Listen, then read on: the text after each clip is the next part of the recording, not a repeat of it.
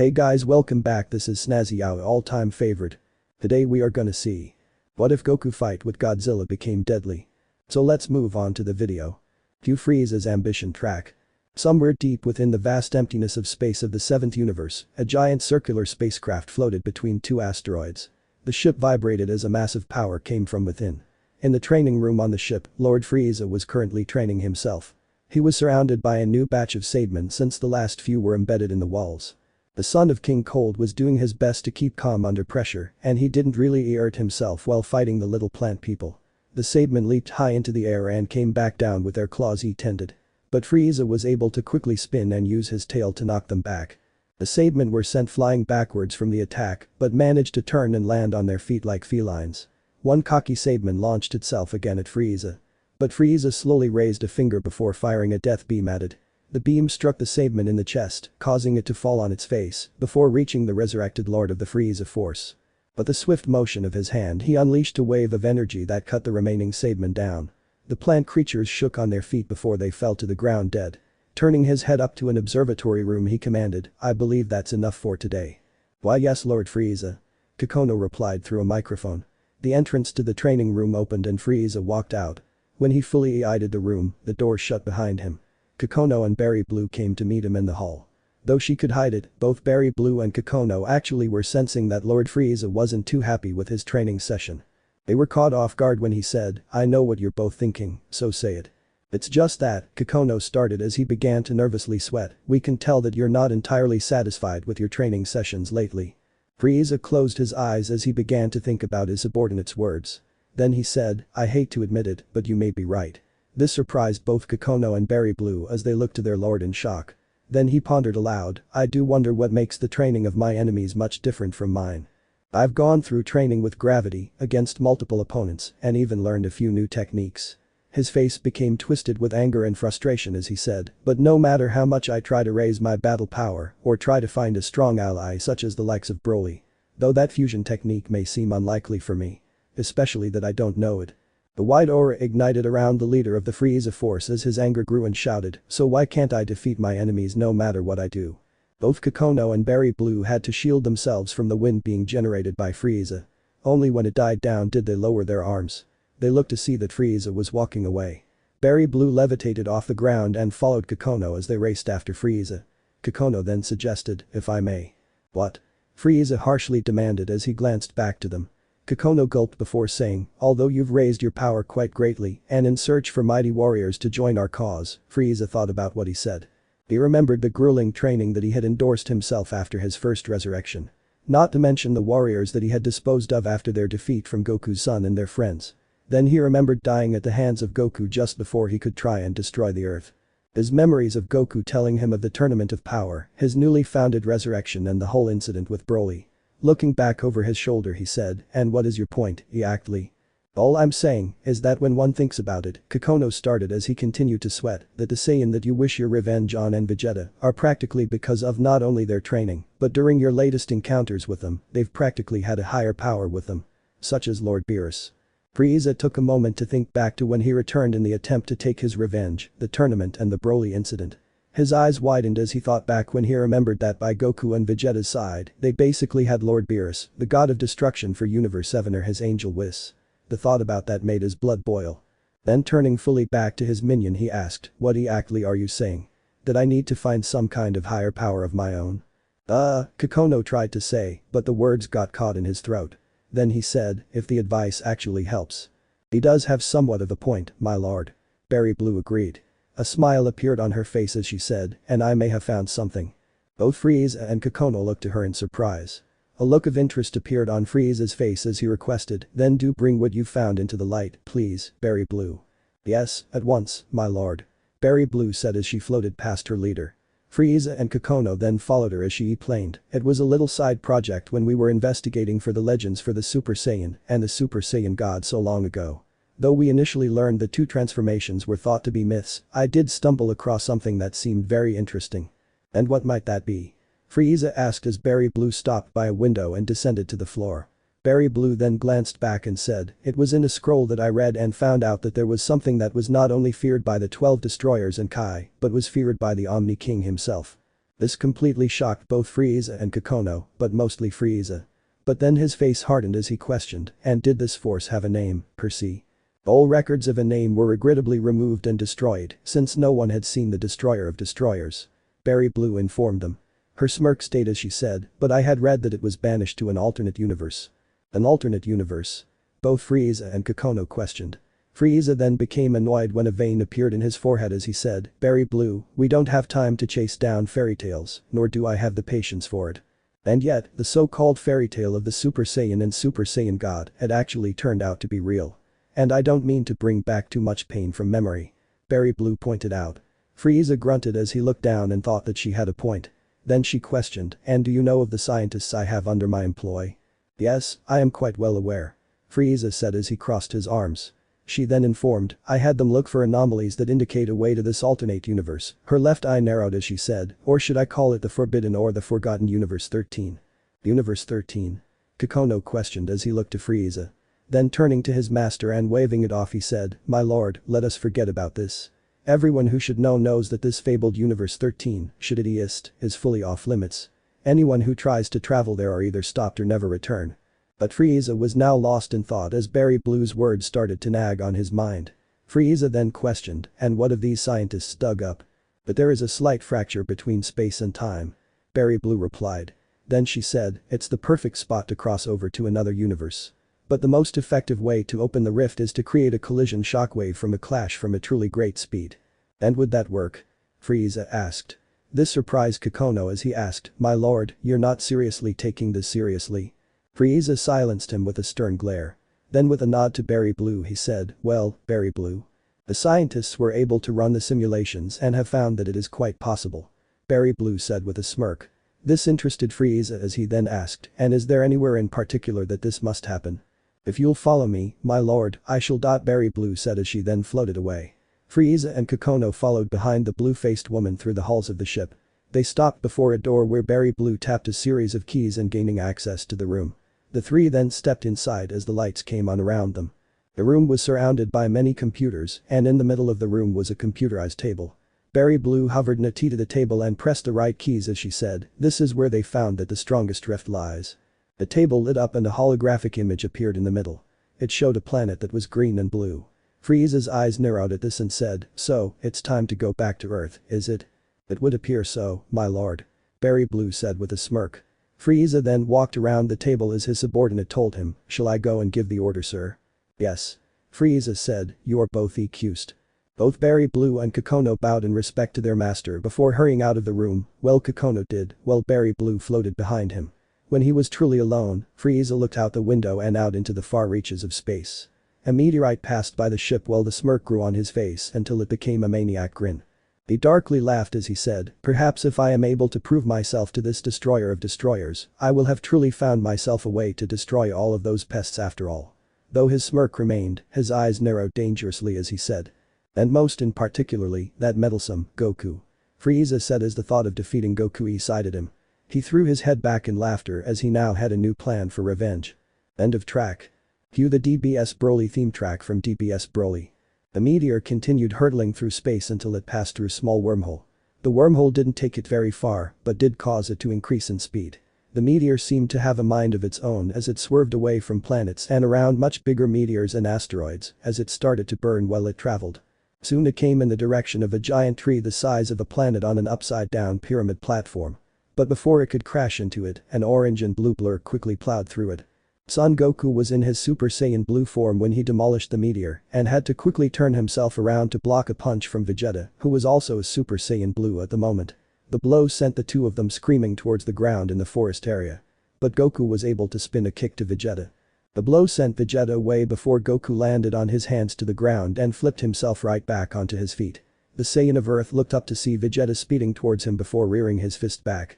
Goku once again blocked the punch by crossing his arms and kept it up as Vegeta laid on the attack with rapid punches.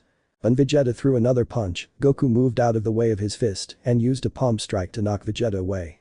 The Prince of Saiyans grabbed onto the ground as he slid, creating grooves in the dirt as he went.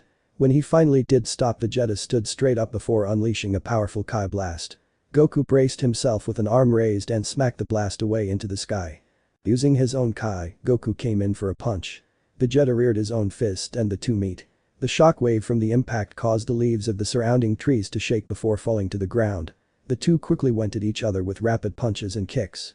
When they were unable to land a blow against each other, the two broke apart. The orange and blue-clad warrior was about to go on the offensive again when he heard a deep voice screaming from overhead. Both he and Vegeta looked up and adopted weirded-out looks when the feline form of Lord Beerus came crashing down on them, specifically Goku. Goku yelped in fright as he quickly jumped out of the way. Beerus landed with a boom that kicked up dust.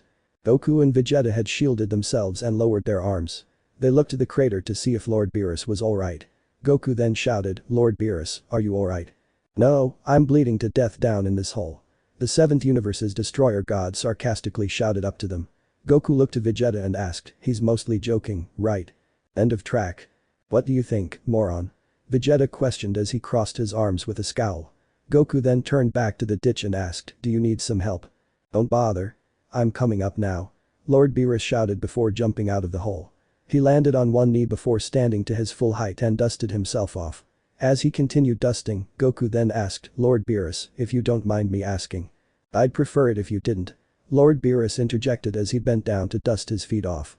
But Goku still asked, "Why do you suddenly have the urge to join me and Vegeta during our training sessions?" Then a new thought occurred to him as he asked while scratching his temple, "Come to think of it, you've kind of hated it when we trained around you." Beerus was a little caught off guard by it and stood up straight as he said, "Well, a destroyer god has to keep in shape else he could be easily considered to be a fat oaf." Then he quickly added, "Like my idiot brother." "Is it so good to talk about Lord Champa like that, Lord Beerus?" Whis, the angel attendant and teacher for Beerus, asked as he floated down the T to the 3. With a smile he then informed, "Especially since he'll be joining us on Earth for that little dinner party." HMPH. Beerus huffed while crossing his arms and closed his eyes. Without opening them he slightly turned his head to Vegeta and complained, "Why did that wife of yours have to go and invite him?" "Don't rope me into it," Vegeta said as he turned away, "It was all her idea to try and get us all together. If you want someone to blame, then feel free to tell her that." But then he glanced back with a smirk and said, "But just don't get upset if she doesn't give you any of the good stuff." Beerus scowled and grunted in irritation to this. Goku then looked to Whis and asked, "So, how many from Universe C are coming, exactly?" "There's no telling really," Whis said as he lightly twirled his staff within a ring comprised of his index and thumb. The angel then said, "I have high certainties that only really Champ, my sister Vados and Vegeta's little apprentice Kaba will attend." "Huh?" Goku said as he sat down a T to a tree. Vegeta looked at Goku and questioned, "What? Did you expect it to be there as well?" Kind of," Goku admitted while placing his hands behind his head. Vegeta scowled and said, "You're still hopeless, do you know that?" Goku started chuckling as he sat there. Whis then gasped before saying, "Speaking of the dinner party, we'd better get going if we're going to make it on time." Alright," Lord Beerus said as he moved behind Whis and placed a hand on his back. Vegeta moved to do the same, but looked at Goku as he didn't move. Whis looked back and said, "Aren't you coming, Goku?" "Oh, I am," Goku said as he stood back up. He had a smile on his face as he said, "I had asked Bulma if it was okay if Broly and his friends could come too."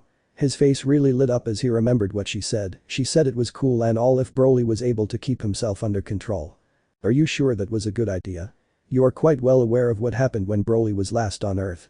Vegeta questioned with an arched brow. Goku nodded and said, "Yeah, Broly's actually come along far in his training. He's been making great progress in keeping his power check." "Alright, if you say so," Whis said as he begun powering up his teleportation ability. In an instant as Vegeta placed his hand on the angel's back, the three of them vanished into space. Goku then placed his index and his middle finger close to his forehead and began searching for Broly's energy. When he found them, still on the repugnant world Vampa, Goku used his instant transmission technique to vanish. Earth.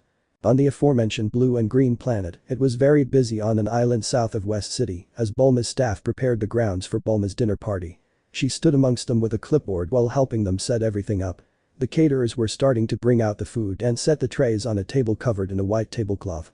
Bulma said to two of the staff as they passed by with a streamer held between them, "Just one more set of streamers to go. And then that part's done." "Yes, Mrs. Bulma." The two staff members shouted as they climbed two ladders with one end of the streamer in their hand. Bulma smiled before turning away, but the smile faded when she saw a small hand trying to reach from under the table.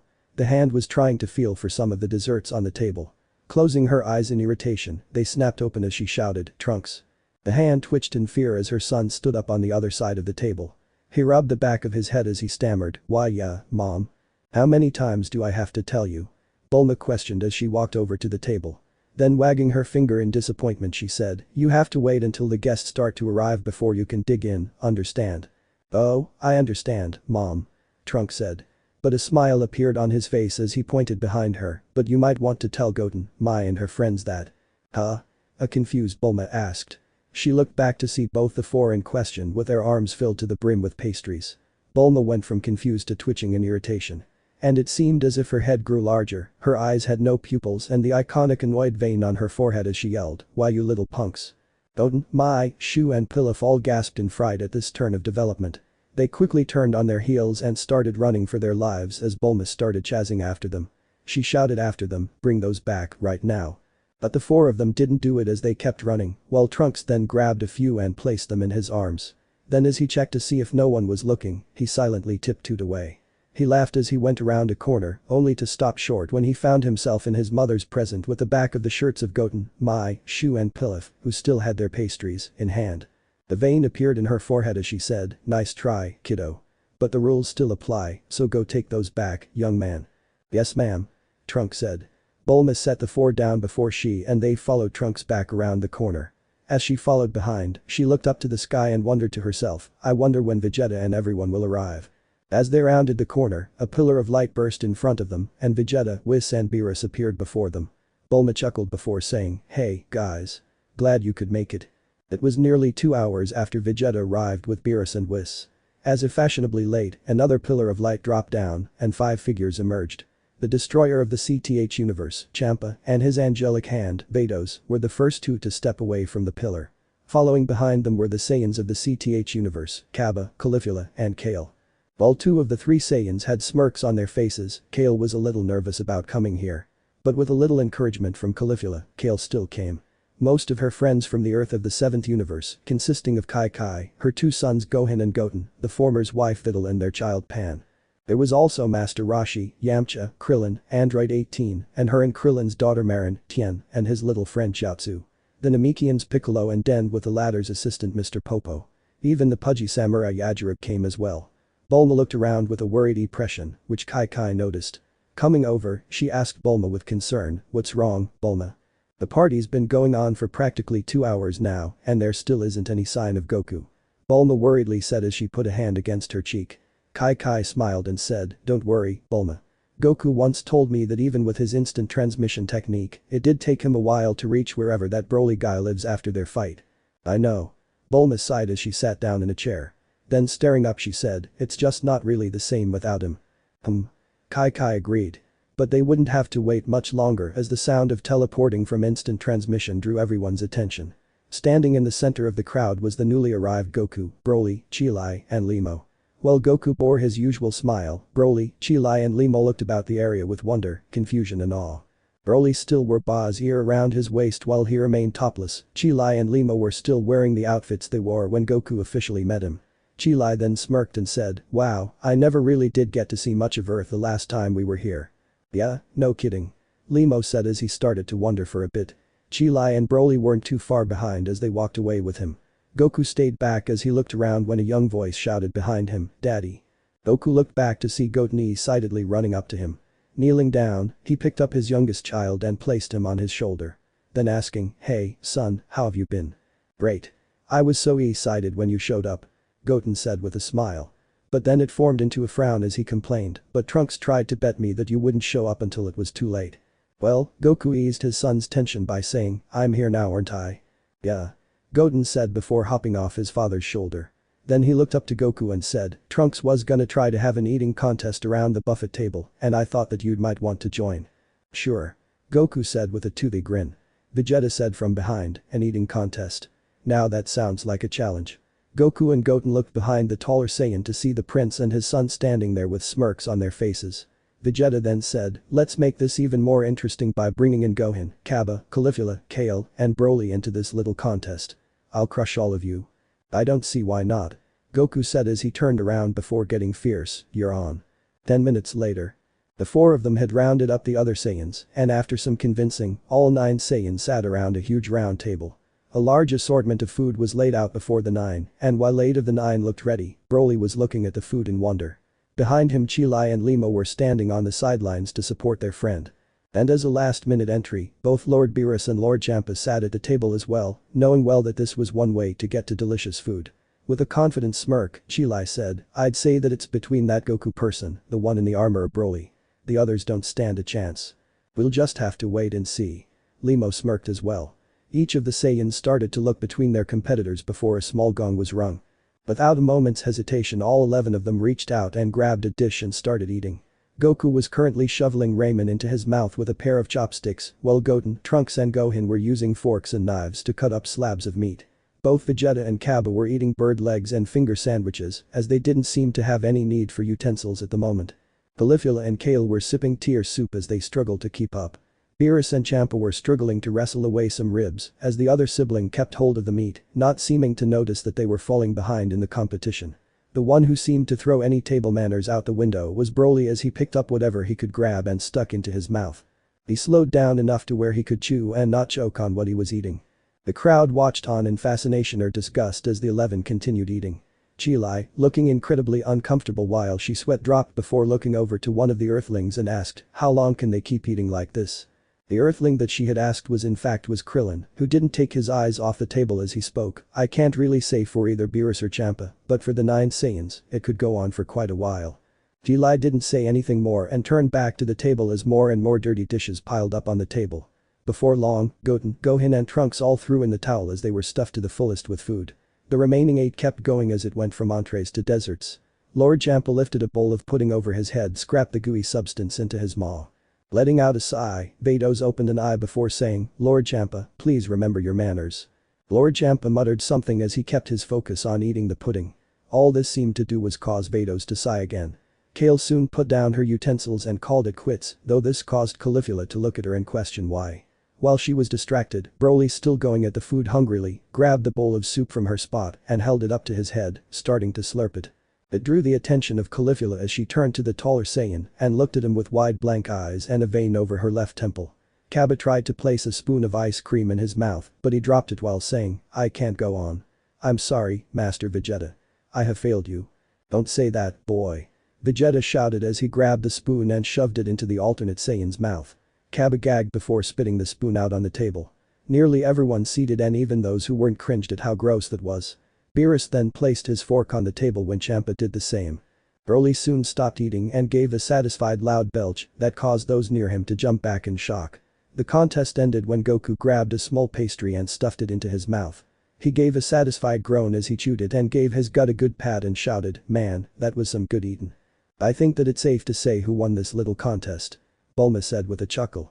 All the other guests started to laugh from this. Outside of the Milky Way Gala Y. Frieza's spaceship hovered a good distance from outside the Gala Y as they prepared for the attack. Frieza himself stood in his personal quarters while staring out the biggest window on the ship. As he continued to think about how he would pull this off, the door to the room slid open. Stepping in was his top 2 henchmen Kikono and Berry Blue, whom was holding a briefcase. Both were smiling as they came behind their master. Kikono cleared his throat before saying, "Lord Frieza, we." But Frieza cut him off with a hand raised. Kikono stopped as Frieza lowered his hand and continued to look out the window. Then glancing back, the lord of his empire said, "Yes, what is it?" "Oh, it's just that since you plan to go to this forbidden universe," the yellow alien started, "we thought that we would need to maintain contact with you." Frieza turned to the 2 and asked, "And how would you propose that I would be able to do that?" "With this," Berry Blue said as she held the briefcase before her. Then opening it, the case lid lifted up and revealed a red-lensed scouter. Frieza looked down at it before arching a brow. Then looking to his henchman he questioned, "And how exactly would this benefit me in any way?" While Berry Blue kept her composure, Kikono became afraid but still managed to explain, "Well, ever since your brilliant plan to go to Universe 13, we've had our scientists came up with a way to keep in touch with you. They were able to apply the necessary communications technology into the scouter." Frieza pondered. Then after a moment to think to himself he reached down and picked the scouter out of the case. He attached the scouter to his ear and it clicked on with a hiss. Then pressing the button, the scouter activated and immediately connected to the radio frequency of the ship. Looking to his 2 subordinates he said, "Now let us go and rally the troops." "As you command, Lord Frieza." Berry Blue and Kikono said in unison. The 3 then eyed the room with Frieza leading the way. As they walked through the halls, Kikono asked, "How do you intend to open the rift, Lord Frieza?" "Oh, I have a sure-proof way," Frieza said as a smirk formed on his face. Then he sounded as if he were gloating as he said, "I'm quite certain that I can bend a certain monkey to my whim." They soon came to a section of the ship that acted as a giant assembly room. Attached to the ceiling were 7 monitors that were nearly taller than Frieza in his current form. Once Frieza stood in a T to a rail, he looked down to the soldiers that had been gathered as the monitors activated. On the other side of the monitors were the generals and such of the Frieza force. "My loyal warriors," Frieza began with a small grin. This caused everyone to stand at attention as he spoke. "I am pleased to announce that the time to strike against the forces of Earth is now."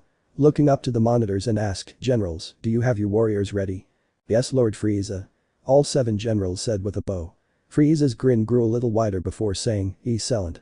Then looking back down he said, "Now I know that you all think that this little incursion of mine to the Forbidden Universe sounds a little extreme. But I assure you that it will all be worth it." He looked to each of them and said, "But if there are any of you who do not wish to participate in the chance of a lifetime, please, step forward." The soldiers in Frieza's ship looked to each other in unease and didn't move, but one warrior, a soldier who looked like a purple minotaur with crooked horns, stepped forward and away from the rest of the group. Frieza kept his smile and said, "I thank you for showing me your level of courage." The soldier was starting to sweat as he was afraid of what his leader would do. And he was right to be, because a second later he grunted when felt a quick and sharp pain enter his chest. His head shook as he slowly looked down to see a small hole in his armor. The soldier tried to speak, but only fell to his knees before falling onto his face. The other soldiers looked up to see Frieza with his finger pointing to where the soldier stood. His smile morphed into a grim frown as he questioned, "Is there anyone else who doesn't seem up to the task?" The remaining soldiers slowly shook their heads. The grin returned to Frieza's face and he said, "I'm quite glad that we could reach an understanding." Turning back to the monitors, he asked, "Are your ships in place?" "Yes, Lord Frieza." Each of them said.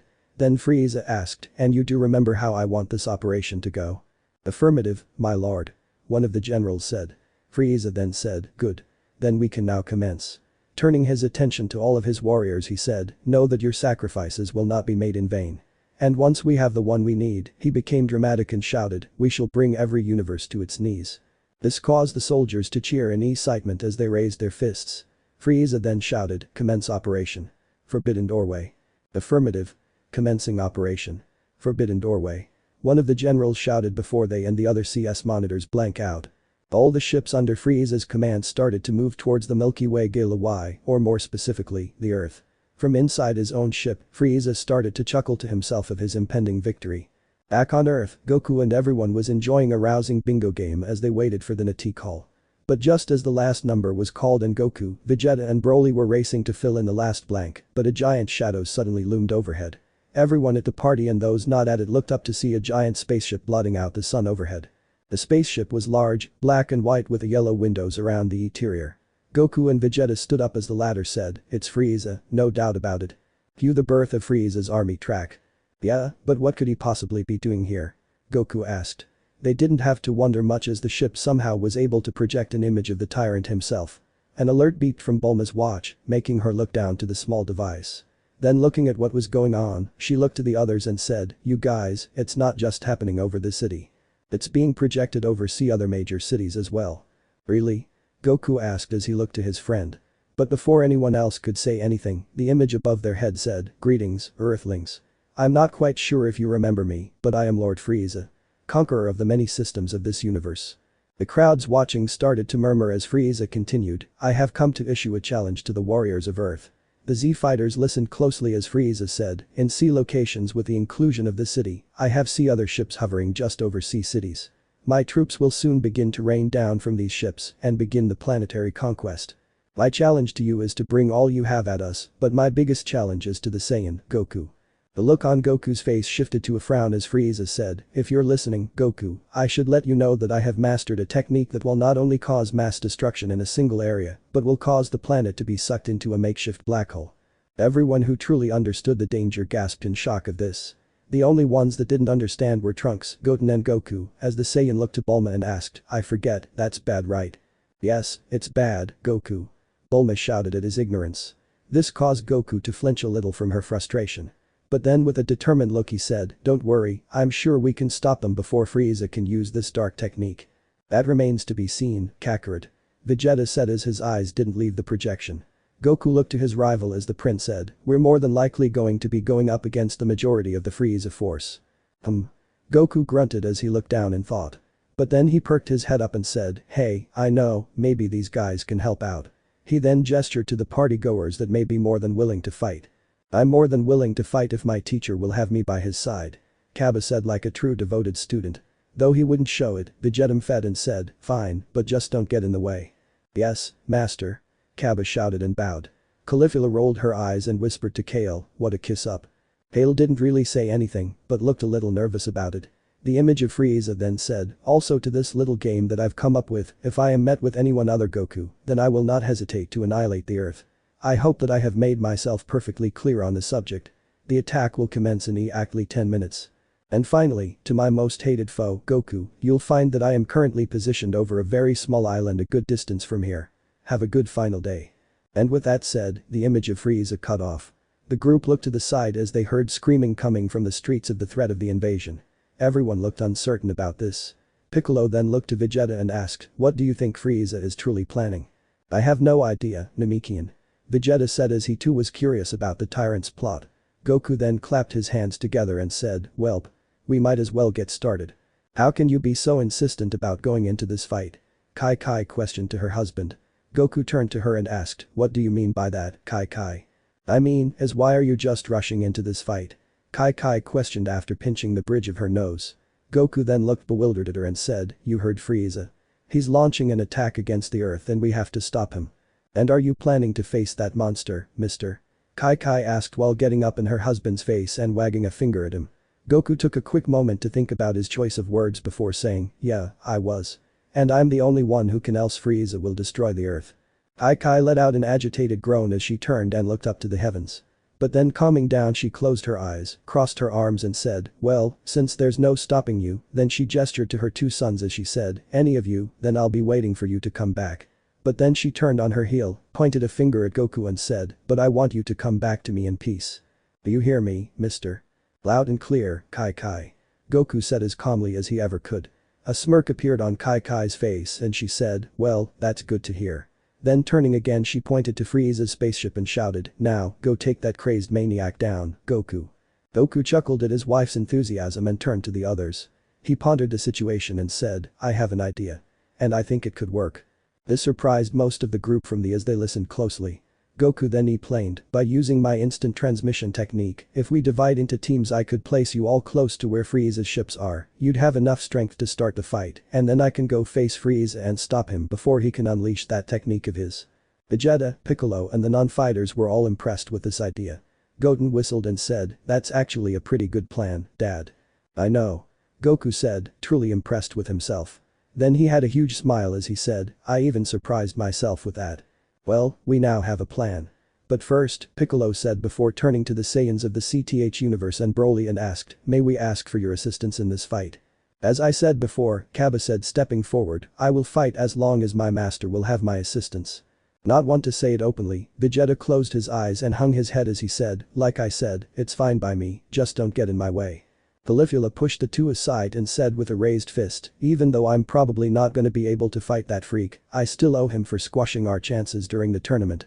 And I'll fight too. Kale said coming up to her best friend. Caulifla looked to the other CTH Universe Saiyan and slapped her back shouting, now that's what I'm talking about. Broly stepped up and said, though I don't enjoy it as much as Kakarot or Vegeta, Kakarot has done much for me. It would be selfish of me to not aid him. Goku smiled in appreciation to this, but everyone became surprised when Chilai and Limo moved to Broly.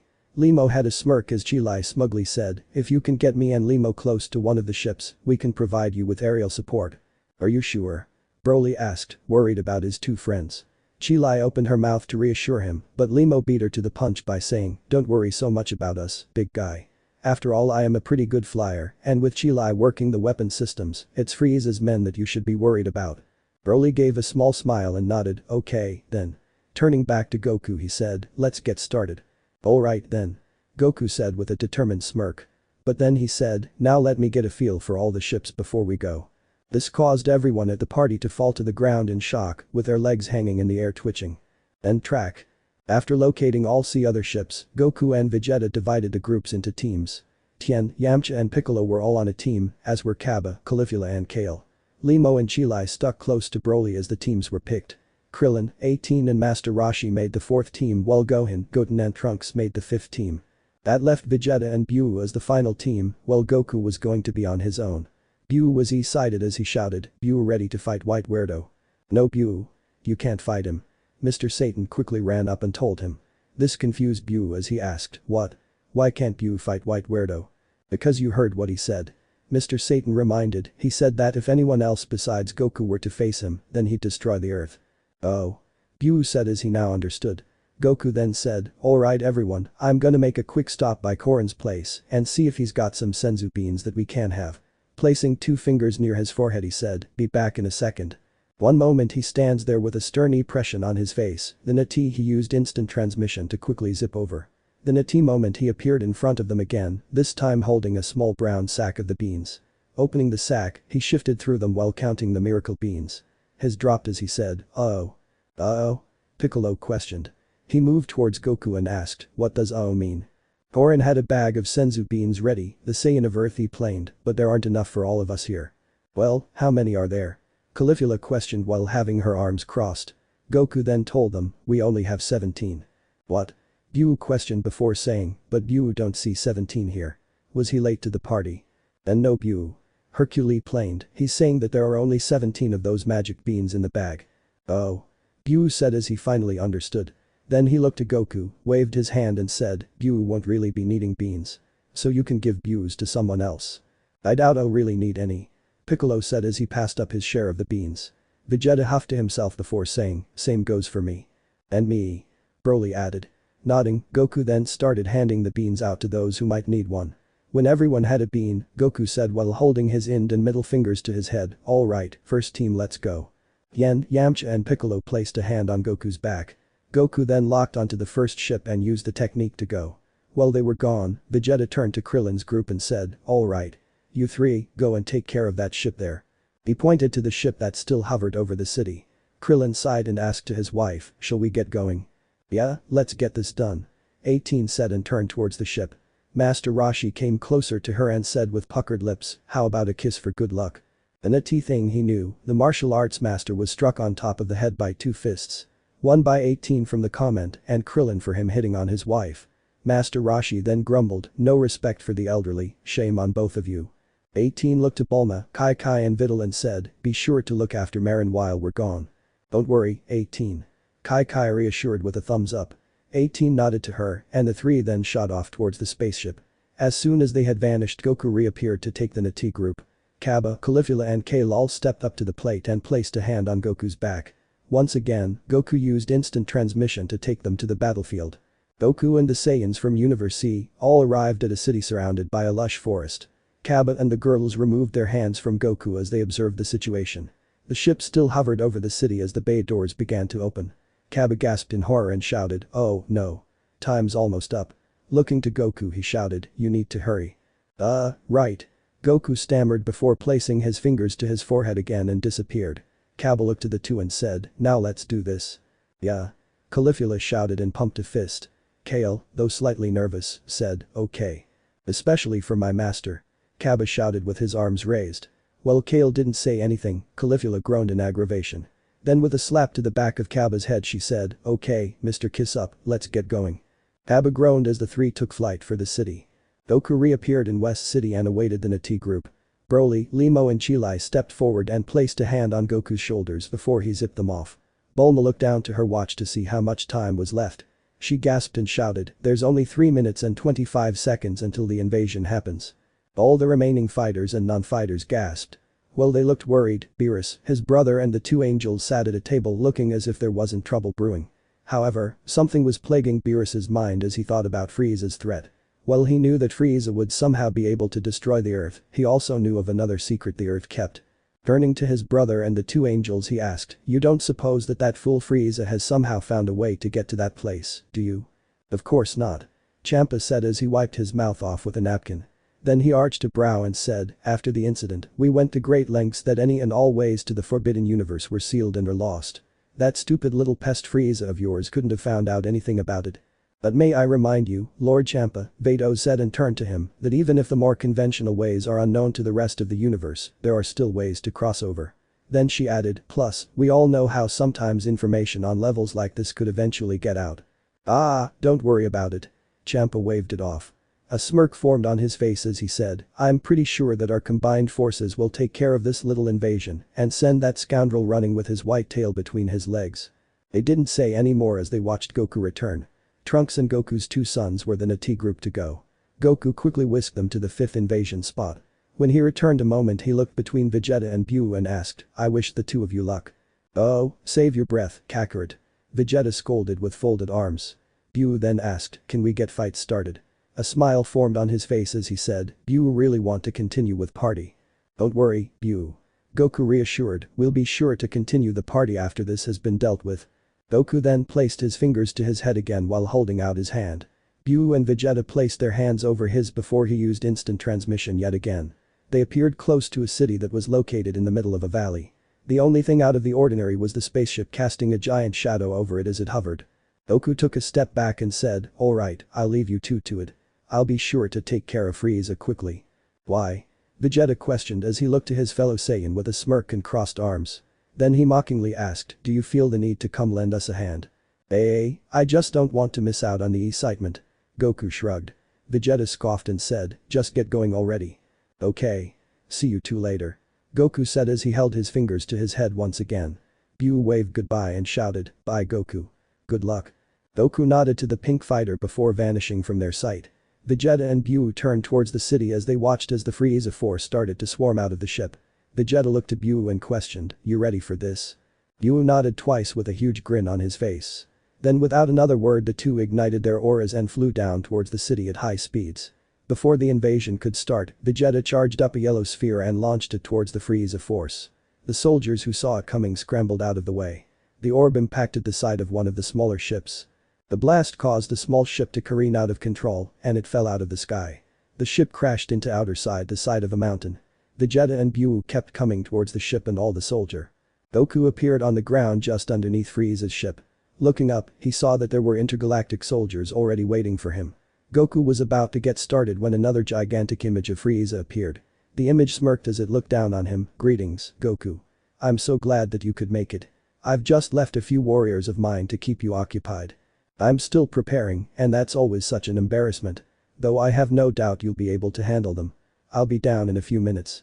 Ta-ta. The image faded out and the warriors of Frieza started to descend from the sky.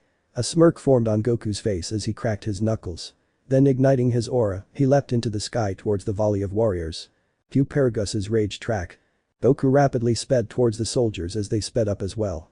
Goku maneuvered left to avoid one soldier and then right to avoid another. When he was in the middle, Goku gathered up his Kai as much as he could before unleashing a small burst of energy that sent the soldiers tumbling. The ones that weren't sent flying stood their ground. As the closest warriors surrounded Goku, one with purple skin and white hair noticed that his scouter had slipped a little. While the others of his unit rushed ahead, the soldier started fiddling with his device. The soldiers that were rushing Goku were in for a surprise as he flickered from one to another. As he passed them, Goku landed a precise chop to their necks. When the first four fell to the ground, the more skilled warriors were able to dodge the attacks. Their actions impressed Goku a little, but he took his stance where he brought a fist close to his side and held his other arm high above his head with his index and middle finger slightly curved. One by one, Frieza's soldiers rushed at Goku. Sidestepping one, Goku then spun his left foot to kick the soldier. When the Nati-1 tried to punch him, Goku moved his head slightly to the right to avoid the blow. Then grabbing the soldier Goku then delivered a knee to the soldier's sternum. The invading alien groaned before falling out of the sky. Goku then blocked a series of rapid punches from the other two soldiers. He was able to keep up with their attacks. Suddenly, both soldiers reared their fists back and put everything that they had. Goku dropped down as the two fists came at him. The fists didn't hit their intended target but did hit something. The soldier's fists rammed into the other's cheeks, making the two soldiers groan in pain as they fell away from each other. Goku saw the final soldier as he was still fiddling with his scouter. But not noticing what he was doing, Goku immediately made a beeline for the soldier. The soldier looked up from what he was doing and screamed as Goku turned to where his outstretched foot collided with him. The blow sent the soldier flying backwards and in turn made him throw his scouter into the air. As he fell to the earth he shouted, I wasn't ready. Oops. Goku said as he watched the warrior fall. Then he mumbled to himself, my bad. The soldier's scouter came down to him and bonked Goku on the head. Slightly shocked by it, Goku threw his head to side as the scouter tumbled through the air. The green-lensed scouter landed in just the right position where it was able to attach to his ear. Goku was slightly confused, but he didn't have time as he sensed Frieza's energy emerge from his ship. Looking up, Goku saw the tyrant himself floating above his ship. Frieza, who was now wearing a red-lensed scouter, held a smirk on his face as he used a finger to beckon Goku closer. Goku slowly rose up in the air. Soon he was staring straight into the eyes of his foe. End of track. Is this how we're always going to meet up? Goku rhetorically asked. Frieza lightly chuckled at this and said, you should very well know by now that I won't rest until you and your friends, but mostly you, are dead at my feet. Goku smirked as he defiantly said, I highly doubt that, Frieza. We've been in enough scraps with you. You know that we won't go down that easily. Ah, yes. Frieza said as he closed his eyes. Then with a smirk he mockingly said, that irking determination to always keep on fighting until the end. A truly annoying trait with you Saiyans. Then he got a good look at was on Goku's face before saying, but if I must be honest for a moment, that scouter does work for you. Goku chuckled at this and said, so what do you say we get this show on the road? I'm itching to get it started. As am I, Goku. Frieza calmly said. But then he suggested, but why don't we build our way up before going all out? What do you say? While Goku seemed tempted by the offer, he shook his head and said, sorry, but it's not going to go that way, Frieza. I'm gonna take you down before you can try that technique of yours. Ah, yes. Frieza said as he remembered what he had told Goku. Then he thought back to his conversation shortly earlier. Flashback. As 5 minutes were left until the invasion, Frieza stood in his personal quarters when both Kikono and Berry Blue entered the room. Frieza slightly looked back to them and questioned, yes, what is it? It's just that Kikono started to say, are you sure that you wish to go through with this? Then he made a point, after all, even if this forbidden universe and the destroyer of destroyers does exist, we don't know what else may exist over there. True. Frieza agreed. This confused Kikono as his master continued, but then again, what rewards will be gained if one doesn't take the risks? Kikono was at a loss for words as he stopped talking. Berry Blue then asked, are you prepared, my lord? Indeed I am. Frieza said with a confident smile. He started to walk out of the room while ordering, once the gate is open, be sure to keep all frequencies open. Yes Lord Frieza. Berry Blue said with a content smile. Frieza then left the room without another word. End of flashback.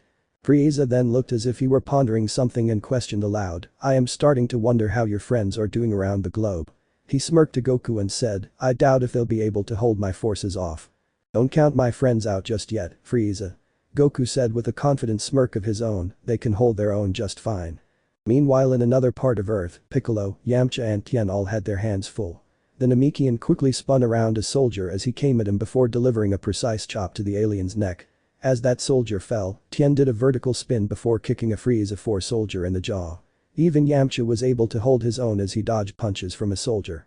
Catching the soldier's fist in one hand, Yamcha was able to use the alien's momentum to send the soldier flying before him and buried his knee into the alien's back. Said alien groaned in pain while falling out of the sky. Tien pointed his finger at a line of soldiers and shouted Doden Ray. A small yellow beam of energy shot out from the finger and flew towards the soldiers. The first soldier moved out of the way, but his two comrades weren't so lucky as the beam pierced their chests. Their eyes became wide as they dropped dead out of the sky. The surviving soldier was about to go on the attack, but a quick green blur wrapped around him. The soldier struggled in Piccolo's grasp as Yamcha came in with a punch right in the face. The soldier slipped into unconsciousness before Piccolo released him. Yamcha looked to his two friends and asked, not to gin us or anything, but is it just me, or do these guys not seem to be fully into the fighting? It does kind of feel like it, Tien hesitantly agreed, but let's keep our focus on stopping them. Then he turned to where he could feel Goku's energy and hoped that Goku can stop that monster before he can do any damage. Then let's get the lead out of our pants and keep fighting. Piccolo said and looked to the still incoming warriors. The three then shot like rockets to meet the enemy. Caulifla shouted at the top of her lungs while having her fists together and bringing them down on her opponent. The soldier's eyes widened as the blow connected to his helmet. The soldier dropped down onto the ground as Caulifla ran past her downed foe towards the Nati. The soldier who had some sort of blaster over his hand aimed it at her, but she put on a burst of speed while delivering a roundhouse kick to the soldier's face. As the soldier fell back, the female Saiyan of the CTH universe grabbed the soldier by his uniform, threw him over his shoulder, and sent him flying towards soldiers who were trying to gang up on an unsuspecting Kale. The soldiers grunted as their comrade barreled into them. Hearing the noise, Kale looked behind her and saw the soldiers as they laid there. Looking to her friend she shouted, "Thanks Caulifla. You can thank me later." She shouted back. Caulifla looked around as soldiers still swarmed the skies, "We still got plenty of work to do." Both her and Kale ignited their auras as they shot to the fight. They came together as they simultaneously launched a blast of Kai at a cluster of soldiers. The Freeze of Force who weren't caught in the blast had to shield themselves of the light and power of the detonation. One soldier had barely opened his eyes to see two fists ramming into his face. The soldier's head snapped backwards from the blow. Caulifla looked around and questioned, "Say, where'd Kaba go?" Kale shook her head before a bright explosion loomed over their heads. Both girls look up to see a bright sphere of light expanding and engulf many of the tyrant's forces. Kale pointed up to the sphere and said, "I think I found Kaba." "You think?" her friend said. Kaba's attack faded and revealed him to be the only one left from his fight. The girls quickly flew up to him when Kale asked, "Are you alright, Kaba?" "Yeah, I'm fine, Kale," he said as he took a breather from the ocean of power. Wiping the sweat from his brow, he said, "But we don't have time to take it easy right now." "Got that right, Kaba," Caulifla said as she slapped him on the back. Kaba looked at her with a deadpan depression before their attention was returned to the attacking warriors. All three Universe C Saiyans smirked before igniting their auras and shooting back into the fray. Krillin and Android 18 weaved past energy attacks as they came flying at them. Master Roshi had let loose his mop power form and clotheslined two soldiers. The soldiers tumbled from the blows when Master Roshi grabbed them by their legs. Then spinning them around, the turtle hermit launched the unconscious soldiers at more of their comrades. The couple of the team came up side by side before forming a destructo disc in their hands and launching them at their opponents. The soldiers scrambled to move out of the way while the attacks were still able to cut into their helmets, uniforms or flesh as the yellow and purple attacks whizzed by. Krillin looked down to see how Master Roshi was doing, but gasped when he saw that his teacher was suddenly swarmed by Frieza's goons. Gathering what Kai he could gather, Krillin shot it up into the air before bringing his hand straight down and causing the beam to separate into multiple beams at the soldiers surrounding the turtle hermit. Speaking of said soldiers, they were about to go on the attack when they and Master Roshi looked up to see the beams coming at them. Master Roshi held his hands over his head to shield himself, but it proved to be unnecessary as the blast struck the screaming soldiers. The old hermit looked around to see that the soldiers were still floating but were covered from head to foot in soot. One soldier coughed up a cloud before they all fell from the sky. Master Roshi looked up to his student and gave a nod of gratitude. Krillin nodded back and was unaware of a soldier taking aim at him. But before the soldier could fire, Android 18 came in with a kick to the side of the soldier's face. The soldier slowly reeled in pain from the blow before he was shot flying through the sky.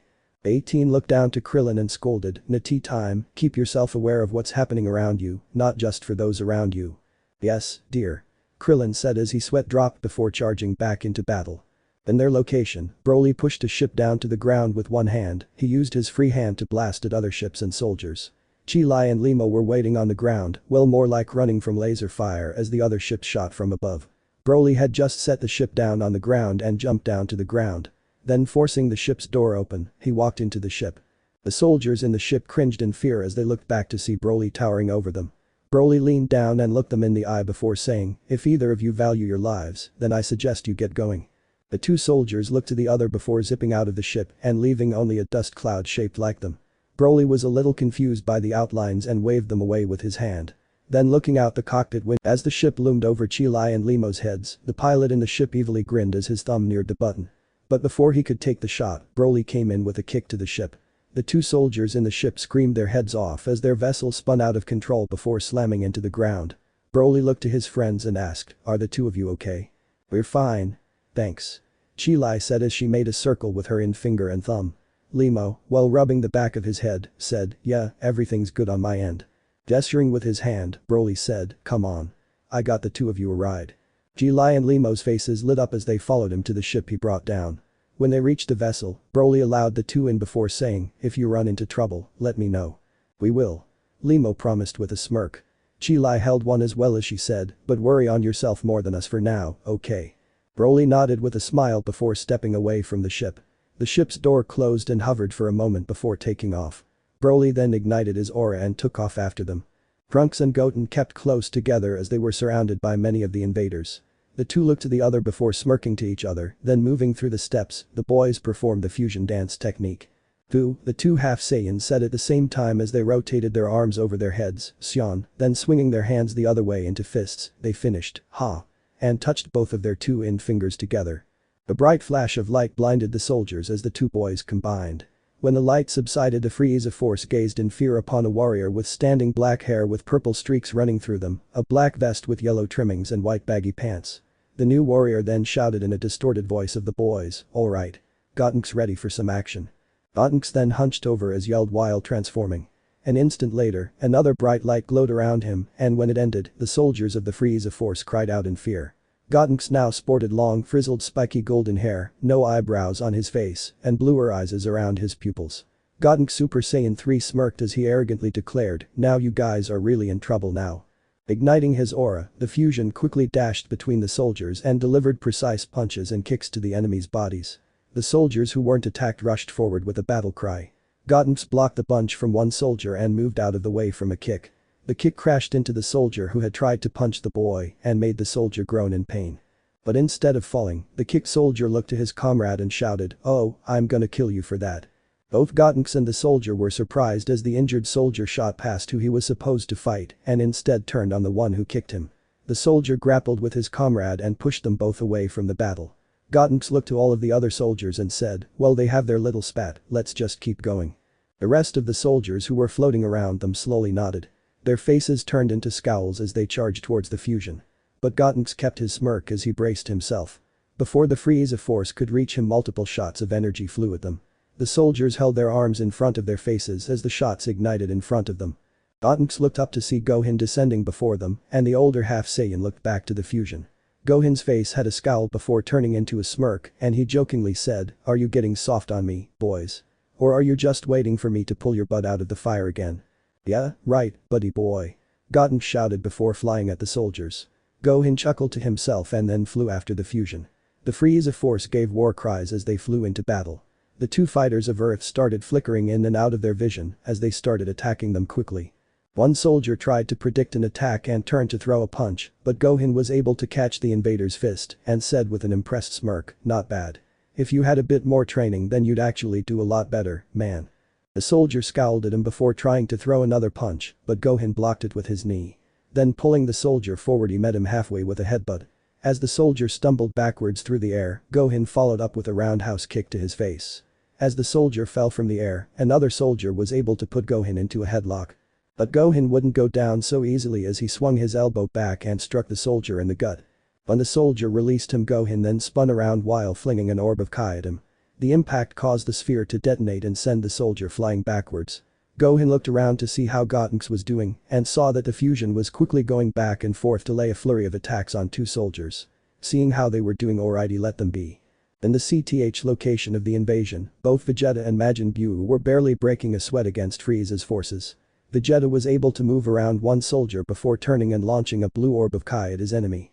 The orb detonated on impact and the soldier screamed in pain while Vegeta found himself in the middle of a collision course of two soldiers.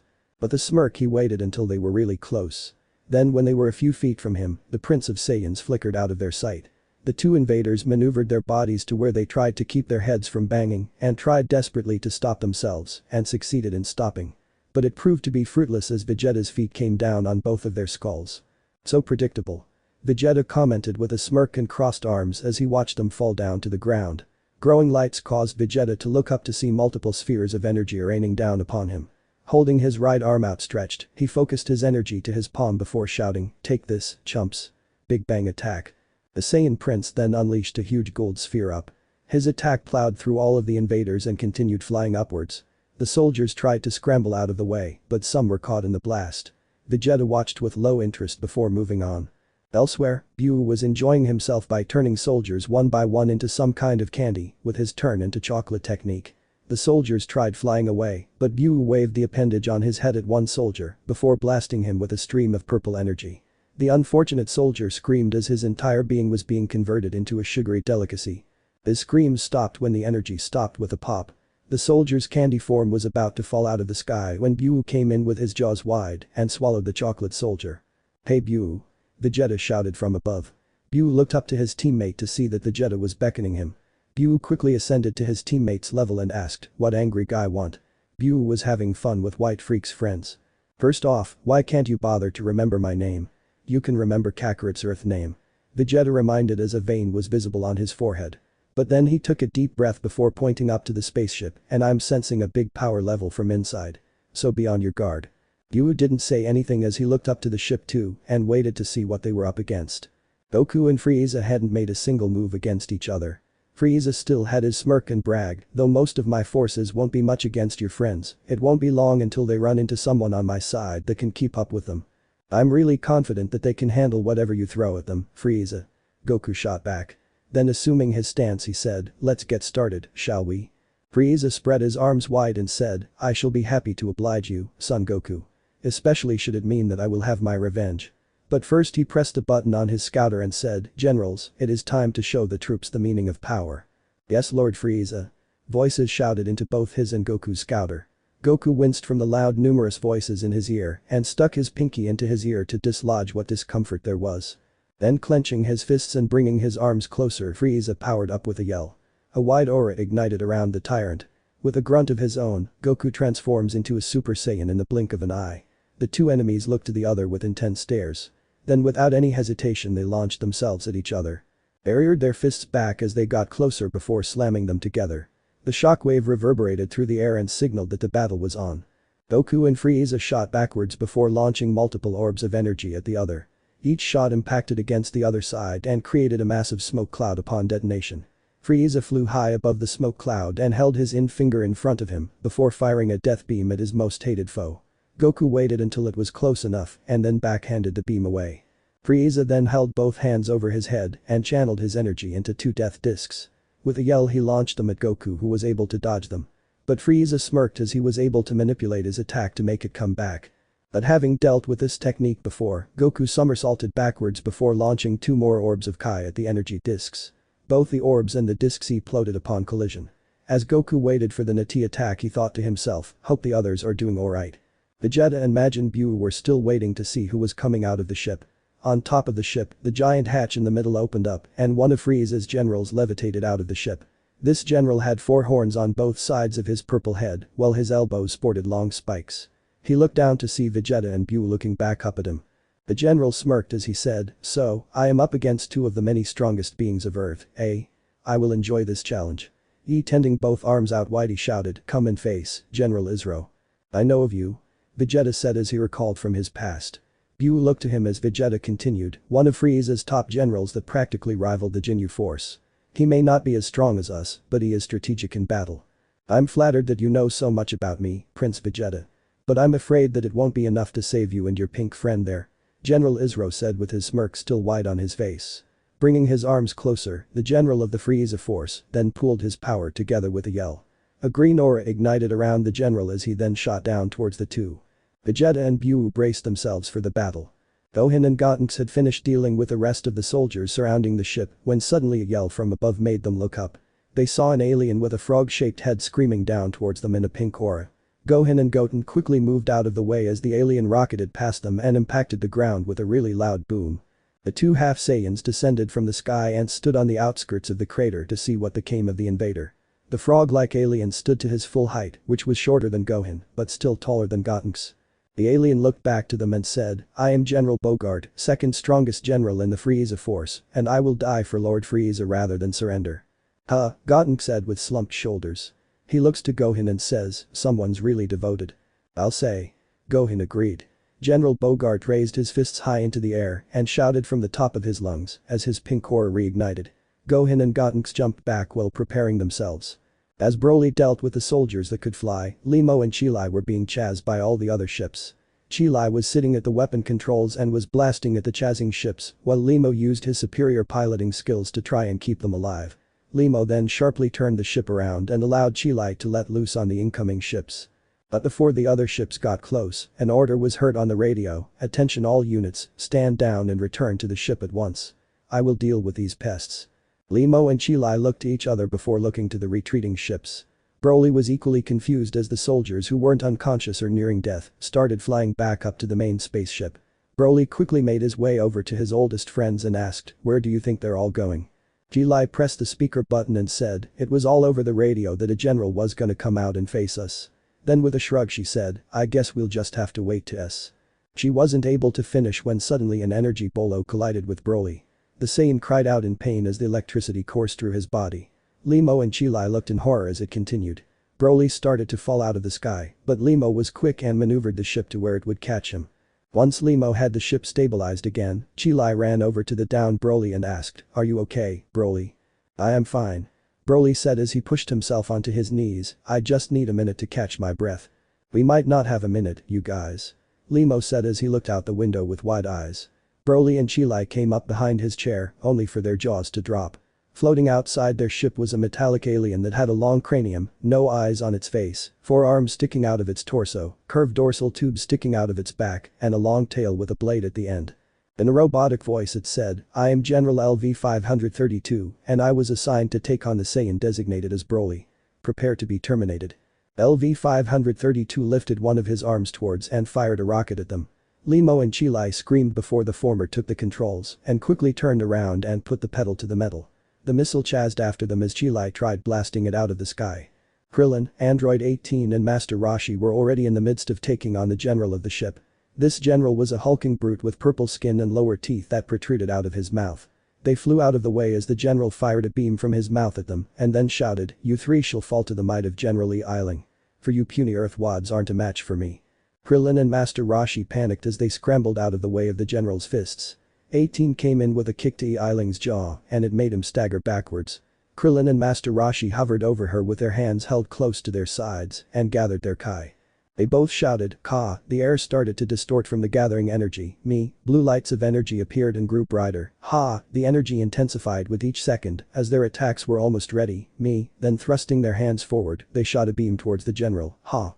The Kamehameha waves quickly flew through the air and collided against the hulking alien with a bang. A dust cloud swirled around General Lee Eiling before it was blown away from by the brute. He arched a brow and questioned, "Is that the best that the two of you pipsqueaks got?" He said in ample by pointing at his eye, "I've seen more power in a speck of dirt in my eye." "Then here's a speck for you," 18 defiantly said as she dashed towards him and delivered a strong punch to his right eye. The blow caused General Lee Eiling to bellow in pain and cover his eye with his hands. Krillin and Roshi joined her to deal a rapid series of punches and kicks to him. Without looking away, 18 told them, "Keep it up the pressure. He's gotta give out eventually." "Right." Master and student shouted as they kept up their attacks. Abba, Caulifla and Kale's jaws dropped at the same time when they saw the general of their enemy ship emerge. Similar to the tyrant invading Earth, this being was all white except the spots on his forehead, shoulders and chest. Kaba then worked up a nerve and questioned, "What are you doing here, Frost?" and joining up with Frieza. Their enemy was none other than the teammate from the 2 tournaments that they had participated in for their universe. The space pirate from the CTH universe looked down with a smirk as he said, "Well, I may not be entirely enthusiastic about Frieza of the 7th universe, he has promised to help me claim my greatness. And I intend to see this all the way through." "Yeah?" Caulifla scoffed and rolled her eyes, "Like that monster Frieza is just gonna help you do anything." She looked up to him and questioned, "Can't you see that he's just using you?" "Maybe," Frost admitted as he looked away. But he looked back to the 3 Saiyans and said, "But he did promise that he would destroy planet Sadala for me." And I was all too thrilled.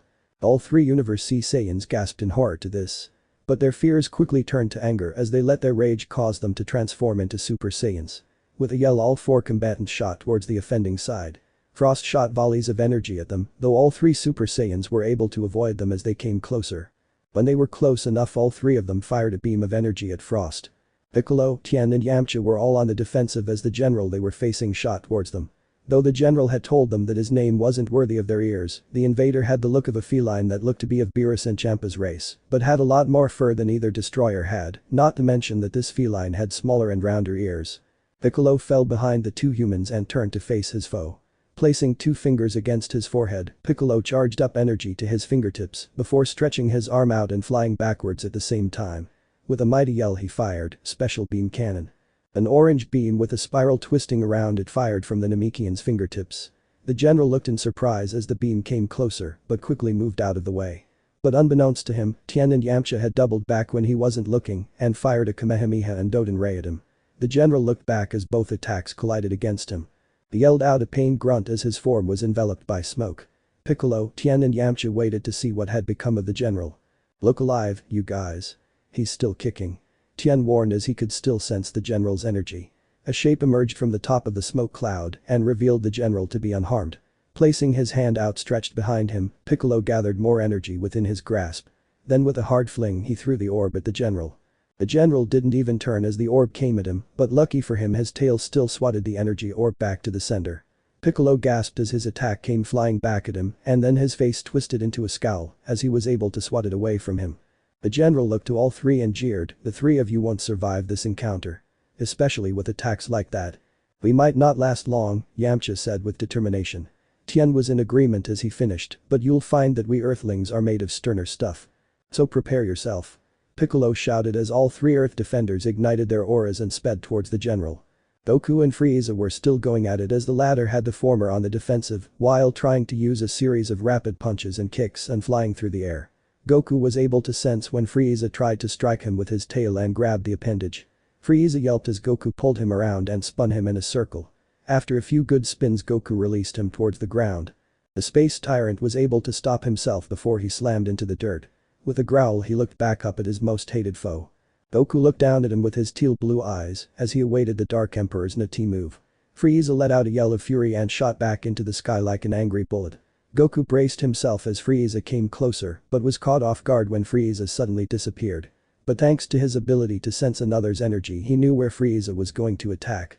The Saiyan crossed his arms over his head when Frieza's joined fists came down on him, though the blow sent him falling downwards. Goku looked up to Frieza as the tyrant sent down volleys of energy blasts. Goku acted quickly by placing his fingers against his forehead and used instant transmission to avoid the raining energy. He reappeared behind Frieza with a kick to his back, but Frieza must have had a feeling that Goku would try something like this and was able to catch the attack with his tail.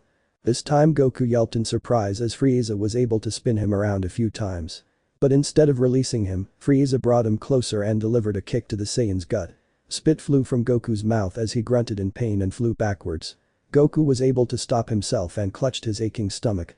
"Man, I'm not making any headway with him," Goku said to himself. He knew that if this battle dragged on, it wouldn't be much longer before his energy was gone. Looking up he saw that Frieza was starting to grow weary as well. Frieza's exhausted face turned into a smirk and he said, "Time to kick it up a notch." "It's also almost time for me to enact my master plan," Frieza thought with a smile. Outstretching his arms once again and placing his right foot behind the other. Then gathering his energy and yelled as a golden aura enveloped his being. The blinding light caused Goku to shield his eyes as Frieza transformed. When the light subsided, it revealed Frieza in his golden form. His golden form was much like his normal form, with only the white skin replaced by a more golden color. He with a determined look in his eye he said, "My golden form is what I truly need to perform my technique." He looked to Goku and goaded, "It would take an evenly matched form to be able to stop me." Seeming to take the bait, Goku brought his arms closer, closed his eyes, slightly hunched over, and gave another yell as his hair turned from yellow to blue in a single moment. His Super Saiyan blue form sparked with energy as he opened his still teal blue eyes. Then taking his stance again he said, "Let's see if this is enough to match." "We shall see," Frieza said with his smirk. Goku smirked with determination as he assumed his stance yet again. The two stared each other down as dark clouds rolled in overhead. Then with a yell both warriors ignited their auras and charged for another clash. Cue Godzilla main titles track. Goku and Frieza's fists collided and the shockwave was so strong that it caused the clouds around it to dissipate to where only a giant fluffy ring with the rest of the clouds behind it. But neither combatant noticed this change as they each changed a rapid series of blows against one another. When neither of them could gain an advantage, Goku and Frieza broke away from each other. Goku fired a volley of energy orbs at the tyrant who quickly spun around and deflected them all with his tail. When he stopped spinning he grunted in pain and spit flew from his mouth this time when he felt Goku's elbow bury itself in his sternum. His pained depression morphed into a furious scowl as he grabbed his foe's arm and retaliated with a headbutt. Goku stumbled back through the air and was open to another attack. Frieza smiled wickedly as he fired an energy orb at point blank. The orb collided with Goku and sent him falling fast towards the ground. The Saiyan crashed into the ground with a loud boom. Frieza looked down with a glare to see if his enemy would rise again. A split second later a pillar of blue light shot out of the rubble. It was followed by leaning pillars of light before the rubble erupted to reveal Goku standing. With a glare at Frieza Goku crouched down before launching himself into the air again with a fist reared back. Frieza's smirk returned as he waited for his enemy. Piccolo's team were really struggling with their general as the feline slammed him and Tien into the ground. Yamcha laid on the ground a few feet from them and was groaning in pain. The human struggled as he rose to his feet. The general looked behind him and saw Yamcha standing hunched over as he stared back. The general said, "You've got persistence, I'll give you that, human. But it would be best if you stayed down." "I've got a lot more in me, Catman." Yamcha said with a smirk. The general stood up from and walked away from Yamcha's friends. With a wondering look in his eyes he said, I suppose that since I am going to kill you, you should at least know the name of the one who destroyed you. With a roll of his hand, the general bowed before saying, I am General T. And your time has come. You know, if there's one thing I'm really good at, Yamcha shot back, it's making a pretty good distraction. This stopped T in his tracks as it made him ponder Yamcha's words. With a glance behind him, he saw Piccolo with his fingers pointing right at him. Then looking overhead he saw Tien hovering overhead with his hands forming a circle. T then questioned, you really think that you could defeat with such pathetic attempts? Nope. Tien said as Yamcha threw his spirit ball. T looked behind him and saw the attack coming. He attempted to slap it away with his tail, but using his ind and middle finger, Yamcha was able to move it quickly round it to where it struck him in the side. Though the attack didn't hurt him, it threw up a cloud of smoke and distracted him long enough for Tien to use his most devastating attack, Tri-Beam. Thankfully with Yamcha and Piccolo out of the way, Tien's attack caused General T to fall onto his knees. When the general stood back up, Piccolo quickly appeared behind the feline with his fingers a few inches from his foe's back. With a smirk he said, you fought well, for a cat. Then his face became twisted as he shouted, Special Beam Cannon. Once again, Piccolo's beam erupted from his fingers and quickly closed the gap. T yelled in pain as the attack burrowed its way through his flesh. He shakily looked down just as the beam erupted from his chest. T yelled out in pain as the beam stopped and fell to the ground. The general laid there in pain and turned his head slowly to look to those who defeated him. Piccolo, Tien and Yamcha walked over as the general coughed. A small trickle of blood escaped his lips before he chuckled, I always thought that the people of this world were too weak or not so cunning. Though you'll never be able to match Lord Frieza, especially if his plan is successful, you have earned my respect. Though it wasn't much to go on the general's word, Piccolo then asked, is Frieza's plan really to create a black hole? Cause it sounds a little far-fetched. Oh of course and not. It would destroy even him. With or without his golden form. T said as his time was getting shorter. But with an arrogant smirk he said, but I won't be telling what it is. With a dark chuckle he said, I wish you luck fools. Hail Lord Frieza. Having had enough of this, Piccolo did a repeat from the past and slammed his fist onto the general's back. The force was strong enough to snuff the life out of the general's body and create cracks into the ground. His eyes were pure white and it was the indication that T was no longer among the living. Piccolo looked to the two humans and said, what he said has me thinking. If Frieza's plan isn't really a black hole or something like that, then what is it? I'm not sure. Tien said as he looked down. Yamcha then suggested, maybe we should hurry back or go find another group. I'm sure that they could use some help. That's not a bad idea, Yamcha. Tien nodded. But then Piccolo said, maybe we can do both. Looking to Tien he said, me and you will go the nearest invasion site and see if we can help out. Then turning to Yamcha he said, you'll go back and talk with Beerus and Champa, see what they know. Okay, then. Yamcha nods and turned towards the direction of the dinner party. Igniting his aura, Yamcha took off into the sky. As he got further and further away, Piccolo looked to Yamcha and said, let's split up. Okay. Tien agreed. Piccolo took a moment to sense where the nearest battles raged and found them, I sense Gohan and Krillin's battles to be the closest. Plus it would seem that the boys have fused again. Then I'll go help Krillin's team out. Tien said before taking off. Piccolo then turned and was about to go in the direction of Gohan and Gotenks' battle. But then stopped when he remembered about the soldiers in the ship in the sky. Forming another orb of Kai in his hand, Piccolo made sure that it would pack quite the punch. With a hard throw, the Namekian sent the orb straight at the ship.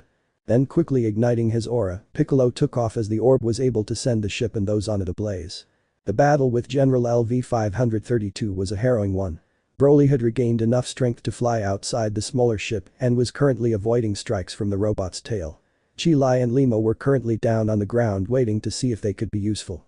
Broly leaned backwards when LV-532 tried to use a horizontal slash. Then using all four of his arms the robot made multiple strikes with his fists. Broly was able to block or deflect each of the blows, but he wasn't aware of the general's tail slinking up behind him. With wide eyes, Chi Lai quickly turned on the intercom and shouted, Broly, look out behind you. Broly looked back just as the tail started wrap itself around his neck. Broly moved his hand to prevent the tail from strangling him just when it made its first coil. With his other hand he wrestled the tail from around his person as the general raised his upper left hand. The hand morphed into a buzzsaw. Broly gasped as the appendage came close to him and moved his free hand to stop its advance. General LV-532 had known that Broly would do this and pointed his other three hands at the trapped Saiyan. Digits morphed into blasters and began powering up with a purple glow. Broly shut his eyes as he knew he was stuck, but thankfully he had friends who had his back. The ship levitated 3 feet off the ground, and Chilai opened fire with a laser cannon on the general. The blasts of energy knocked the general away from Broly and freed him from the robot's tail. Broly fell to his knees and took a breath. General LV-532 sat up on the ground and looked to his target, but his metallic gaze moved from the disoriented Saiyan to the ship. Looking down to both of his right hands, he morphed them into small rocket launchers. Quickly taking aim, he fired at the ship. Broly looked up to the sound of the flying missiles and saw them streak past him. His eyes grew wide as the rockets crashed into the shuttle. A second later it erupted into a large blaze. Reaching out, he shouted in fear, "No. Limo. Chilai." Jumping into the air, Broly quickly flew to the ship. He landed a few yards from the wreckage and used a powerful handclap to put out the flames. When the fire subsided, he ran to the shuttle and looked into the shuttle. Both his friends were still buckled into their seats, but they were unconscious. Rearing back a fist, Broly then banged it through the windshield of the shuttle before reaching in with both hands. Snapping the buckles off his friends, Broly then gently grabbed them to pull them out. As he held Chilai and Limo in both arms, he backed up from the wreckage when suddenly he felt the stinging pain of an energy shot his back. Broly fell to his knees with a pained grunt before looking back at the robot with a face of pure rage. General LV-532 stood at the ready with all of his hands normal and his tail raised like a scorpion's. Turning his attention from the robot, Broly looked to his friends and said, "I won't let him hurt either of you anymore." Gently laying them down on the ground, Broly then stood up to his full height and turned and glared at the general. As he thought of what the robot nearly did to his friends, he felt his anger rise. The air started to shift and the grass leaned away from Broly as his power built up. He walked away from his friends and made his way closer to the machine. With a look of rage, Broly shouted, "I won't let you get away with this. I won't let you." He stopped a yard or so from the general and yelled as his power reached its height. Broly continued to yell as his hair rose and fell while starting to change color. Then with another yell, his change happened with a boom. The golden aura surrounded Broly as he assumed his legendary Super Saiyan form. His eyes were blank white as his power continued to climb. His height and muscle size had increased and his hair stuck up in a way that was different from other Super Saiyans. With a feral holler, Broly shot from where he stood towards the general. LV-532 braced himself and crossed all 4 of his arms when Broly landed a heavy punch. Broly and his punch sent the two flying backwards as LV-532 tried to protect himself from the blow. But the enraged Broly did a vertical spin and was able to send the robot flying up into the air. General LV-532 was able to stop himself in midair and look down to his opponent. Broly let out another shout before leaping into the air and shooting towards his foe like a rocket. The robot placed his hands before him, one behind the other, until his lower left palm was pointing at Broly. Quickly gathering enough energy, a green orb appeared in the robot's palm. LV-532 shot the orb at the incoming Broly, but Broly was able to swat the energy orb back into the sky. The general quickly moved out of the way and watched as his attack soared high into the air. That was when Broly appeared in a T to the cybernetic general. LV-532 lashed out with one of his hands, but Broly grabbed its wrist and held it before him. Raising his hand high, Broly brought it back down and severed the machine's limb. The general backed away from his opponent and looked down to his ruined arm. Being a full automaton, he felt no real pain, but he would not show weakness towards any opponent. Focusing his energy, he was able to form a new hand. Testing the new appendage's functionality, he clenched and unclenched it. Broly's wide eyes grew wide in shock before his face twisted into one of rage again. With another holler, he shot towards the robot. General LV-532 looked up and saw his foe coming towards him and lashed out with his tail. Broly moved out of the way and continued towards his enemy. The robot shot up into the air and Broly quickly followed him. Broly threw orbs of energy at the cybernetic general, though none of them was successful as the robot moved out of the way. Closing the gap between them, Broly's hand shot out and grabbed the general's tail. Though not programmed with emotion and couldn't truly feel anything, General LV-532 yelped as he was yanked towards Broly. The legendary Super Saiyan reached out with his free hand and grabbed LV-532's metallic head. The robot began to try and escape from his enemy's grip, but Broly started to pull his hands apart.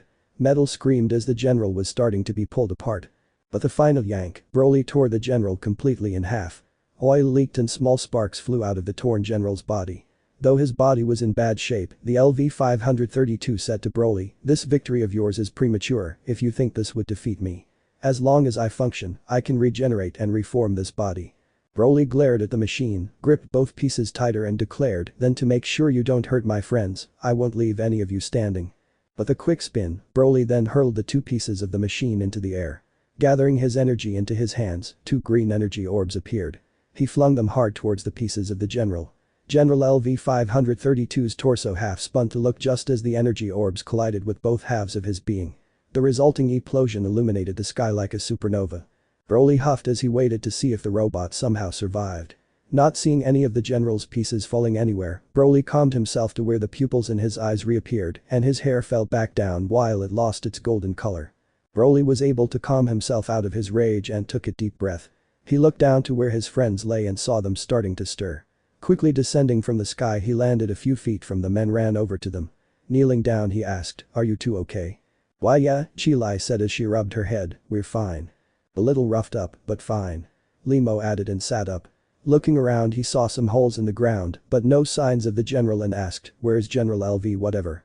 "He's one," was all Broly said as he reached out with both hands.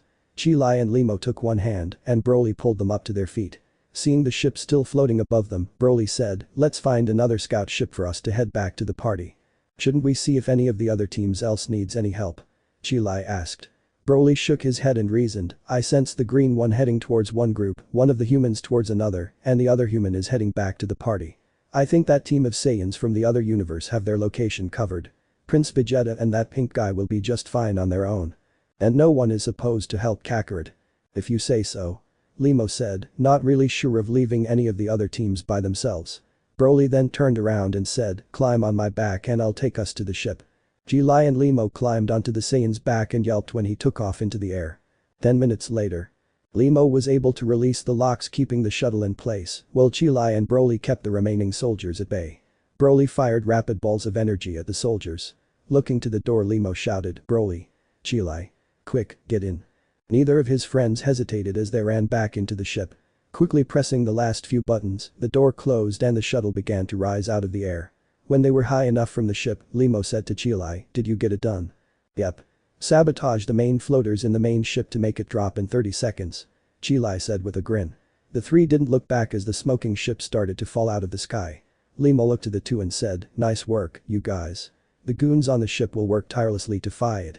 But I figured Broly's attacks would also cause mass destruction and that would help for our escape." A loud boom went off behind them and made them look out the window. Limo slightly turned the ship so they could see. They saw a flaming wreck of a spaceship hurtling towards the ground. Limo looked away and said, "I wasn't really expecting it to do that. The crew wasn't able to keep up with the protocols." Chi-Lai said. The trio didn't say anything more as they flew off. Gotenks and Gohan's general proved to be difficult as he had his really long tongue wrapped around the fusion's head. Gotenks let a muffled yell as he tried to wrestle the sticky thing off of him. Gohan was currently fighting against the general in close hand-to-hand combat, but he was able to match Gohan's attack blow for blow. "Hang on, Gotenks," Gohan thought as he tried to land an attack. The boy suddenly stopped struggling as his form was shrouded in a golden light. Both Gohan and General Bogart stopped fighting to see that Gotenks was becoming undone. Thanks to the fusion technique ending, Goten and Trunks were able to escape from the general's tongue. Goten let out a sigh of relief and said, "That was close. And really gross." Trunks added. They both looked up to see the tongue retracting. Acting quickly, both boys grabbed it and pulled it back. Bogart grunted in pain as his head jerked from their action. Trunks taunted, "We got you now, Frogman." This allowed Gohan to come in with a kick to the back of Bogart's head. The frog-like alien flew off a little before the boys looked to each other with a smirk, gave a final tug, and let go of the frog's tongue. Bogart was able to stop himself and looked up to see the rest of his tongue fly up to his face and hit him enough to send him flying backwards. Frantically removing his own body part from his face, General Bogart stuck it back in and looked to the three boys with a glare as steam came out of his ears. The sight caused the two younger half-Saiyans to start laughing. The frog alien gave a shrill war cry and ignited his aura before launching himself towards his foes. Gohan, Goten and Trunks braced themselves for the confrontation, but Bogart was attacked from behind by a kick to the back. The boys smiled as they saw who came to their aid. Piccolo smirked to them before his gaze turned to a glare when he looked down to the general. General Bogart looked up to the Namekian and shouted, "What happened to the cat?" "He fell on his face." Piccolo responded, "Just like you will." "Ha! Fat chance." Bogart cheered. He pointed to Piccolo and said, "You took on the most cunning, yet one of our weakest generals. I am twice as strong as he was and I won't fall as easy." "And yet," Trunks pointed out, "you actually sound pretty old." "He does sound like Master Roshi in a sense." Goten thought out aloud. Bogart shouted, "I may be old, but age can come with wisdom." "Enough. Let's get this over with." Piccolo impatiently shouted. General Bogart raised a fist and shouted, "You are The most unexpected thing happened as the general hunched over. Piccolo looked at the three with an arched brow and descended down to him. Gohan was quick to follow with the boys right behind him. When they were face to face with the general, their impressions became bewildered when they heard the sound of snoring. Trunks chuckled, I guess it was time for Grandpa's nap. True enough, the general had fallen asleep and was snoring away with a snot bubble hanging from his nose. Trunks floated a little closer and tapped the general's shoulder and jerked back just in case he woke up. But he didn't and the four breathed a sigh of relief. Goten looked to his older brother and asked, so what do we do now? I'm not sure, Goten. We've never really dealt with a foe that fell asleep in battle. Plus it would be dishonorable to beat him up in his sleep. But I don't know what to do here. Gohan said with an arched brow. Trunks then suggested, maybe we can show him mercy and put him on the ground. Then figure out what to do from there. Sounds like a plan. Piccolo admitted. Both young half-Saiyans took the general's arms and gently lowered him down to the ground. When they had laid the frog alien on his back, the four of them regrouped. Trunks then asked, okay, so know what? First, we should deal with the ship. Gohan said, then we should go back to the party and wait for my dad and the others to show up. He looked to all three and asked, sound good? It's a plan. Piccolo said, and it seems to be the only plan we have. All four of the heroes looked to the ship and raised a hand to it. Then gathering their Kai, they launched 4 different colored spheres of energy at it. They quickly took off as the ship imploded. Piccolo then stopped and said, maybe we take the frog with us. He might have some inside information about Frieza's plan. As the flaming ship fell from the sky, Piccolo and Gohan were the ones to pick Bogart by his arms. The old general was so deep in his slumber that he didn't even wake up. Trunks then commented, man, this guy is one heavy sleeper. None of the others said anything as they took off once again. Krillin crashed into the ground as the general landed a few feet from him. The martial artist looked up to see the hulking brute stomping over to him. Master Roshi laid on his back in a crater not too far from him. Eiling criticized as he came closer, you really are pathetic. Out of the 3 of you, only the girl put up a decent fight. You and the old geezer call yourself fighters, but so far I'm not impressed, little man. And yet on Namek, I was able to give even Frieza a little trouble. Krillin chuckled as he sat up. Generally Eiling wasn't fazed by Krillin's word and raised his fists to end the man's life. But a voice warned, stay away from my husband. Krillin and Eiling looked back to see 18 standing there with her arms crossed. Krillin smiled as he knew that 18 would have his back. Eiling scoffed and said, girl, you might be much stronger than him and the old man as I had said a second ago, but you can't beat me. The 3 of you are only good enough as training dummies. Then good thing there's 4 of us no. A voice called from above. All 3 conscious fighters looked up to see a figure blotted out by the sun. Tien's voice shouted, Krillin, 18, cover your eyes. The couple didn't hesitate and squeezed their eyes shut. This confused the general as he questioned, wah. Solar flare. Tien shouted as his 2 fingers were close to his forehead. Then a bright flash of light covered his being. The light burned into General Eiling's eyes and caused him to cry out in pain. When the burning light subsided, Tien, Krillin and 18 shot towards the disoriented general. Though he couldn't see, Eiling was still able to use his other senses to fight. He could hear the sound of rushing wind as the earthlings moved. He grabbed Krillin when he got too close and threw him into 18. They both grunted as they fell back. Tien used his crane school training and ducked when the brute made a grab for him. Then leaping onto Eiling's back, Tien quickly fired up a sphere of Kai and pressed it up to the general's left ear. A howl of pain erupted from the general as his ear was burned from the outside. Suddenly, a finger quickly jabbed into his other ear, followed by someone sticking another finger up his nose. General Eiling grunted from the discomfort from Master Roshi's finger up his nose and shook like a mad dog to dislodge both humans from his back. Master Roshi grimaced as he could feel the insides of the alien's nostril when he nicked something and made it bleed. Eiling grabbed the old man and threw him away. Master Roshi cried out as he was about to hit the ground, but Krillin arrived just in time to catch him. His master looked to him and gratefully said, thank you, my boy. He was about to place a hand on his student's shoulder when Krillin grabbed it by the wrist and said, no touching until you've washed your hands, sir. Fair enough. The turtle hermit said as he retracted his hand. They looked up to see both Tien and 18 starting to wail on the worse for wear general. Krillin joined the fray by shooting from the spot and lashing out with his fist. His blow struck the general in his chest and sent him skidding back. He's without hearing and somewhat smell, but it won't be much longer until his sight's back. Tien informed them, and I doubt we'll be able to get another flare in. So we need to hit him with all that we have. You really think it's gonna be that easy? 18 questioned.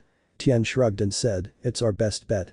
Android 18 sighed as the 3 of them began to charge up their most powerful attacks. Tien launched himself high into the air and once again formed his hands into a circle. Krillin squatted and powered both fists, and Android 18 raised her hand into the air and an energy disc formed above her. "I'll start it off," Tien shouted. Krillin and 18 nodded as they understood. Tien looked to the general and shouted, "Tri-beam." He launched his attack and it struck the general to where he stumbled and spun while trying to keep himself on his feet.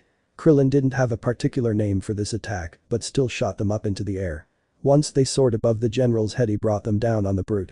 The beams collided against the general with an explosion. 18 saw her chance and threw the disc, Destructo disc. The disc spun as it flew towards the general. It disappeared into the smoke cloud and there was a sick squish. The four of them looked to each other and Krillin asked, "Do we wait to see if he's still, you know? I don't sense his energy, so I think we're good," Tien said as he looked to the tower of smoke. 18 raised both her hands and fired rapidly into the column. Each blast created more smoke as 18 was determined to make sure the general didn't survive. She soon stopped and turned to the boys to say, "Okay, let's go now." Yes ma'am," Krillin said as he felt a little scared of her at the moment. The four took off into the sky and back to the dinner party. As they flew side by side, 18 didn't look to him as she said, "I won't anyone talk about you that way." Krillin smiled in appreciation to that as they continued on their way. Abba, Kale and Caulifla dodged a blast from Frost as he was shooting at them like a madman. Cabba looked to Caulifla and scolded, "You just had to tie his tail to an earth beehive to where it was close to his butt, didn't you?"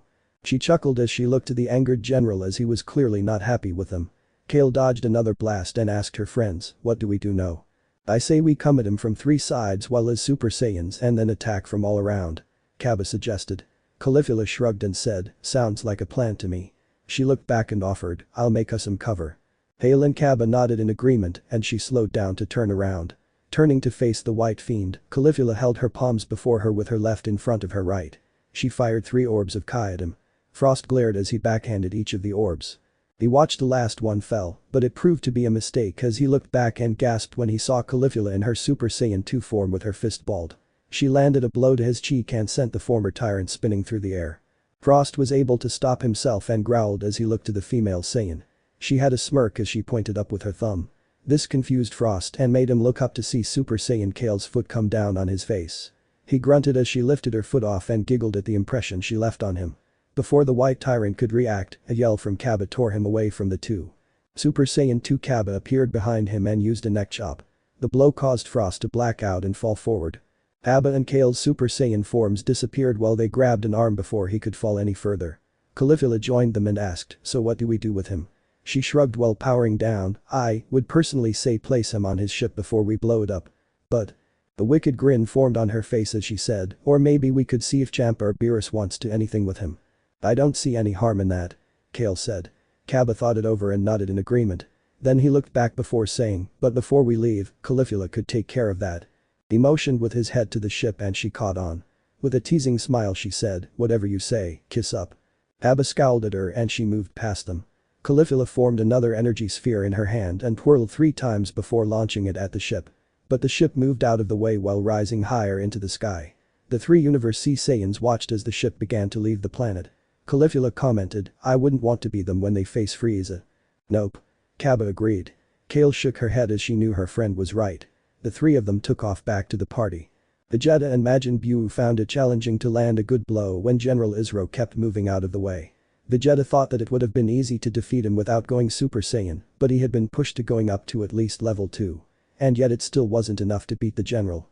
Izro used his agility to move out of the way of both physical and energy-based attacks.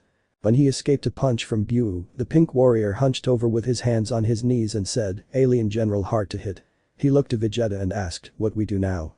"I thought that by going up to Super Saiyan 2 would be enough," Vegeta assessed. He sighed and said, "And you're strong enough to beat him, but he's able to somehow be able to calculate our movements. Why not become red or blue levels?"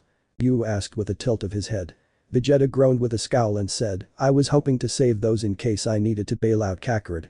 But then the thought dawned on him and he said, "But the Super Saiyan God form might have enough speed in it to catch him." "And Buu finish him off," Buu added. Vegeta shrugged, "Yeah, sure. Whatever." With a plan in thought, Vegeta closed his eyes as he ascended again. A fiery red aura suddenly enveloped the prince and his hair turned crimson red. He opened his eyes and redder eyes circled around his pupils. General Izro looked at this development with slight interest. He smirked while he said, "This is my first time seeing the legendary Super Saiyan God form. I feel honored." "Your honor won't do you much good," Vegeta told him. He shot towards the general. The general went on the defensive as he blocked each of Vegeta's strikes. Vegeta, well annoyed that he wasn't making any headway, still waited for the right moment. He smirked and goaded, "Though I do commend you on your strategies for battles, I don't see the reason why Frieza made you one of his top generals. It was not just for my battle tactics. It was also for my speed." Izro retorted while the two still went at it. Vegeta huffed and made it sound ironic as he said, "Oh, so I guess that Frieza saw you as a really big coward who mostly ran away from battle." General Izro gritted his teeth as the insult clearly got to him. Rearing back a fist, he shouted, "I'll show you cowardly." He lashed out with his fist, but Vegeta caught it with one hand before it could touch him. Vegeta then kneed the general in the gut and it caused spit to fly out of his mouth. Vegeta then used an uppercut to send the general flying backwards. Izro stopped himself and glared at the Saiyan prince. But before he could move, a high-pitched voice shouted, "Turn into chocolate." In a teething General Izro knew, a pink energy beam surrounded his person. He felt himself start to shrink before he disappeared into a pink cloud. The cloud dissipated and revealed a chocolate bar in the shape of the general. Buu caught the candy general in his gloved hand and popped the chocolate into his mouth. While Buu munched on his candy, Vegeta powered down and called out the Watcher of the North Gala, "Why, hey King Kai." "Ah, Vegeta." King Kai said from his world in the afterlife, "I see you're done with your task." "Yeah, I want you to let Kakarot know," Vegeta told him. Pointing to chewing Buu he said, "Me and Buu are going to head back to the dinner party." I would hold off on that, Vegeta," King Kai said with a worried look. Vegeta arched a brow and questioned, "And why is that?" "Frieza's entire invasion plan doesn't make much sense to me." "I mean, think about it," King Kai said as he thought about it himself. "Frieza's gonna create a black hole that will swallow him, his forces and you all just to get rid of his enemies. That doesn't make any sense." Vegeta hated to admit it, but he did have a point. He listened as King Kai said, "And he warns you all of his plan. Does that sound right to you?" "No. No, it doesn't," Vegeta said. He should have known that Frieza was planning something else entirely. But then he began to think that it had something more to do with the fact to why he had challenged only Kakarot. He then said, "You should warn Kakarot know that something's up. I'll send Majin Buu back to the party and go lend him a hand, threat or not." "Okay then," King Kai said and cut off the connection. Vegeta turned to the direction of Goku and Frieza's battle and was about to head off when he looked back to Buu and said, "Hey Buu." Buu said and looked to the Saiyan. Vegeta then said, "Head back to the party and keep an eye on things." Vegeta didn't wait for a response as he took off. Buu was about to go off when he noticed that the ship was still hovering above the city. A childishly and wicked smile grew on his face as he had an idea. Super Saiyan Blue Goku and Golden Frieza were still going at it as they were grappling. Goku held both of Frieza's hands back while they glared at one another. Goku then kicked the tyrant in the gut and it sent Frieza flying backwards. When he stopped, the radio in Frieza's scouter flickered. Frieza pressed the button and responded, "What is it?" "We have lost contact with 4 of the other ships, my lord. One of them had retreated when we lost communication with General Frost. And the ship of Izro still hasn't responded to our attempts of contact," Kikono reported. He then suggested, "If we don't want the mission to be all for nothing, then you must enact your true plan before any of the other warriors of Earth arrive." Frieza sighed as he knew that Kikono was right. Then he ordered, "Very well. But if things should go south, then launch a missile before departing." "As you wish, Lord Frieza," Kikono said before cutting off. Frieza then enacting the final phase of the plan. Looking over to Goku he said, "As much as this has been fun, I believe that it is high time for me to perform my technique." Goku gasped before glaring at Frieza, "There's no way I'm gonna let you do it, Frieza. But you can't stop me from doing it." Frieza shot back as he rapidly backed away from the Saiyan. Before he could go very far he smirked as he said, "But you're more than welcome to try and stop me midway." Goku didn't know what Frieza meant as the Golden Tyrant had gone a good deal away from him. Goku shot towards Frieza as fast as he could go. Frieza's smirk grew wider and shot forward as well. Both fighters were flying very fast at the other. Frieza reared a fist back and watched as Goku did the same. As they closed the gap, Goku heard a voice say through the scouter, "Lord Frieza's plan is going to work. The Saiyan will help him break the barrier to the other universe." Goku suddenly knew that something wasn't right with this fight. But it was too late as both he and Frieza lashed out with their fists. The impact created a shockwave that ruptured the air. It caused the nearby clouds to dissipate completely. Goku backed away as he watched in horror as the space between him and Frieza began to crack like glass. Frieza let out a cackle as he shouted with glee, "It worked. It truly worked." End track. The red cracks continued to grow in all directions as the center began to weaken. In another plane of existence, the distortion appeared in the sky above an alternate Earth.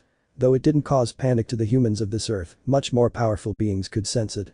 Within a pyramid structure located within a rainforest, an egg sac began to stir as it felt a tear in space and time. On an island with an inactive volcano, a beast became disturbed from the feeling that something was wrong. In a cold place where a terrible force lay dormant, the ice above it cracked a little. And finally, somewhere in the oceans of this world, a giant reptilian creature sensed a disturbance. It growled as it could feel something bad coming on the horizon. At the party, Beerus, Champa, Whis and Vados quickly stood up when they felt reality shattering. They looked at the direction of the fight with Frieza and collectively gasped when they saw a giant red crack spreading over their heads. Bulma ran over to them and asked, "What in the world is going on?" It would appear that Frieza used Goku to shatter a barrier that leads to the 13th universe. Whis said as he looked at the crack. The giant crack started to pulse like it was almost alive.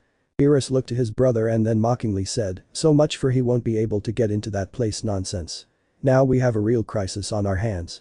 How was I supposed to know that that little freak Frieza would have been able to pull this off?" Champa angrily questioned. Beerus looked to Whis and said, "We have no choice but to warn the Omni King about this development and hope that he doesn't destroy the universe. I will send a message to the Grand Priest right away and ask him and His Majesty to stay on standby just in case it blows over." Whis said as he began to speak into his staff. Vados did the same so she could listen. "Do you think Goku will be able to stop Frieza?" Kai asked Bulma.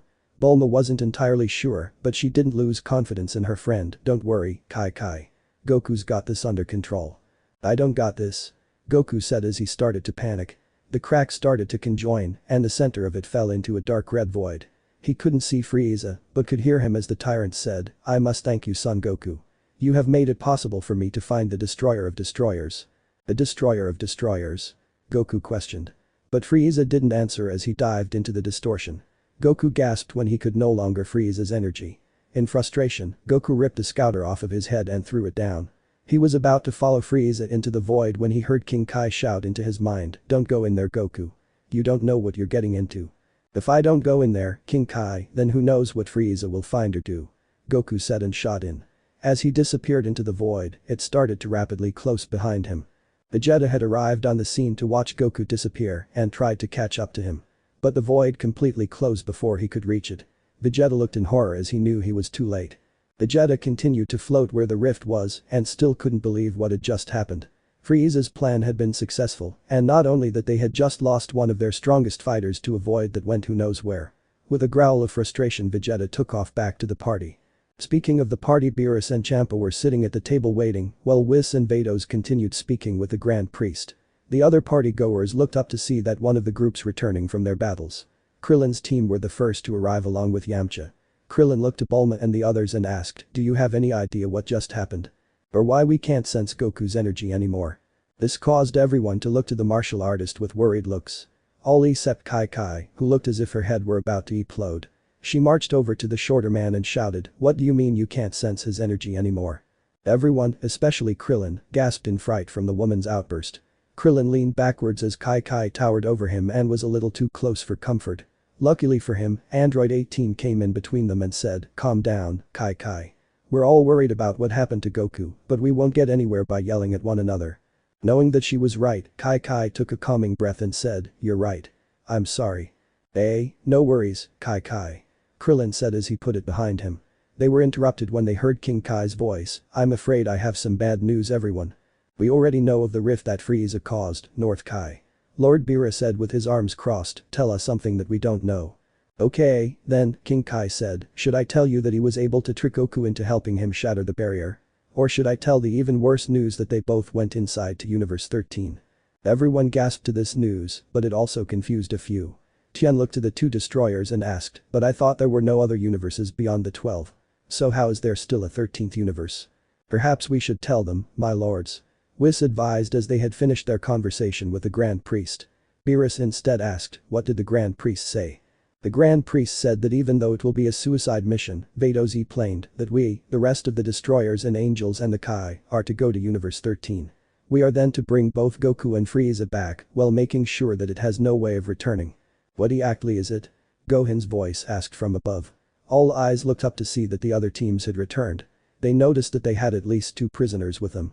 All fighters, except Vegeta, landed on the ground and waited to be filled in on what was going on. Kai then said to them, I have a bad feeling about what Frieza's plan may be. He's not the kind to not do something without a plan or a motive. So he must have gone to Universe 13 for something. You don't suppose Frieza went to find that, do you? Beerus asked Whis. The angel looked up to the sky where the crack once was and said, it may be possible that he did. And I do suppose that he found out from some source. What exactly is that? And could my dad be in some kind of trouble? Gohan asked with an arched brow. The dual destroyers and angels looked to each other before Beerus said, though I hate to break Eon long rules, it might be a good idea to tell them. Looking to the Z fighters he said, in a nutshell, there is a force somewhere in Universe 13 that is strong enough to not only be as strong as the destroyers, but perhaps on par with the Omni King. Everyone gasped at this development for they knew that Omni King was quite powerful. Whis took a step forward and said, those that reside in the 12 universes were warned long ago not to speak its real name, but it is called the Destroyer of Destroyers. Why exactly is it called that? Trunks asked while tilting his head. Beerus looked down to the half Saiyan and said, mostly because it nearly killed us. All 37 of us. Before more could be said, Kaioshin, Old Kai and Kibito teleported among them. Old Kai looked really worried as he shouted with his arms raised, I was able to sense a great dangerous dis. You're a little late there, Old Kai. Beerus commented with his arms crossed. Old Kai dropped his hands as he said, oh. What exactly is the problem again? Kaioshin asked as he didn't understand the situation. Old Kai looked to his successor and said, shouldn't this be one of the things that you studied for? It probably was, but since no one else talked about it, Kaioshin said as he leaned to look at the destroyers and angels with narrowed eyes, it just didn't come up. Old Kai looked to him and said, that's somewhat fair. Then taking a deep breath he said, what's going on is the potential return of the Destroyer of Destroyers. Oh. Kaioshin said as he realized what was going on.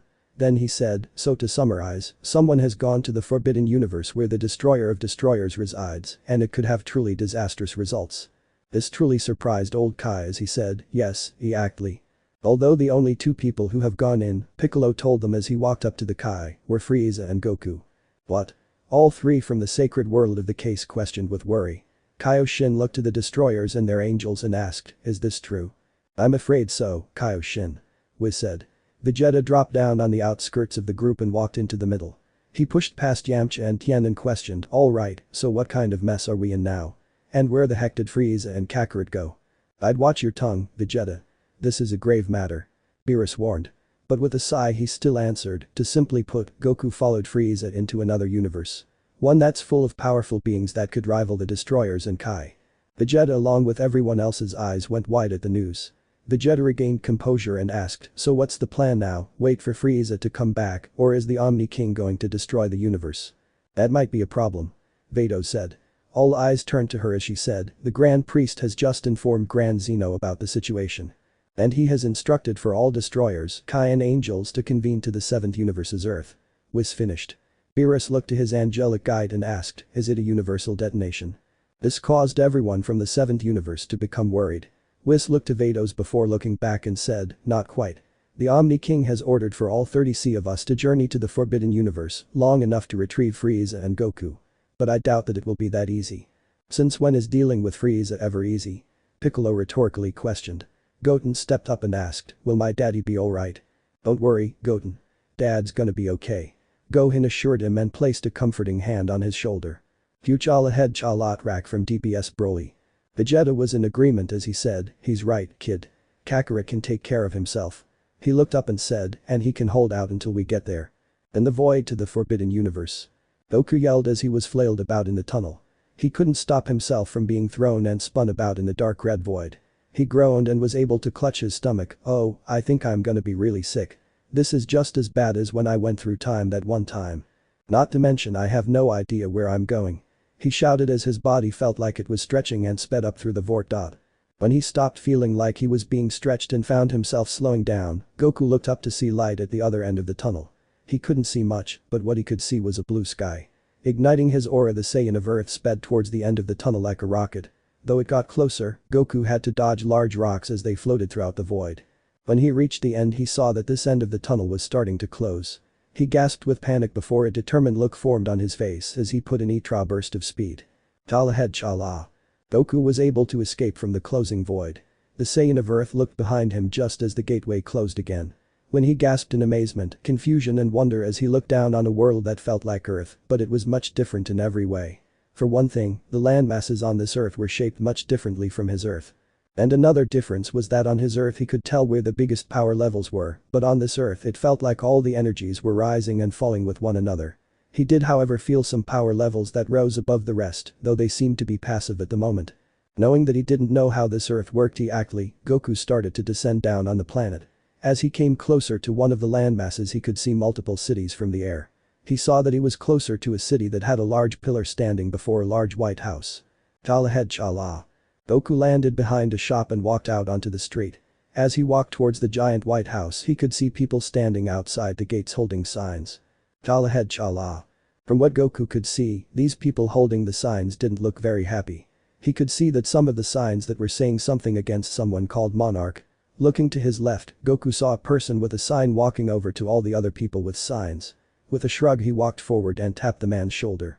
Chala. End of track. The man turned around to Goku and looked the martial artist up and down. Goku then said, "Hey, there. My name's Goku and I was just wondering about what you and those other people," he pointed to all the other people with signs, "are so upset about." "What?" The man questioned in disbelief, "You been living under a rock or something, pal?" Pointing to his sign and then to the others in the large group he said, "We folks who are angry with the organization Monarch about how they kept the secret of actual monsters from us. And we're protesting." "Monarch?" Goku asked as he scratched his head, "Isn't that the name of a butterfly or something?" "Yeah. But it doesn't really matter at the moment, does it?" The man said as he walked away and raised his sign when he joined his fellow protesters. This still left Goku confused as he looked about. Elsewhere. Somewhere across the world, a woman was just waking up for the day. It had been somewhat rough when she thought back to a tragedy from 5 years ago. She quickly got out of the bed and dressed in her most casual of clothes. The woman, known as Dr. Emma Russell, was a paleobiologist scientist for the organization of Monarch. Emma looked down at a device within a black plastic case that she had been developing for a special purpose and knew that it would work. Though she was confident that it would work, she was still nervous about it. But before she could dwell on it further, a shrill beeping sound came from the kitchen. Emma looked to the door and called out, "Maddie." Kitchen, a few moments earlier. Madison Russell sat in the kitchen downstairs and had her gaze in her sticker plastered. She had her earbuds in while looking over her emails. She noticed that more than half her emails from her father. It had been a hard time for all of them since her parents had separated after the incident 5 years ago and she didn't know why she didn't open any of his emails. But today was different as she clicked the email open. The message said, "Hey, Madison, I haven't heard from you or your mom for a few months. I hope the two of you are having fun. Here are a few pics of the wolves that I'm studying. Aren't they cute?" Emma scrolled down to get a look of the photos and saw multiple pictures of the wolf pack. She did think that they were adorable, but was also a bit jealous that they had more of her father's attention. Emma scrolled down a little more and found a selfie among the photos. It was of her father and noticed that he had a little more gray in his hair. A smile formed on her face when she saw that he had a silly face. The image brought back happier memories as she started to respond. Her message read, "Sorry I haven't written back. I miss you. But there's also something I want to talk to you about. It's about mom and I'm starting to get worried." Before she could write more or send it, the shrill beeping of the smoke detector. Quickly getting up from her chair she cried, "Aw, man. Not good. Not good." She ran over to the stove as the smoke boiled over a frying pan of burning bacon. The smoke started to fill the small kitchen as she removed the pan. But it was too late as the bacon was ruined. Emma quickly entered the room and said, "Maddie." "Good morning." Madison blurted out as she made her way to turn off the smoke alarm. As she reached up for the device she said, "I made us breakfast." "I can see that," Emma said with a smile. Madison then said, "It was supposed to be eggs, toast and what was once bacon." "And what would be recommended?" her mother asked. Madison chuckled and said, "The eggs and toast." "Sounds good. Thank you," Emma said before she turning to the counter and noticed the open computer. Madison tried to look casual while reaching over and pushing it closed. Then holding up the pot she asked, "Coffee?" "What were you doing on the computer?" Emma asked her daughter. Madison thought that she could just shrug and say nothing, but decided to be honest and said, "Dad's been emailing me." "Oh?" Emma said. She held her surprise in check as Madison continued, "He looks good. Healthy even." Her mother said. Then she asked, "Have you responded back yet?" "No. Not yet," Madison said. Then she chuckled as she said, "I was distracted with my burning bacon." Emma slightly chuckled to this as they ate. But her smile faded and she said, "Honey, I just don't want to see you get hurt." "I know," Madison replied. She began to think about what had happened to her brother in the San Francisco incident. How her father had fallen apart during that time and her parents separating. But Emma's face perked up and said, "Do you want to hear something exciting? I finished it." Madison looked as if she didn't understand what her mother was talking about. But looking to Emma's side of the table she noticed the metal case and instantly knew. Her mother had finished her work on a device called the Orca. "Really?" she asked. Madison was curious and asked, "You really got it to work?" Emma nodded as she had a prideful smile on her face. Madison was happy for her. She knew that her mother had worked extremely hard on the Orca for a long time. Madison even remembered the time when her mother and father worked on the original prototype. But over the past few months, Emma had been working tirelessly and Madison had seen much less of her mother during it. "Do you think it'll really work?" she asked. Emma stood up and lifted the case before confidently said, "I know that it'll work." Suddenly a low, grating rumble shook the room. The lights above them flickered on and off from the cause of the rumble. Emma looked out the window as a high-pitched shriek cut through rumbling and through the air. It was a sound that neither one of them had ever heard before. Cue the larva track from Godzilla, King of the Monsters. Emma walked over to a window with Madison right behind her. They looked to something in the distance as they could hear a faint growl. Madison said, "It's gonna be okay." Feeling like it was, Emma pulled her daughter closer. A two-way radio on crackled on. Emma picked it up and said, "Go ahead." "Dr. Russell," a man's voice on the other end said, "We need you to come to containment. There's something you need to see." Emma took a deep breath and looked to Madison. She held her composure before saying into the radio, "On my way." Both Emma and Madison moved to get to a pyramid in the distance. Emma made sure to grab the Orca before they left. The pyramid was the Monarch Outpost 61 in the Yunnan rainforest, located in China. Inside the Temple of the Moth. Emma and Madison quickly walked through the temple to the containment unit. As they walked by, Madison noticed that the statues of women wearing ornate headdresses holding up the roof. They continued walking through the corridors where they were met by a man named Mancini who was an entomologist. He had dark hair and a receding hairline. The man had a real knack when it came to insects. "What in the world happened here?" Emma questioned the man. Dr. Mancini shrugged and said, "I have no idea. She was sleeping soundly until a few minutes ago. Then all of a sudden her radiation levels started to go through the roof. Almost like something disturbed her rest." The three went deeper into the temple and Emma looked about the temple's corridor. Before going through, Emma looked to Mancini and said, "You know Tim. I could take it from here. Why don't you go and get some rest?" "No way." Mancini said with a smirk, "Sleep or no, there's no way I'm going to miss this." Emma didn't like his answer, but didn't say anything as they continued into the room. Madison stayed behind for a moment to watch a couple of Monarch scientists as they worked on a wall sculpture that showed a giant moth. They soon entered a room that was full of computers and other types of surveillance equipment. Maddie looked about and watched as Monarch scientists and the like moved about the room. She turned her attention towards the central chamber and a giant egg sac sitting upon an altar, being watched over by four giant statues of women wearing the same headdresses. The young girl was wondering if it was time. Madison looked to the egg sac as it pulsed a blue color. "Sedatives?" Emma questioned as they walked up to the glass.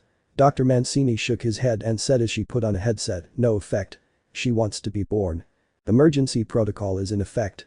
A man on the PA system said. A high-pitched chitter cut through the entire chamber. They watched in awe as the egg sac started to pulse and move about.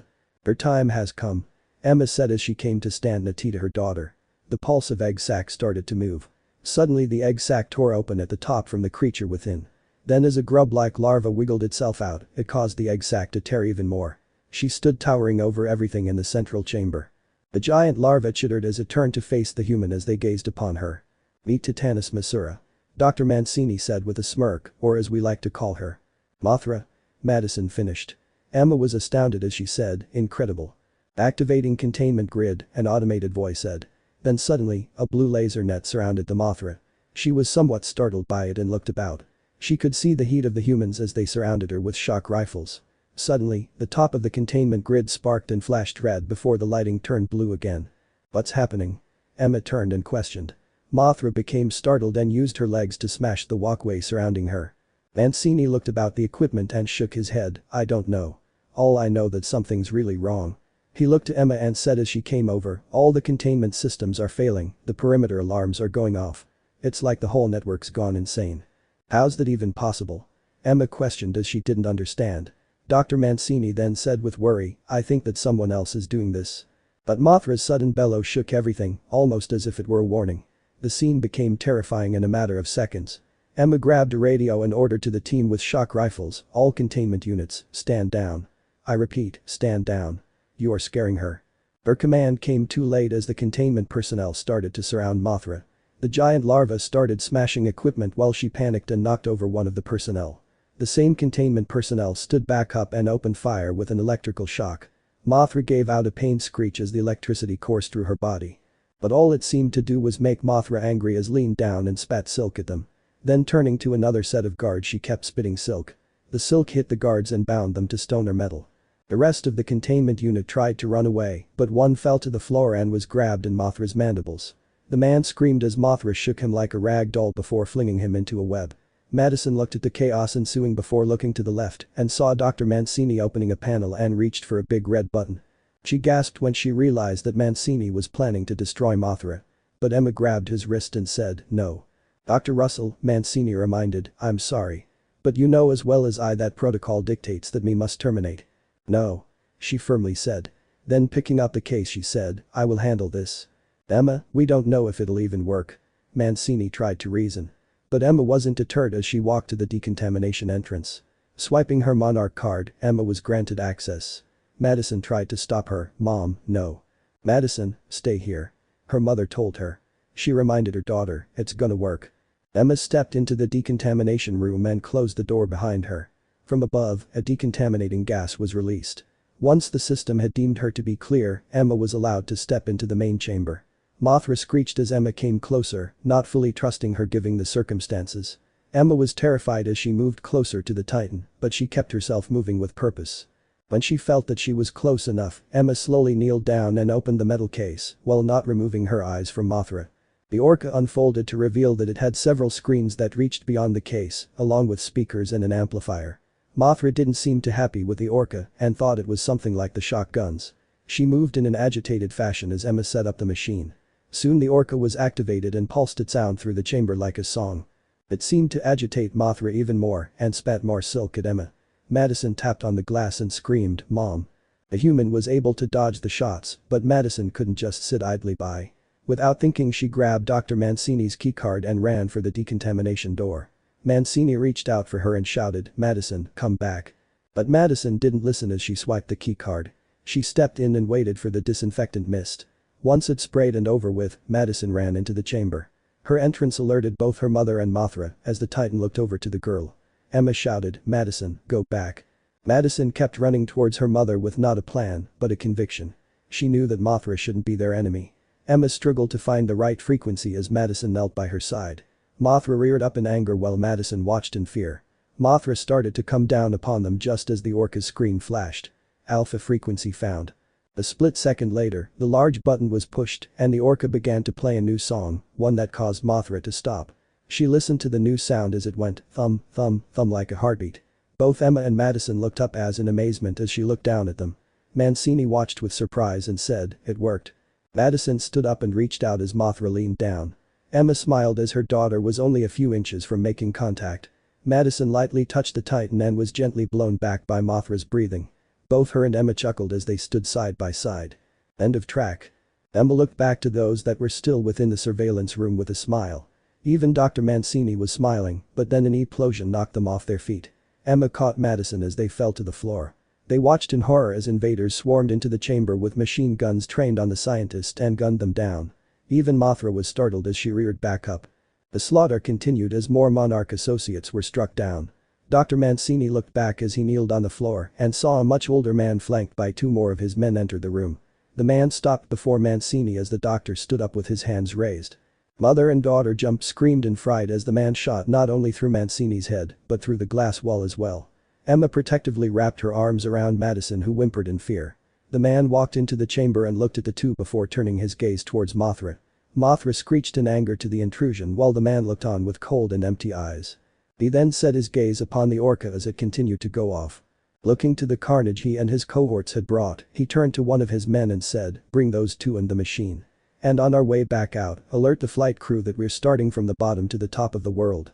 "Yes sir," the soldier said while two other soldiers flanked Emma and Madison. Mount Everest's peak. Q&E pected bounty track from DPS Broly. Thanks to his ability to breathe in space, Frieza stood at the highest point above the world. As he knew that Goku was more than likely to have followed him here, but Frieza didn't have time to worry about the Saiyan at the moment. He was currently tuned into this Earth's radio frequency with his scouter. The White Tyrant could hear an interesting conversation going on. The boss says he's got what he needs to wake the Titans. He wants us to be ready to take off. Our orders are to head to Monarch Outpost 32. Roger that. Another voice acknowledged. Frieza pressed a few buttons and grinned at the results. It seemed this scouter was filled with all sorts of neat upgrades, as it came with a holo image display. The scouter pulled up a map that represented this universe's Earth. It displayed a few locations throughout this world and showed him where to find Outpost 32. It didn't take him very long and saw it at the bottom of the world. With a sigh he said, though it is unnatural of me to request the aid of humans, they seem to know this world far better than I do. He smirked as he thought, perhaps this group can point me in the right direction to the destroyer of destroyers. He pressed a button to retract the holo image. Igniting his magenta aura, Frieza took off to the sky as he had a destination in mind. End of track. Goku still walked through the town as he still had no clue about what to do. He was still worried about having Frieza here in this universe and on this Earth. As he passed by a TV shop and looked at the screens. Few memories of San Francisco track from Godzilla, King of the Monsters. What he saw was the destruction of a few cities. Goku said to himself, man, that must have been one fierce battle. Goku was shown how the people of this world were angry with those people of the butterfly people. The screen switched to an image with two giant-looking creatures with red eyes, long limbs, and one of them was smaller and had bat-like wings on its back. A news reporter flickered on and said, thousands had gathered in the Bay Area last night to honor the victims of the 2014 attacks. It was part of a wave of memorials and protests demanding that the secretive monster hunting organization known as Monarch be held accountable. The television showed a video of people standing and mourning over the loss of loved ones. Goku felt a little sympathetic for those people as he continued to watch. The recent spike in mass die-offs in the world's oceans, another reporter said, could be caused by the efforts to locate and track Godzilla. Goku's eyes widened in shock when the television showed a short video of Godzilla. He saw that it was a giant reptilian beast with a square-shaped head, large dorsal fins on his back. He was caught off guard when it showed footage of him using fire from his maw. He listened in as a third lady said, the top leaders of the mysterious Monarch organization will face another intense grilling as the government continues to push for the extermination of the Titans. There are rumors that say that Monarch are hiding even more creatures discovered since the attacks of 2014. End of track. Goku began to think that maybe this Monarch could help him. The television showed an image of a man and a woman walking into a building. Goku got a good look at them as it underlined the names under the two people. Dr. Ishiro Serizawa and Dr. Vivienne Graham. He turned and saw a man in a blue uniform walking by. Holding his hand up he walked to him and said, yo, mister. The policeman looked at Goku and said, yes sir. What can I do you for? Do you know where I could find this Dr. Serizawa guy? Goku asked while scratching the side of his head. The policeman said, last I heard he and his assistant were going to a Senate hearing at the Senate hearing building not far from the White House. So he's near the giant White House that's behind the tall pillar? Goku asked to recap. The cop nodded and said, have a nice day sir. The policeman walked off whistling to himself. Goku was about to take off when he realized something. He turned around and shouted, hey, wait. I don't know what the Senate hearing building looks. He found that the policeman was already rounding a corner, like. But the Saiyan of Earth lifted off the ground and flew back towards the White House. Goku landed on top of the pillar and looked about. He saw that there were a few buildings that looked really big besides the large White House. Then he snapped his fingers and said, I know. I'll try really hard to locate his energy and go from there. Closing his eyes, Goku began to feel around for Serizawa's energy. He quickly looked about most people within the fancier buildings. Then looking another building, he could see a mental image of the man he was looking for. Goku placed two fingers on his forehead and disappeared using instant transmission. Godzilla roared as he rammed into the female Muto and knocked her onto her back. It turned out to be video as the feed cut to Godzilla using his atomic breath on the Muto. The man who was showing the video said, what we are witnessing here, senators, is the return of an ancient and forgotten super species. He stood between his fellow Monarch comrades and a few higher-ups from the military, including Admiral Stenz. Before them however, sitting at a semicircle table were a group of senators of the United States. The man, Dr. Sam Coleman, continued as the screen showed each of the Titans, Godzilla, the Mutos, Kong. We believe that these Titans and others like them provide an essential balance to our world. Then he pointed out, and while some may pose a threat, we at Monarch are uniquely prepared to determine which of the Titans are here to act as threats and which are here to protect us. Thank you for the 5th grade history lesson, Mr. Coleman. the head senator said from her seat in the middle of the table. But then she said, but we still haven't heard one good piece of evidence why Monarch shouldn't fall under military jurisdiction. Sam returned to his seat as she continued, or why these creatures shouldn't be terminated. As Dr. Serizawa looked to the general, she reminded, Monarch was tasked with finding and destroying these radioactive monsters. But you either can't or won't tell us how many there are or why they're showing up. Then she suggested, so, maybe it's time for the military to put them down. Goku reappeared in the same building that Dr. Serizawa was in, but found himself in a long corridor. He could hear voices coming from his left and saw that the double doors were slightly open. As he walked towards them, he could hear an aged man's voice say, killing them would be a grave mistake. Goku looked into the room to see the man addressing a woman in the middle of a lot of other people. They returned because of us. It was our atomic testing that had awoken Gojira. And other creatures like the Mutos from strip mining and seismic surveys. But he sounded firm when he said, they are animals rising to reclaim a world that was once theirs. It almost sounds like you're protecting them, Dr. Serizawa. The lady said. As if you truly admire them. I admire all forms of life, whether it be man or titan. Serizawa replied. The head of Monarch stood up and spoke his piece, Senators, if we hope to survive in this changing world, we must find ways to coexist with titans. With Gojira. Knowing that he's the Dr. Serizawa he was looking for, Goku opened the door and said, excuse me, Dr. Serizawa. All eyes looked to the Saiyan as he walked into the room. The head senator looked to Goku and said, Sir, this a private hearing. You're not supposed to be in here. How did you get in here? The general questioned. Goku looked to the older man and said, well, the front door was slightly opened, but if you meant how I got in the building, I just my instant transmission technique. Everyone in the room gave him odd looks. The head senator looked to the guards and said, get this man out of here. The guards nodded and moved towards Goku. But he raised his hands and pleaded, no, wait. I really need Dr. Serizawa's help. What kind of help? And may I ask for your name? Dr. Serizawa asked as he and Vivienne stood up. Goku moved between the two guards and said, well, my name is Son Goku. And I know that this is gonna sound weird, but I came from another universe chasing after an evil space pirate named Frieza. I was wondering if you could help me find him before he does something that could lead to disaster. Bashiro and Vivienne looked to one another before looking at Goku as if he were crazy.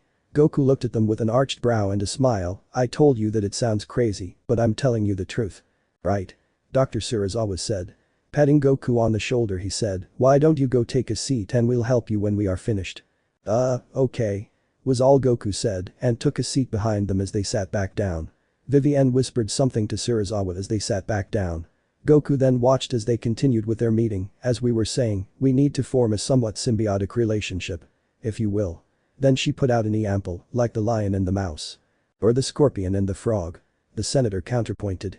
Goku leaned forward and whispered, why do they keep talking about animals?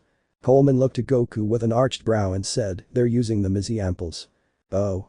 Goku said as he somewhat understood. The head senator asked, so you'd want to make Godzilla our pet? No. Dr. Serizawa said, we would be his. This caused all the senators to laugh as they thought it was ludicrous. The man Natita the general placed his head in his hand. Goku raised an eyebrow and said, I don't know about much of this world, but it might be worth a chance if you could live in peace with those Titan guys. Everyone looked at him with questioning looks before turning back around. Vivienne's cell phone went off as Dr. Coleman nervously chuckled and tried to make it sound different, no. No, actually. That's not what Dr. Serizawa was meaning. Vivienne looked down to her phone and was shocked by something before showing it to Dr. Serizawa. Goku looked over to the two scientists and noticed that something was wrong. She whispered to her colleague, we have to go, now. Both Monarch leaders stood up from their seats and began walking out.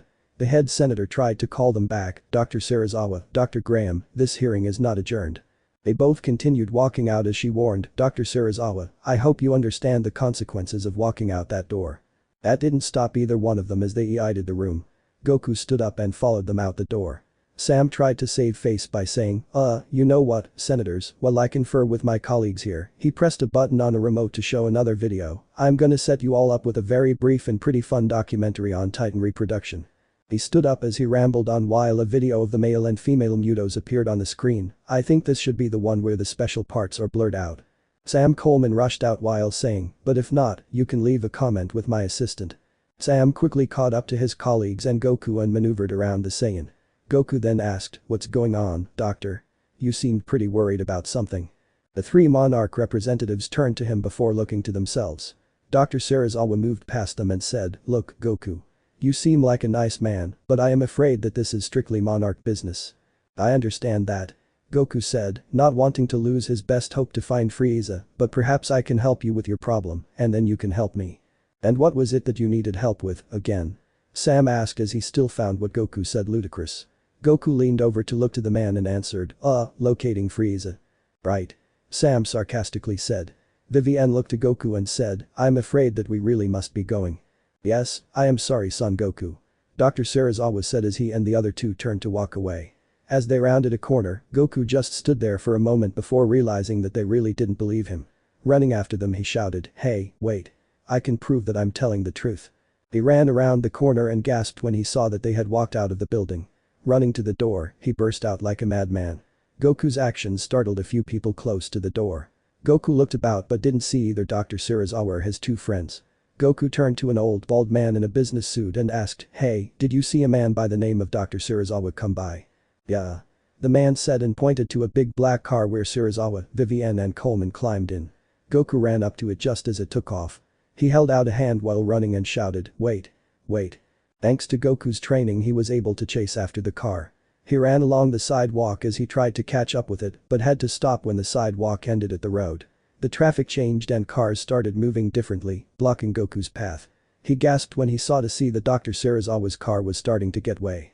Looking to his left as more vehicles came by and saw a big red bus with 2 floors looking to turn in the same direction as Serizawa's car. Waiting for the right moment, Goku waited until the bus was close enough and leapt high into the air, startling some of the civilians. They watched in awe as he landed on the bus as it was moving. Goku held on to the rim of the bus as it swerved to the left. Goku noticed that the bus was far behind the car with the 3 monarch scientists. He became nervous when they turned to the right and jumped off the top of the bus. He grabbed onto a lamppost and dropped down on the ground and took off running again. Goku watched as the car went inside of a gate. A soldier rolled the gate closed. He looked up to see that it had barbed wire along it.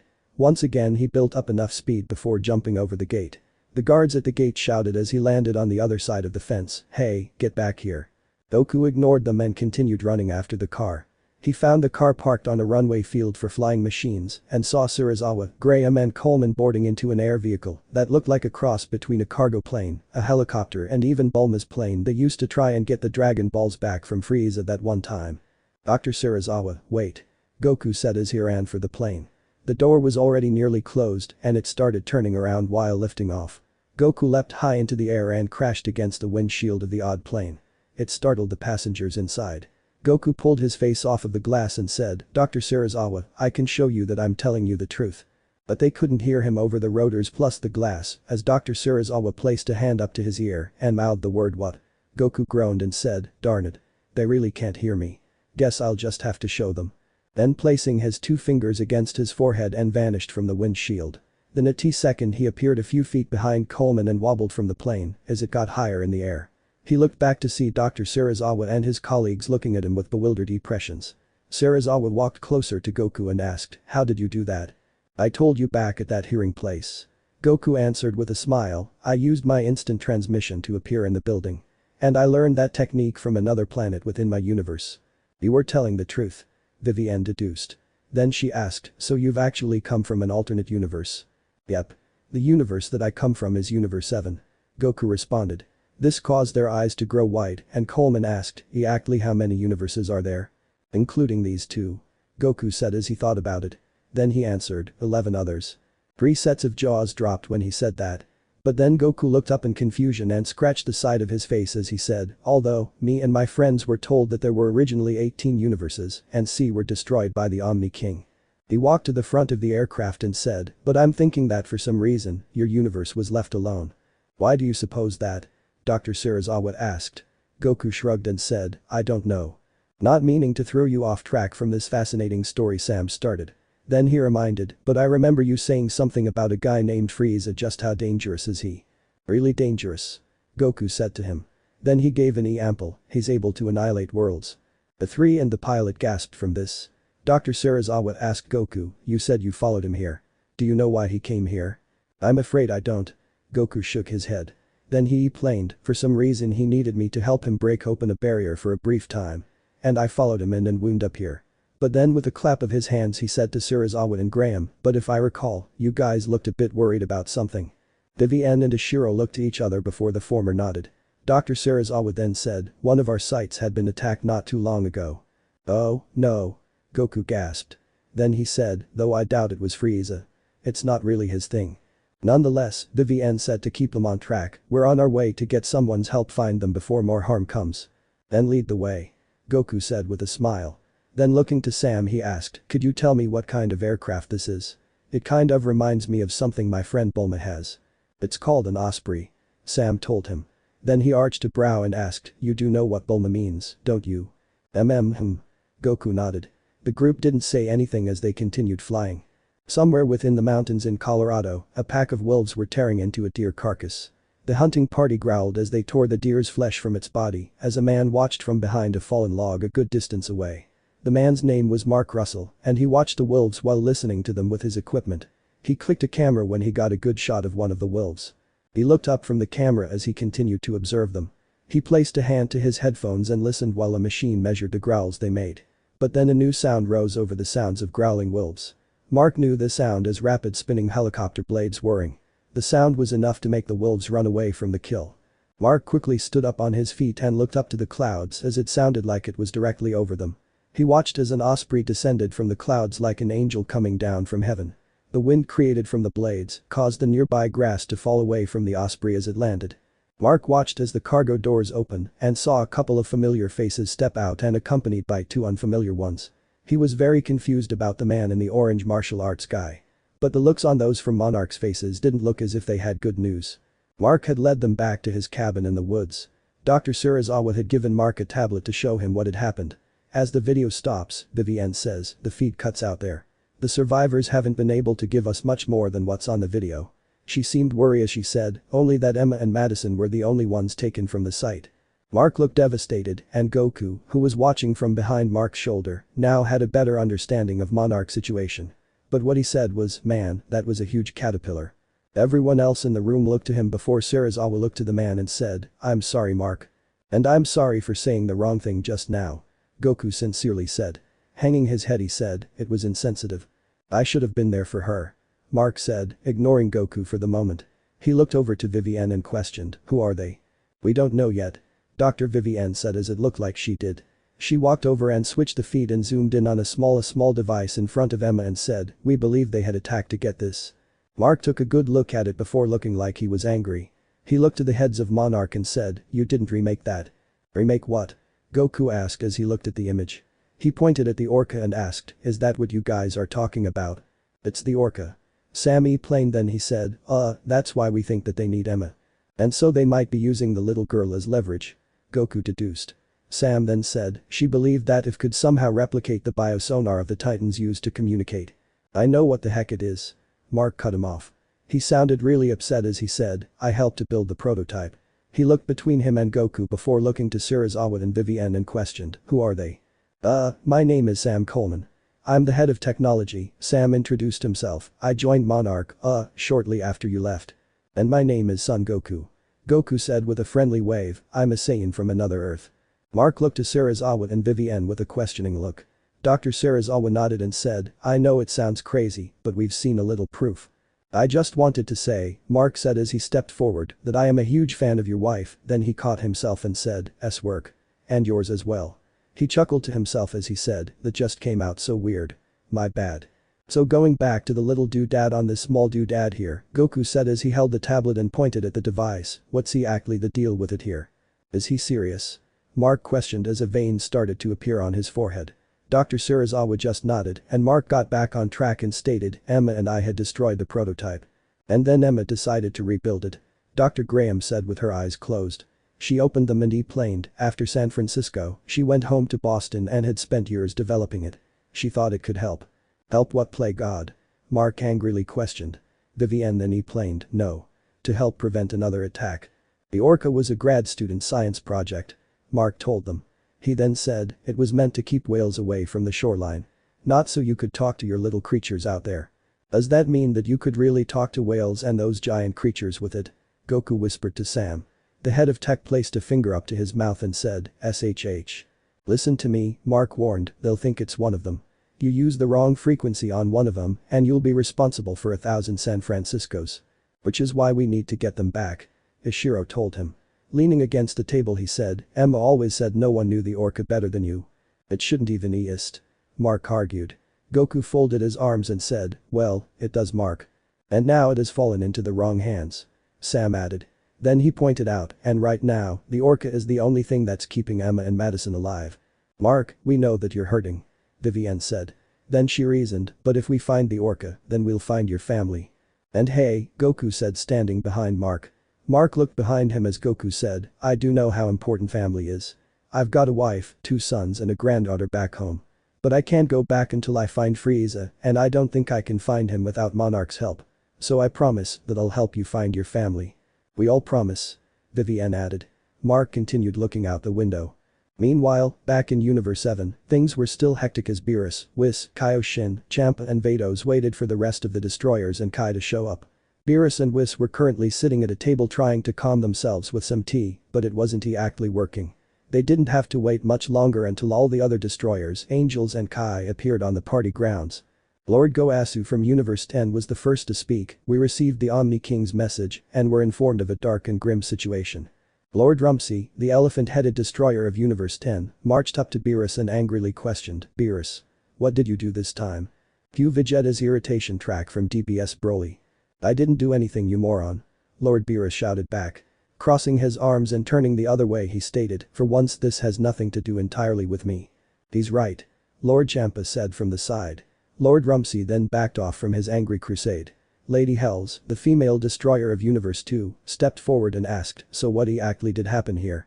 Beerus sighed and said, to simply put it, Frieza, whom you all saw at the Tournament of Power, was able to break the time and space barrier to the Forbidden Universe. This caused all of the gods from the other universes to gasp in shock and horror. Angel Guide Margarita of Universe 11 then asked, do you think he plans to release that monstrosity back into the 12 of our universes?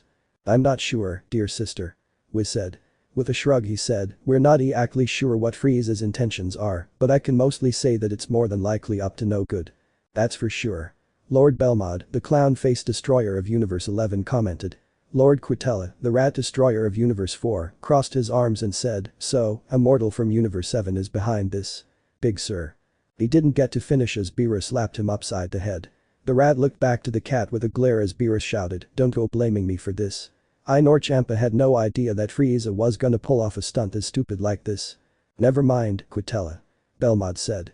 With a wave of his hand he said, continue with your story, Beerus. After that jerk Frieza went through the barrier, the Saiyan known as Goku went in after him. And then the gate closed back again. Beerus finished. Lord Sidra, the destroyer of universe, threw his head back and commented, why did that infernal universe have to be the one to survive?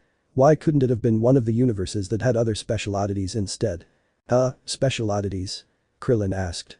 Sidra froze and slowly turned to his fellow deities. Lord Belmod nodded and waved his hand to his fellow destroyer, go ahead Sidra. You got started so you might as well finish. Heh. Sidra chuckled and said to the Universe 7 Earthlings, the other 5 universes were special enough as one had sea items that could control the very fabric of reality, another had a universe filled with people who had amazing abilities, especially on their Earth. There was one universe had a world populated with talking equines, and there was also one that was separated by magic. I kind of forgot what that final universe was like. Okay, then. Tien said as he honestly didn't expect universes like that. Kaioshin then said, we were told from the Grand Priest that we are to go to the Forbidden Universe and retrieve Goku and Frieza without causing a disturbance. Lord Jean, the aquatic destroyer of 12, looked in shock as he said, Grand Zeno is fine with us going back after declaring that it was off limits. And we're risking our lives for a couple of mortals. And to make sure that he doesn't return. Vados added. Lord Moscow, the mechanical destroyer of Universe 3, beeped something. His angel guide Campari then translated, Lord Moscow says that if it is approved by Grand Zeno himself, then he's willing to go through with it. So, when do we leave? Belmod asked. Whis then said, unfortunately, seeing as how the gate here has already been opened and closed, we must wait exactly a few hours or so before applying the ritual for the gate. End of track. This caused Quitella to groan and a vein sprouted on his temple. He then commented, we don't have time to wait for this nonsense. I'd rather get this done and over with. I have to agree with the rat here. Hell said. She flipped her hair as she said, I have much more important things to do. What? Like keep that rat's nest of yours groomed? Lord Rumsey mockingly questioned. This caused both destroyers of universes 2 and 4 to glare at the 10th universes. Both Beerus and Champa stepped between them and the former said, "Knock it off, you three. We don't have time for this." The adventure begins. Soundtrack from DPS Broly. Is there any other way we could get to the Forbidden Universe? Bulma asked from the sidelines. All the deities and angels look to the blue-haired scientists as Beerus then questions, "What? What do you mean we?" "Obviously, we're coming too," Kai Kai said with her hands on her hips. Kaioshin shook his head and said, "Absolutely not. This is strictly Destroyer and Supreme Kai business. Or deity business if you prefer." "Hey!" Kai Kai shouted as she marched up to the Kai. Kaioshin looked a little nervous when she got in his face and said, "My husband is stuck in some alternate universe, probably confused, and I am going to go and find him. Do you understand?" Kaioshin didn't say anything as she walked off to the side and stood by Gohan and Goten. Rumsey leaned to Goasu and said, "Universe 7 female mortals can be terrifying." Lord Goasu just nodded in agreement. Kai Kai's enraged face softened a bit as she waited to see what they would do. Gohan then took his mother's arm and said, "Mom, maybe it's best if you stay here and wait for us to come back." "What are you saying?" Kai Kai asked as she looked her eldest child in the eye. Gohan took in a deep breath and said, "Look, they're going to a dangerous universe, and I doubt that they need to be worried about anyone while they work." For the record, Quitella commented, "We wouldn't have been that worried for you mortals anyway." This earned the rat a fist to the head from at least 10 fists from 5 destroyers and 5 Kai. Gohan shook his head and turned back to his mother and said, "I promise you that we'll bring Dad back." "We both promise." Goten added as he stood by his older brother. Gohan looked down to his sibling and said, "No, Goten. You're staying here where you can help protect Mom." "What?" the younger half-Saiyan questioned as he looked up to Gohan. But Gohan remained firm as he said, "No buts. You're staying here where I know you'll be safe." He looked over to Bulma and said, "And I think the same should go for Trunks, too." What? Trunks shouted as he ran forward. Bulma sighed and said, "I guess that it makes sense." "How come you and Dad get to go, but I can't?" Trunks angrily questioned. Bulma looked down to her oldest child and said, "Because I'm your mother and I said so." Trunks and Goten just pouted and walked away from the group.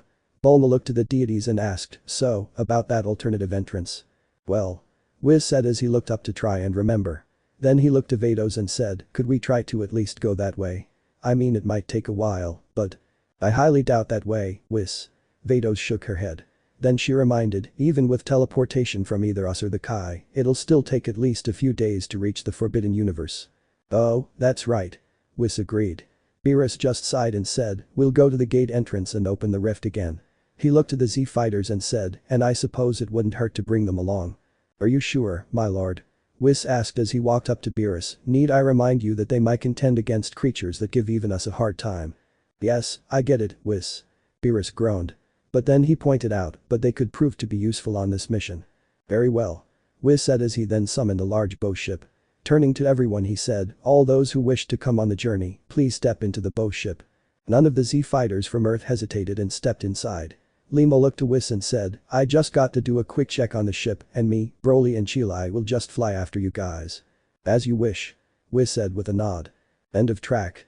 While the older fighters prepared themselves, Goten and Trunks were currently hiding on the other side of Limo's ship. Trunks had also called Mai, Pilaf and Shu to come as well.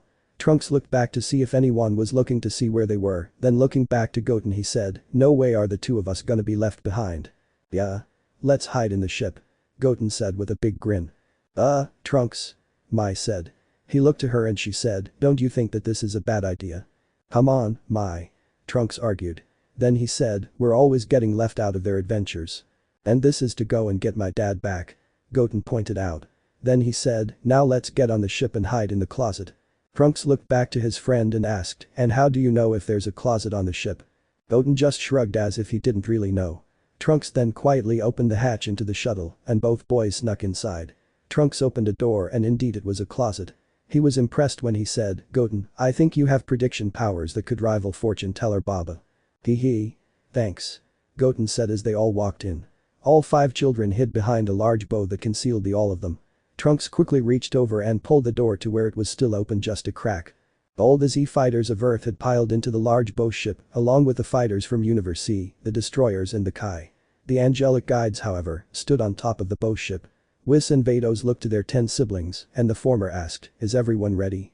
"Let's get on with it, Whis," their brother Korin said with a small smirk. Whis said nothing more as the angels started the bow ship. It levitated off the ground and flew to the side of Goku and Frieza's battle. The kid slightly gasped as Limo's ship took off as well. Dr. Sarazawa's Osprey continued to fly through the air as they made their way to the base. Dr. Graham was sitting with Mark near the back as they continued to fly. Goku sat on the other side of Osprey's seats. Vivienne asked him, when was the last time you spoke to Emma? About 3 years ago. Mark said as he remembered. He told a little of his life story. After what happened in San Francisco, we moved back to Boston. Vivienne and Goku listened closely as he said, we tried to put the pieces of our life back together. Emma dealt with it by doubling down on saving the world and started drinking and fell even more apart. He looked to Vivienne and said, I can't tell you how much I hated myself for letting Maddie see me that way. I had a period when I spent time away from my boys. Goku said as he walked over. He sat in a tea to Mark cross-legged and said, you see a few years ago, I had died and gone to Otherworld. Mark and Vivienne looked to him as if he were crazy again. Goku raised his hands and said, listen, I know how it sounds, but I wouldn't be telling you this if it wasn't true. Then he continued, I missed out on 7 years of my kids' lives. And know that I think about, I'm actually wishing that I could have been there for them. The Saiyan looked to Mark and said, but we can't let our past affect our future with our kids. He's right, Mark. Vivienne said with a smile. Their attention was taken when Sam said, you guys mind if we cut in here? Both he and Dr. Sarazawa walked over to them as Sam handed Mark the tablet again, it's just that you're gonna wanna see this. Mark took the tablet and looked at it as Sam said, Emma combined the bioacoustics of different titans to create the Orca's signal. Mark flipped through images of different titans, while Goku got a good look at the files, a sort of baseline frequency that all the creatures respond to. Attracting them, repelling them and even calming them down at times. He chuckled when he said, it's pretty remarkable actually. That is actually pretty neat. Goku said. Then he scratched his head as he said with a big grin, even though I only caught on to every other word in that. Sam sighed as his head and hands went limp and hung there. Dr. Graham then said, the problem is we don't know which titans she combined. But if you can identify those frequencies, we'll be able to track the Orca and find Emma and Madison. Mark continued scrolling through the various titans and noticed that there were a lot. Goku then commented, there sure are a lot of them. Yeah, no kidding. Mark said as he looked to them and asked, how many of these things are there? 17, Ishiro said. Then he added, and counting after Gajira. 17. Goku asked as he was surprised. Then he commented, that's almost the number of universes that he listed. All three of them looked to him, and he nervously chuckled before saying, it's kind of a long story. Seriously, 17? Mark questioned. Vivienne then said, most of them were discovered in deep hibernation. While others we've contained at top secret sites around the world. Why were they hibernating? Goku asked. Dr. Sarazawa then said, to basically put it, Son Goku, the Titans had gone into hibernation when a special food supply became short. Oh. Goku said as he somewhat understood it. Then he asked Vivienne, where are they all located? He looked down at the screen as he saw where they were as she said, they're in places like Cambodia, Mexico, Skull Island. We even found one in the state of Wyoming. They're everywhere. Heh. Surprised there isn't one on the moon. Goku joked. They ignored him as Mark questioned, why don't you kill them? The government wants to. Dr. Sarazawa said. Goku's head perked up and he said, I remember that. That lady was talking about doing something like that. He looked to Sarazawa and asked, why do they want to destroy these things? They are afraid. And they do have their reasons. Dr. Sarazawa said. But then he provided a counterpoint by saying, but Emma and I believe that some are benevolent. Mark took in a deep breath and said, don't kid yourself. How come you have such a grudge against these? Goku paused as he thought of the word. Sam waited for a minute before helping, Titans. Yes. Goku said with a snap of his fingers. He looked between Ishiro and Vivienne and said while rubbing the back of his head, sorry. It took me a minute to remember. But before Mark could answer Goku's question, a beeping sound came from the cockpit. Sam then said, hey, look at that. We're here. Where is here, exactly? Goku asked as he and Mark moved toward the cockpit. When they looked out the windshield and watched as they moved through the clouds and a massive oil rig came into view. Goku looked in curiosity as he noticed that it sat in the middle of the ocean.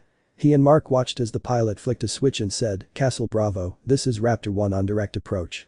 You welcome to Monarch track from Godzilla, KOTM. The Osprey come around the left side of the oil rig. A man on the other end of the radio then said, Raptor 1, you are cleared for assisted descent to pad 4. Goku held on tight when it turned and tried to keep his balance when the Osprey started to descend down to the platform.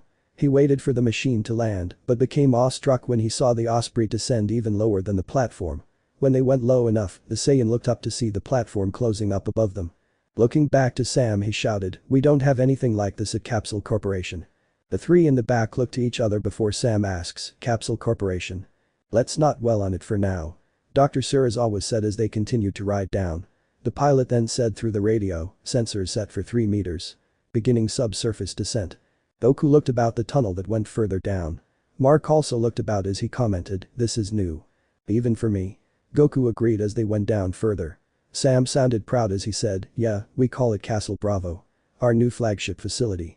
As they came down to where the magic happens, Goku saw a giant head of one of the Mutos and pointed, hey, it's one of those giant bug things. Sam nodded and said, yep. Anyway, this was built to track and study Godzilla on his own turf. I thought he was missing. Both Goku and Mark questioned. Sam gave a chuckle and said, well, only if you don't know where to look. I guess so. Goku said with a laugh. The Osprey soon landed as another set of bay doors above them closed. Goku then noticed how most of the ceiling and walls were actually made out of stone. Looking to Sam he asked, what's up with all the rocks? Well, Sam explained, Castle Bravo was built right into a continental shelf. The stone makes a great foundation to keep Castle Bravo from falling. The Osprey then landed on the pad and the cargo door opened. Goku followed the Monarch team and Mark through the base. They soon came into what appeared to be a conference room that was filled with soldiers and scientists. Dr. Graham got right down to it and showed an image as she said, as you know, at approximately 700 hours, our containment site in China's Yunnan rainforest was raided. The image switched to a video feed of Mothra where she was in the middle of a waterfall, the specimen code named Mothra escaped. Only to cocoon herself later under a nearby waterfall. The larva indeed was between the drop-off of the falls and the bottom as she started to cocoon herself.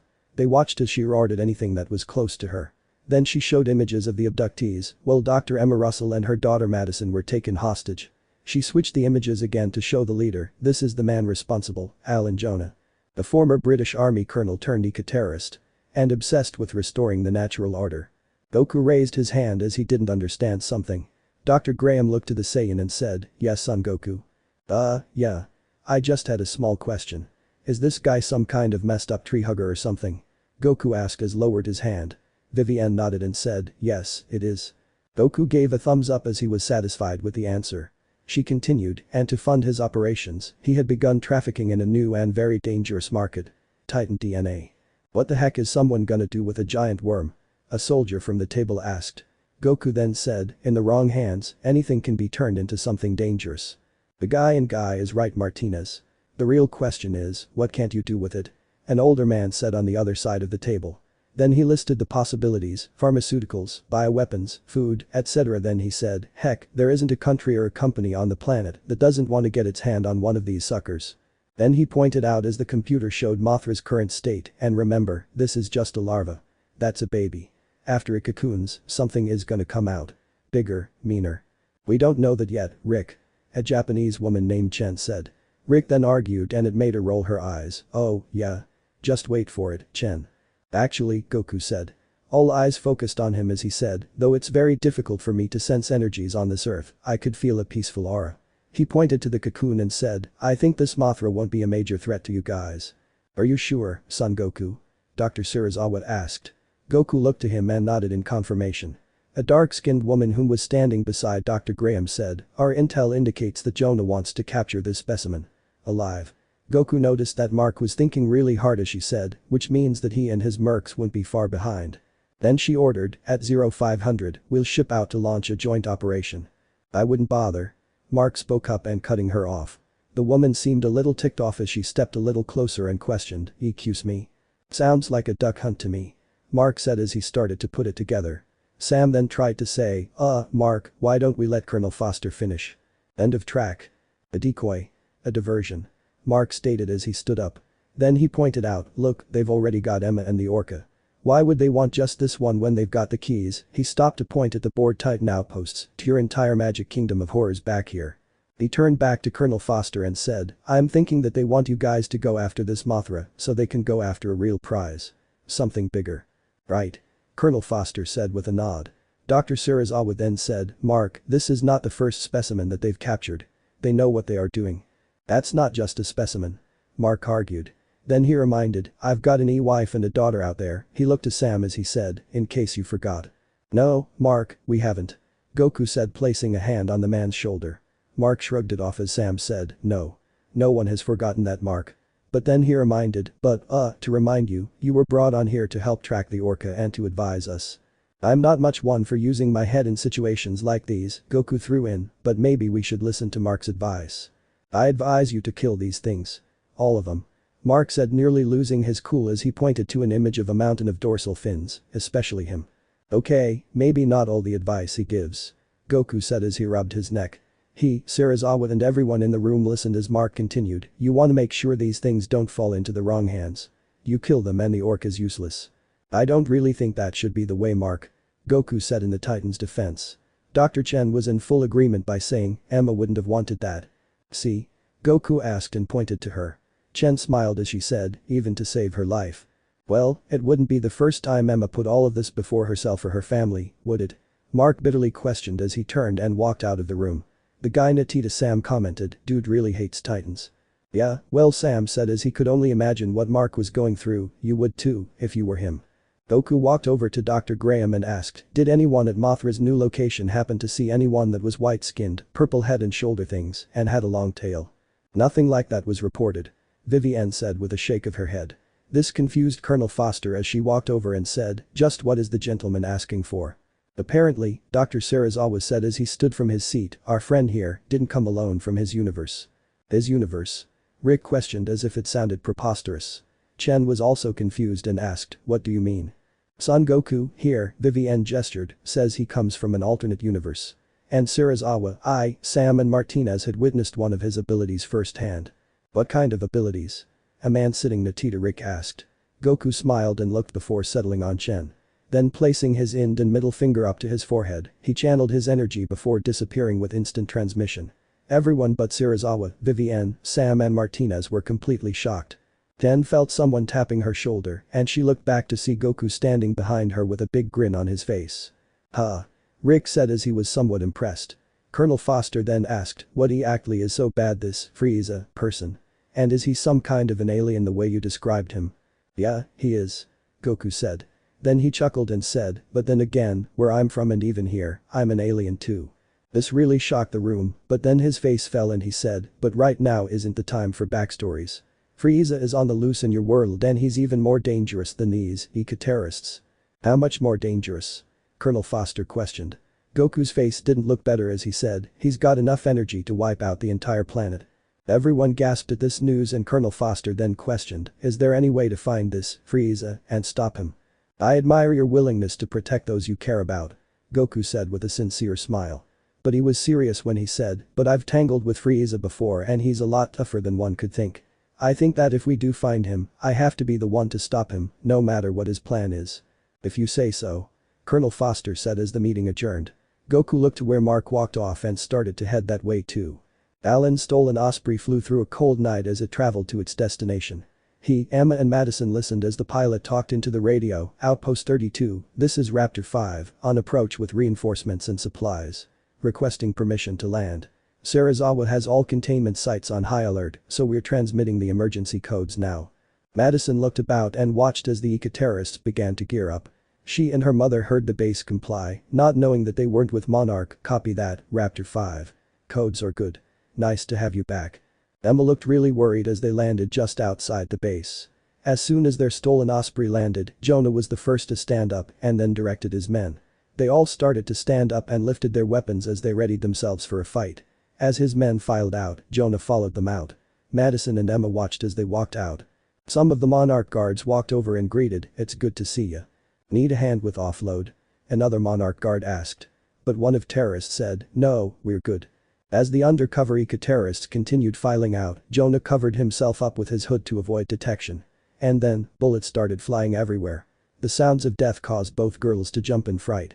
Emma and Madison could hear the screams of those being attacked. As it started to die down, Madison said, I'm scared. I know. Me, too. Emma said, feeling the same feelings as her daughter. They turned to the opening to see Jonah and one of his men come back in. Standing on the opposite side to watch their movements, Jonah took a deep breath before he ordered, okay. Let's go. Before they walked out of the stolen Osprey, Jonah looked to the pilot who had been told to stay where he was in case of an emergency. He then ordered, use the secret frequency to inform the others that we've taken the outpost. Yes sir. The pilot said and began tuning for the right frequency. Jonah, Emma, Madison and the guard eyed the Osprey as he found it. Then placing a headset to his ear he said, attention all units. Monarch Outpost 32 has been taken. I repeat, Monarch Outpost 32 has been taken. Frieza heard on the scouter. He was currently flying out over the ocean. With a grin he said, most excellent. I had better pick up the pace if I'm not to miss out on all the fun. With a wicked chuckle he put himself into high gear and flew much faster. Goku rounded a corner and saw Mark sitting in an office looking at a screen and looking at something. He came a little closer and heard a woman talking, we have a grisly situation up here in the attic. He stepped closer to see Mark looking at a recording as he heard the man's voice say, come on Andrew. Andrew. I've come to eat your horses. A young boy said in the recording. Goku stepped in the doorway and then said, so, those are your kids. Mark paused the video and looked back at the Saiyan. Son Goku waited for him to say something. But when he didn't he said, what were you watching? Nothing. Mark said and looked away. Goku stepped into the office and asked, so, I've got to ask. Why exactly do you hate the Titans so much? Because, Mark said as if the question was making him angry, they're taking everything from me, Emma, Madison, my life and Andrew. Who's Andrew? Goku said, not knowing who that was. Mark didn't turn around as he bitterly said, he was my son. Me and Emma lost him in the 2014 San Francisco attack. Goku finally understood what was making Mark so angry. Goku was about to say something when suddenly, the computer started flickering out and the outpost started shaking. They looked about and Goku asked, what's going on? I don't know. Mark said as he stood from his seat. Suddenly, the PA system alerted, all personnel, report to battle stations. Code red. The alarm kept repeating, all personnel, report to battle stations. Code red. All personnel, report to battle stations. Code red. This is not a drill. All personnel, report to battle stations. Code red. Goku and Mark ran down the hall and came up behind Chen. The latter then asked her, what happened? Something's wrong. Chen told them, he's never been this close before. Who? Mark asked, not understanding. Chen then rhetorically asked, who do you think? She then looked to Goku as if he were staring out into space, Son Goku. Is that him I'm sensing? Goku asked and turned to her. Mark looked at him like Goku was crazy and questioned, is that who you're sensing? How can you tell that he's there? Chen asked and stepped closer to the Saiyan. Goku looked back to the wall and said, it's like I'm feeling a great primal power. It feels like it's disturbed, yet not ready to attack yet. He closed his eyes and took a few steps to get a good feeling on the Titan's energy. Goku was amazed from what he was feeling. He opened his eyes as he said, wow. So this is the power of Godzilla. The building continued rumble and the alarms kept blaring as Godzilla got closer. Goku and Chen moved over to Dr. Serizawa and Dr. Graham as the latter looked at a screen. Vivienne looked worried as she turned and said, he's taking out our surveillance drones. Another boom made the building shake again and Dr. Serizawa looked to Rick and asked, trajectory. Straight at us. Rick said as he looked on a monitor, 1,200 meters and closing. Has he ever done anything like this before? Goku asked it too. Vivienne shook her head before saying, he may have known that we were here, but he's never gotten close. G-Team. Colonel Foster shouted as she moved in position, Barnes, Martinez, Hendricks, I want you on those crows now. You heard boss lady. Let's move. Martinez shouted as he and the other two soldiers ran to take their positions. The three soldiers sat in their seats and began pressing a series of buttons. Goku could see on a video screen as several lights on the outside turned on. Then he watched as three giant cannons swerved into place. Martinez and the other soldiers looked ready for a fight as they looked to the screens. The base shields closed themselves as Goku and Mark watched. Goku then commented, they really have a thing for caution don't they? Mark just looked at the Saiyan with an arched brow before focusing back on what they were dealing with. Dr. Serizawa then asked, Dr. Stanton, do you have bioacoustics? Acoustics coming up. Rick said as he pressed the right buttons. They listened as Godzilla's bioacoustics came up. Dr. Stanton sounded a little worried when he said, okay, he's closing. We're at 800 meters. His movements are erratic. Dr. Graham said as she looked at the readings. Mark looked back at her as she said, heart and breathing elevated. Yeah, he's definitely not happy about something. Sam said as they waited to see what he would do. Goku then voiced in his 2 cents by saying, by the way it sounds, it kind of seems like he's getting ready to fight. He may be right, Son Goku. Dr. Serizawa muttered to himself.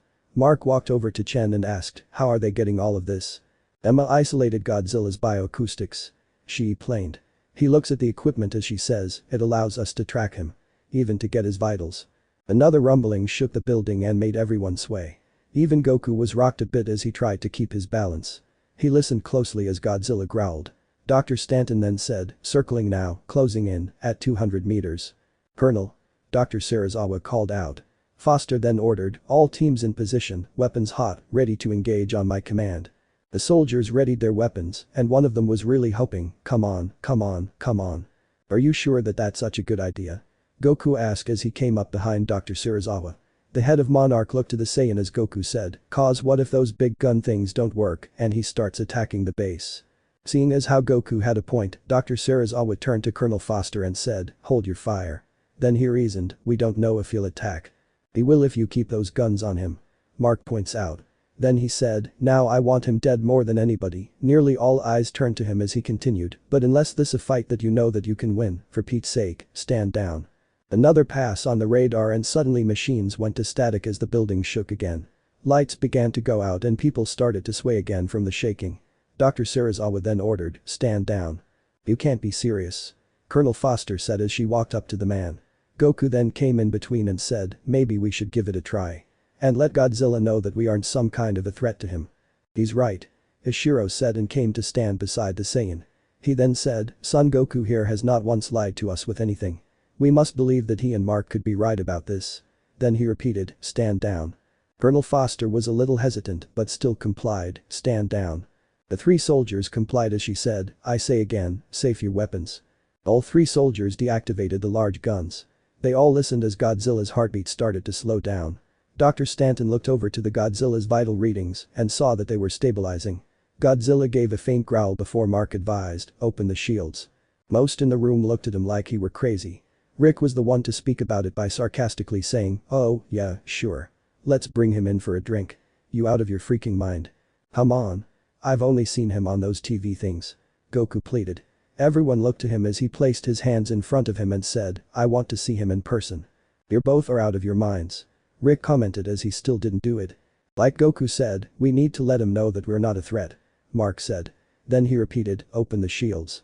Trusting in Mark's judgment, Dr. Serizawa turned to Rick and said with a nod, "Do it." Rick sighed before pressing the button. A second later, the shield in front of them started to open back up. Goku moved around the desk as he watched the shield move.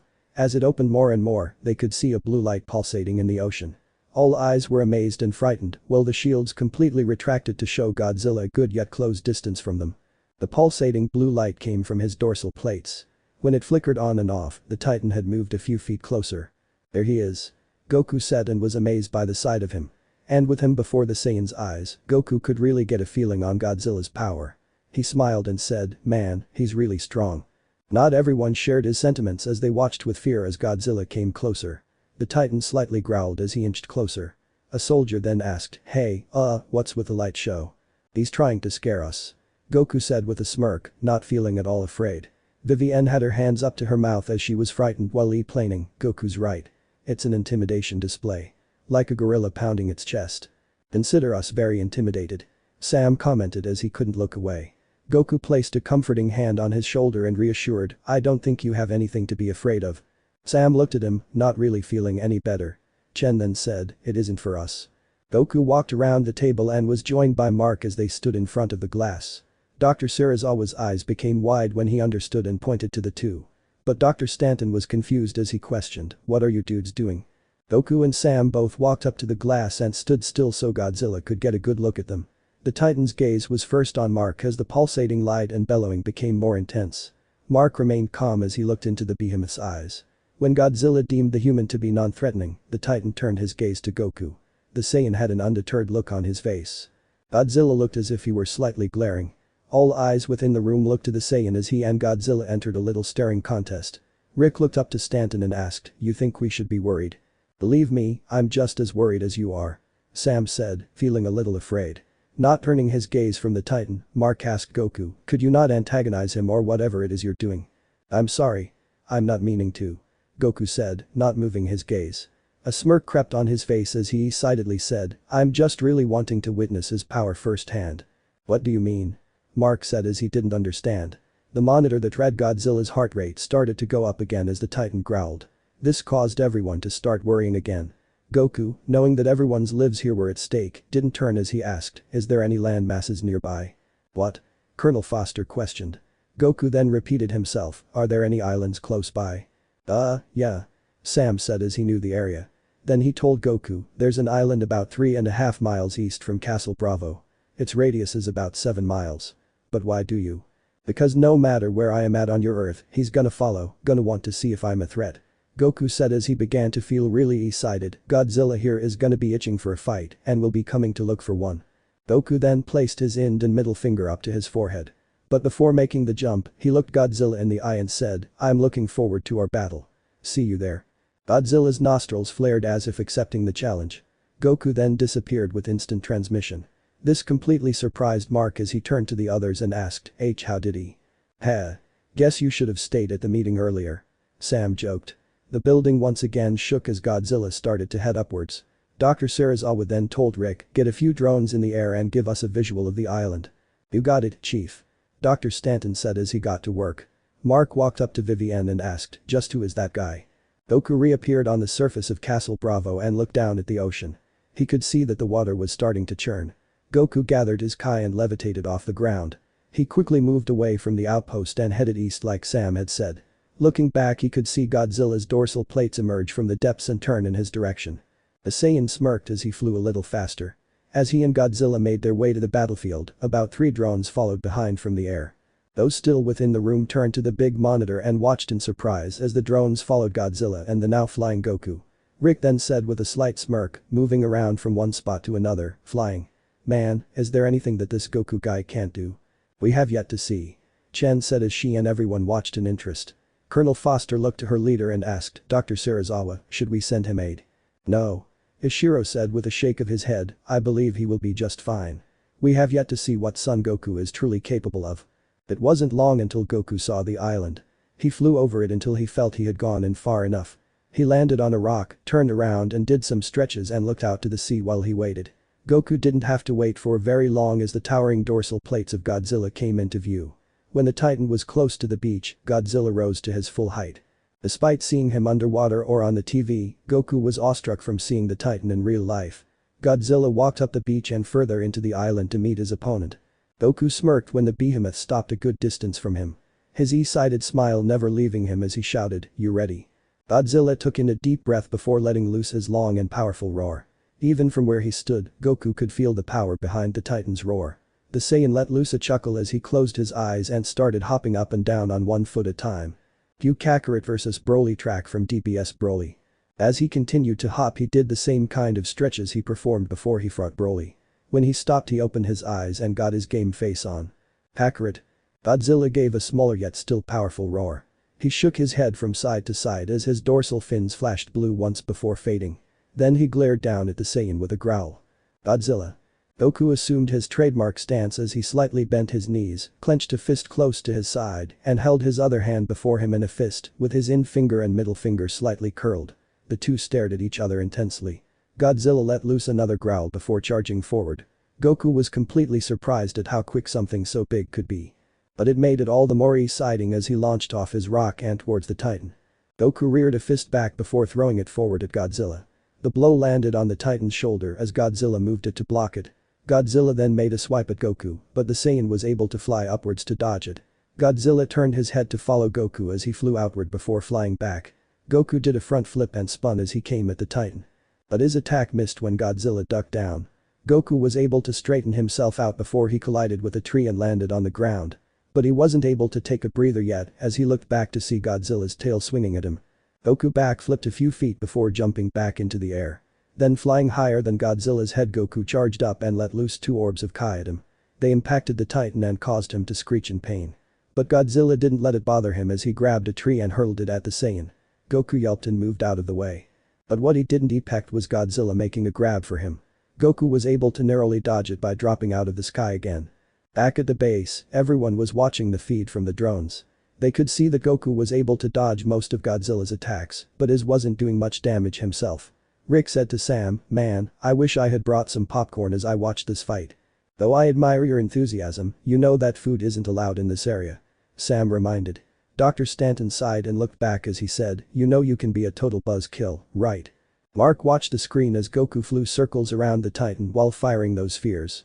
On one hand, Mark was very confused about Goku, but on the other, if he was able to fight Godzilla and maybe beat him enough, then he'd be more than happy to see a Titan fall. Vivienne looked to Dr. Serizawa and said, we knew that Son Goku was capable do things but. We never did imagine that it would be on this kind of level. Dr. Serizawa said as he continued to watch. The head of Monarch wondered just what all Son Goku was hiding. Speaking of Goku, he was having a blast as he jumped out of the way when Godzilla tried to crush him with his tail again. The Saiyan of Earth then jumped high into the air to where he was in front of Godzilla's face.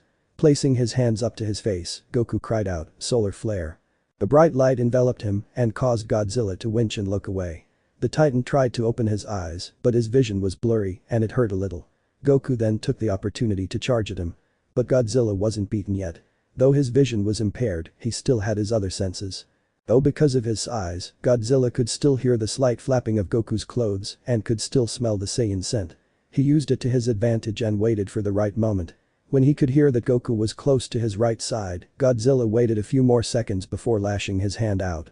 Goku was completely caught off guard when he was swatted away by Godzilla's hand. "Sayonara." Goku yelled as he was sent spinning away from the Titan. Those back at the outpost winced as they watched Goku slam into a few trees. Rick looked to Serizawa and asked, "You still sure that you don't want to send him some help?" Dr. Serizawa only nodded as he continued to watch the monitor.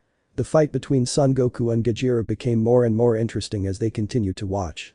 "Go Broly, go. Go. Go Broly, go. Go. Go Broly, go. Go.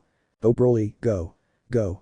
Goku staggered as he stood back onto his feet before twisting himself towards the Titan. Godzilla, who had his sight back, only looked at him with the same gaze as before. "Kakarot."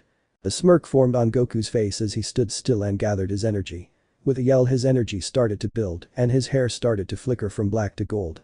Then with a final grunt and burst of power, a golden light enveloped his person. Godzilla winced and turned away from the bright light. When he looked back the Titan's eyes went wide as he saw that Goku had a golden aura and standing blonde hair. Everyone at the base was completely shocked by Goku's transformation.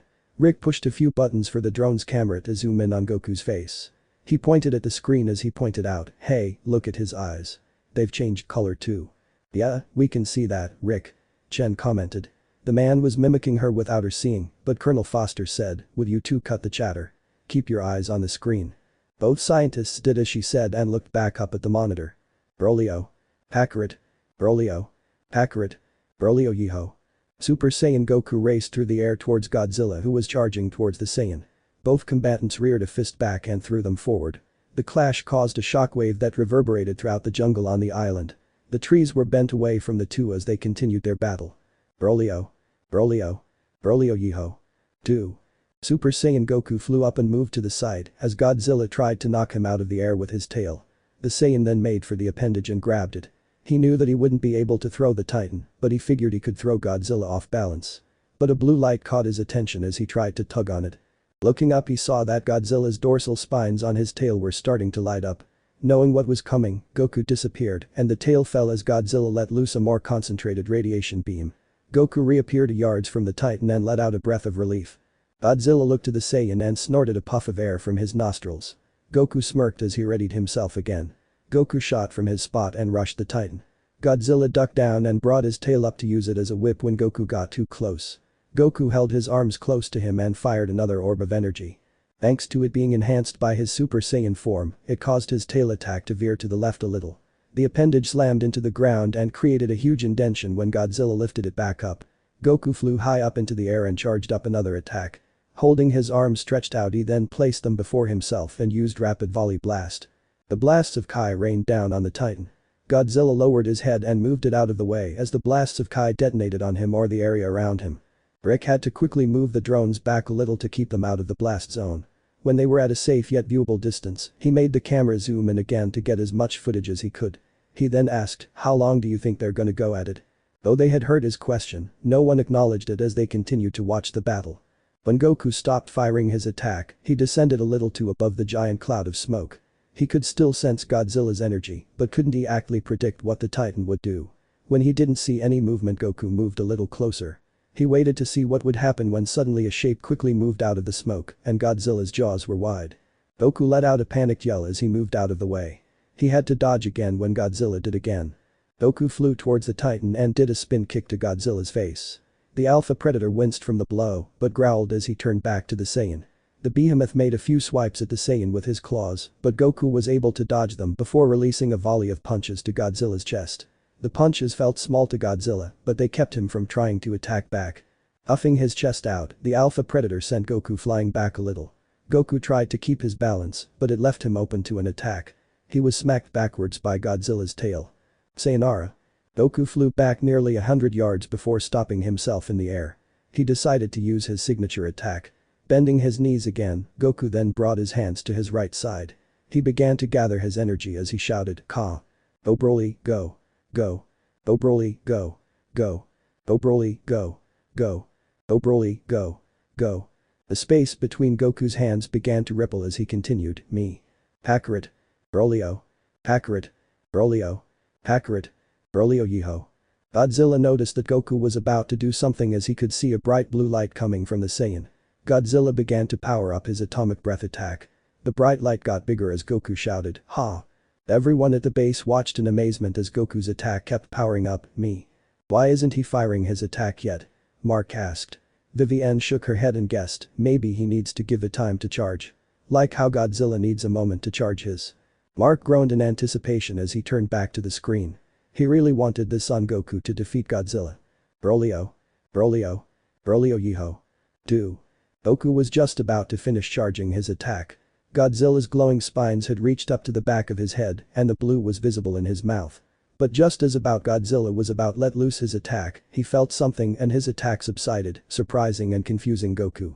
The Titan turned his head to the source of the disturbance as the glow of his attack faded. End of track. Goku held his attack as he didn't understand what was happening. Godzilla turned to the south and made his way back to the ocean. Goku let his attack subside as Godzilla quickly walked into the water. When the alpha predator was far enough into the water, he dived and swam horizontal through the sea. Goku's hair and eyes changed back to normal as he landed on the beach. As Godzilla's spines went deeper and deeper into the water, Goku placed his fingers to his head and vanished off the island. He reappeared back on the level with the others to find some working and the others looking at him with bewildered looks. Goku arched a brow and asked, what? If no one else is gonna say it, I will. Dr. Stanton said as he sat in his seat. He stood up and threw up his hands as he excitedly shouted, that was epic. Huh, really? Goku asked as he rubbed the back of his head. But then he became confused and asked, but I don't understand, why did he break off the fight like that? I'm not sure, Son Goku. Ishiro said as he came up to the Saiyan. Vivienne came up to him and asked, what was with the yellow hair and the large power boost? Oh, that. Goku said as he smirked. The monitor showed an image of him as such, and he explained, that's my Super Saiyan form. It gives me a large power boost. It was a legend amongst my race. A race? Sam asked from the console. Goku turned to him and said, I told you that I'm an alien to my Earth. I'm known as a Saiyan. Saiyan? Rick asked. Goku nodded and said, yeah. From what I heard, we're a warrior race that could get stronger with near-death experiences in battle. Huh. Dr. Stanton nodded as Mark came up and asked, I've got a question for you. Why did you let him get away? Huh? Goku asked the man. Mark shook his head and shouted, why did you let Godzilla go? You could have destroyed him with whatever you were about to do. The Kamehameha wave attack. Goku asked if that were he referring to. Mark nodded and Goku said, I was only wanting to see what it was like fighting him. And man, was he strong. The thought crossed his mind and he asked, wait, were you wanting me to? It wouldn't have been the worst thing. Mark commented. Goku sighed and said, Mark, killing Godzilla wouldn't bring anything back for you. From what I've learned about your world, and this odd enough for me to say cause I don't usually talk like this, but Godzilla is part of something important. And his death wouldn't be the answer. But then the Saiyan crossed his arms and he whined, I just wish he hadn't stopped like he did. Why did he leave? Dr. Serizawa asked. Mark began to think and moved back to the monitor. He told Dr. Stanton, show me his territorial routes. What? Why? Rick asked as Mark stood before the monitor. Goku looked to Rick as he typed and said, he's trying to find out where Godzilla is going. What the Saiyan said. Mark said as the screen showed Godzilla's route. Colonel Foster then asked, care to tell us what you're looking for? Mark looked at it and said, when an animal leaves its hunting ground, it's usually because it's being threatened by something. Run a course projection. Dr. Graham ordered. Rick went to typing as Mark looked back and said, we gotta go after him. He's looking for something out there. He sounded a little hopeful as he said, it could be the orca. Dr. Serizawa looked to Graham and they knew he might be right. Serizawa then turned to Rick and asked, Dr. Stanton, what's your projection? All paths have him landing the same place. Rick said as he got his results. Goku placed his hands behind his head and commented, I hope it's someplace warm. You and me both. Sam agreed. But it was the exact opposite when Rick said, Antarctica. Most of Monarch fell silent to this. The only ones who didn't completely understand the situation were Mark and Goku. Mark, thinking that they heading, looked back and said, "Good, then. I mean, let's go. Let's go find him. Let's." Both he and Goku looked at them and noticed that something was incredibly wrong. Goku then said, "I get the feeling that there's something down there that isn't good." "Yeah." Mark agreed. He looked to each of them and asked, "What's in Antarctica?" "Barnes," Colonel Foster ordered, "contact the Argo." "I'm getting a bad feeling from this," Goku said as everybody started moving about again. Barnes nodded and said, "Yes, ma'am." Goku and Mark looked back to the map and looked to the location of the outpost in Antarctica. Frieza could feel the temperature drop as he came closer to his destination. He wouldn't allow a slight chill from the air deter him in his quest to enact his revenge. He said to himself, "I hope I'm not too late for the party. I'd hate to miss out on who I hope is the destroyer of destroyers." His body shook with anticipation as he continued to think about it. He glared and promised to himself, "I won't allow myself to be thwarted by that monkey or any of his friends. I am Frieza, and I will conquer the universe. But before that, I will enact my revenge." Frieza gathered his energy and transformed into his golden form. With his transformation, the tyrant of space was able to put in an ultra burst of speed. Frieza let out a chuckle as he could see a landmass with bright lights appearing on the horizon. He felt that his destiny would soon be at hand. Alan, Emma, Madison and the rest of the Eco-terrorists were walking across the frozen tundra to get inside the base. They walked by bodies that were littered across the ground. Emma noticed how distraught Madison was looked as she gazed upon the fallen monarch. She then said to her daughter, "Eyes ahead. And deep breaths. Just like we talked about." Madison did as her mother instructed, but couldn't help but steal a glance. As they neared the entrance, Alan's radio started to go off. The head of the group removed it and pressed the button before speaking, "Who are you and what is it?" "Boss, this Beta squad in the monitoring room, we got an incoming bogey," a man on the other end said. This confused the group as Jonah responded, "That's impossible. Monarch wouldn't have been alerted so soon. There's no way they could get an Osprey out here so soon." Sir," the man on the radio said, "whatever it is, it's too fast to be any type of flyer. And its Eta is about 30 seconds from the north." Alan looked to his men before turning back out into the cold wind. They looked in the direction where it was supposed to be coming from. It wasn't long until they saw a bright purple light heading right for them. Alan looked to his men and ordered, "Be ready for anything." "Cue Frieza's scheme, premonition of death track from DPS Broly." "Yes sir," they said as they prepared their rifles. The object inched closer and hurtled straight for them like a meteorite. Everyone backed away when the object crashed in the middle of them.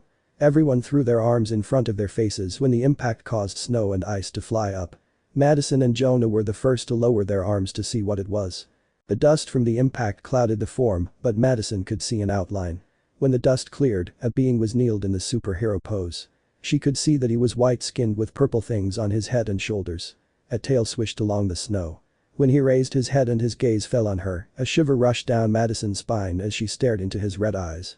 The being wore a device attached to his head and smirked before standing tall and looked about at the soldiers standing around him. He caught one soldier whispering to another, "Is that some kind of Titan offspring?" "Well, this is certainly a surprising welcome," he commented. Then with a slight bow and a small smile he introduced himself, "I am Lord Frieza, commander of the Frieza Force." He looked past the Eco-terrorists and noticed all the bodies. Frieza then said with a smirk, My. Someone sure is thorough in their operations."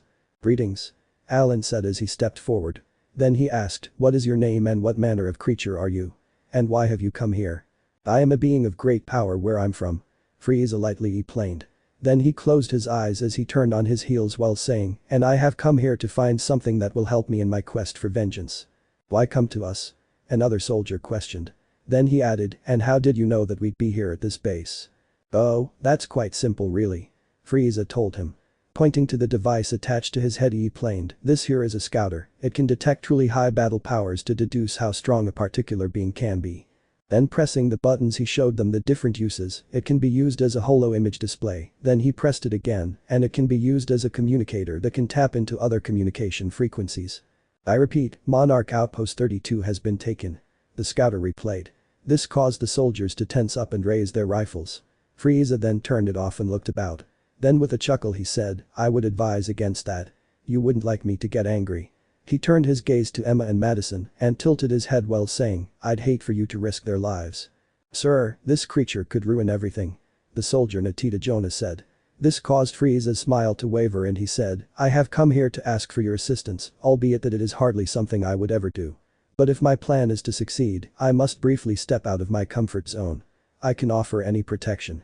The soldier stepped closer to Frieza and said, "We don't need any protection from you, you freak." The soldier removed a knife from his pocket and rushed Frieza. The tyrant of Universe 7 stood still as the soldier made a slashing motion. But it didn't connect as he slashed in air. Everyone looked about for Frieza, but none of them saw a trace. The soldier turned when suddenly a white blur wrapped around his neck. He gagged as Frieza lifted him up with his tail. Frieza then uncoiled his tail from the soldier's neck and the man fell onto the frosty ground. He rubbed his throat as Frieza said, "I hope that you know whom you are dealing with now." "Perhaps another Yample," Jonah said. Frieza then said, "To make sure that there will be no attempts for betrayal from either of us. A test of understanding, is it?" "I couldn't have said it any better," Alan said with a smirk. Frieza had a smile himself before lifting a finger. He then quickly turned and pointed the appendage at Madison. Everyone gasped when a small pink light appeared at the end of it. Emma held her daughter close, fearing the worst. But they were all confused when Frieza turned his finger to the soldier still on the ground. He looked in fear while Frieza's grin grew wider as he said, "This is the power of a freak. Enjoy the afterlife." He then fired a single shot at the man. The soldier grunted in pain as the beam pierced his heart. As his last breath escaped him, the soldier fell onto his back. Blood flowed on the frozen ground as it pooled around the soldier. End of track. "I trust that there is an understanding between all of us?" Frieza asked as he looked to each of the soldiers. They all shook their heads as they understood. Frieza clasped his hands together and said, "Splendid." Turning back to Jonah he said, "How about we walk and talk inside?" He looked to Madison and cracked, "I hear that monkeys don't do so well in the cold. Especially the young ones." Though it clearly offended some of them, no one said anything as they made their way into the compound. Alan, Emma, Madison and Frieza took the lead and the soldiers followed them inside.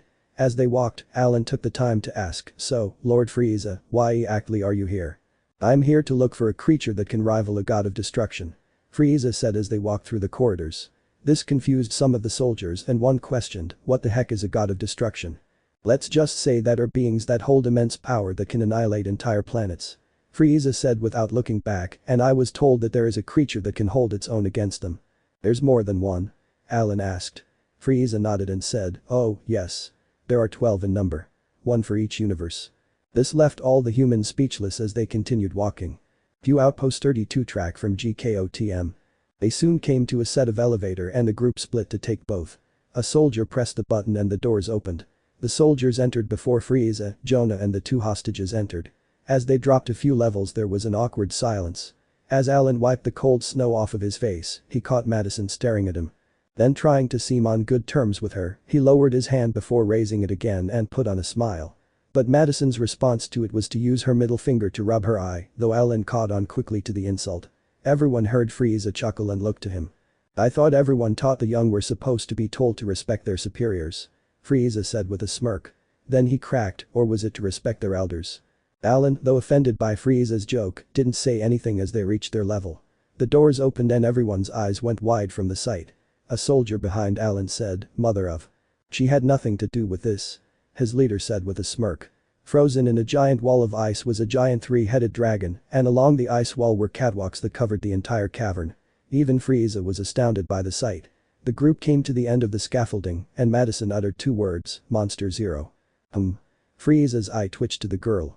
He looked to Alan and asked, "Is there any other name for the creature? And do you have any history on it?" "Not that we are aware of," Jonah replied as they walked off to the right. The soldiers walked on both in front and behind Alan, Emma, Madison and Frieza as they walked down the tunnel. Frieza happened to notice the device in Emma's hand. They turned down another tunnel and came to a small area. Alan and Frieza stood off to the sides of the area while Emma and Madison came closer to the ice. Madison walked up to the frozen beast and held out her hand as they could hear Monster Zero's heartbeat. A soldier walked up to Alan as the leader asked, "Were there any survivors?" "No." The soldier replied, "They tried to launch an emergency beacon, but we cut them off in time." "Well," Frieza said as he was slightly impressed, "talk about efficiency. Reminds me of my own troops." "And where are they?" Alan questioned. Frieza only glanced to the old man and said, "They served their purpose as a distraction for the time being." He gazed up to where Monster Zero's heads would be and said, "Once I find the destroyer of destroyers and acquire what I need, I will go back to Universe 7 and continue conquering worlds." Though they didn't look back, Emma and Madison didn't like how this Frieza was talking.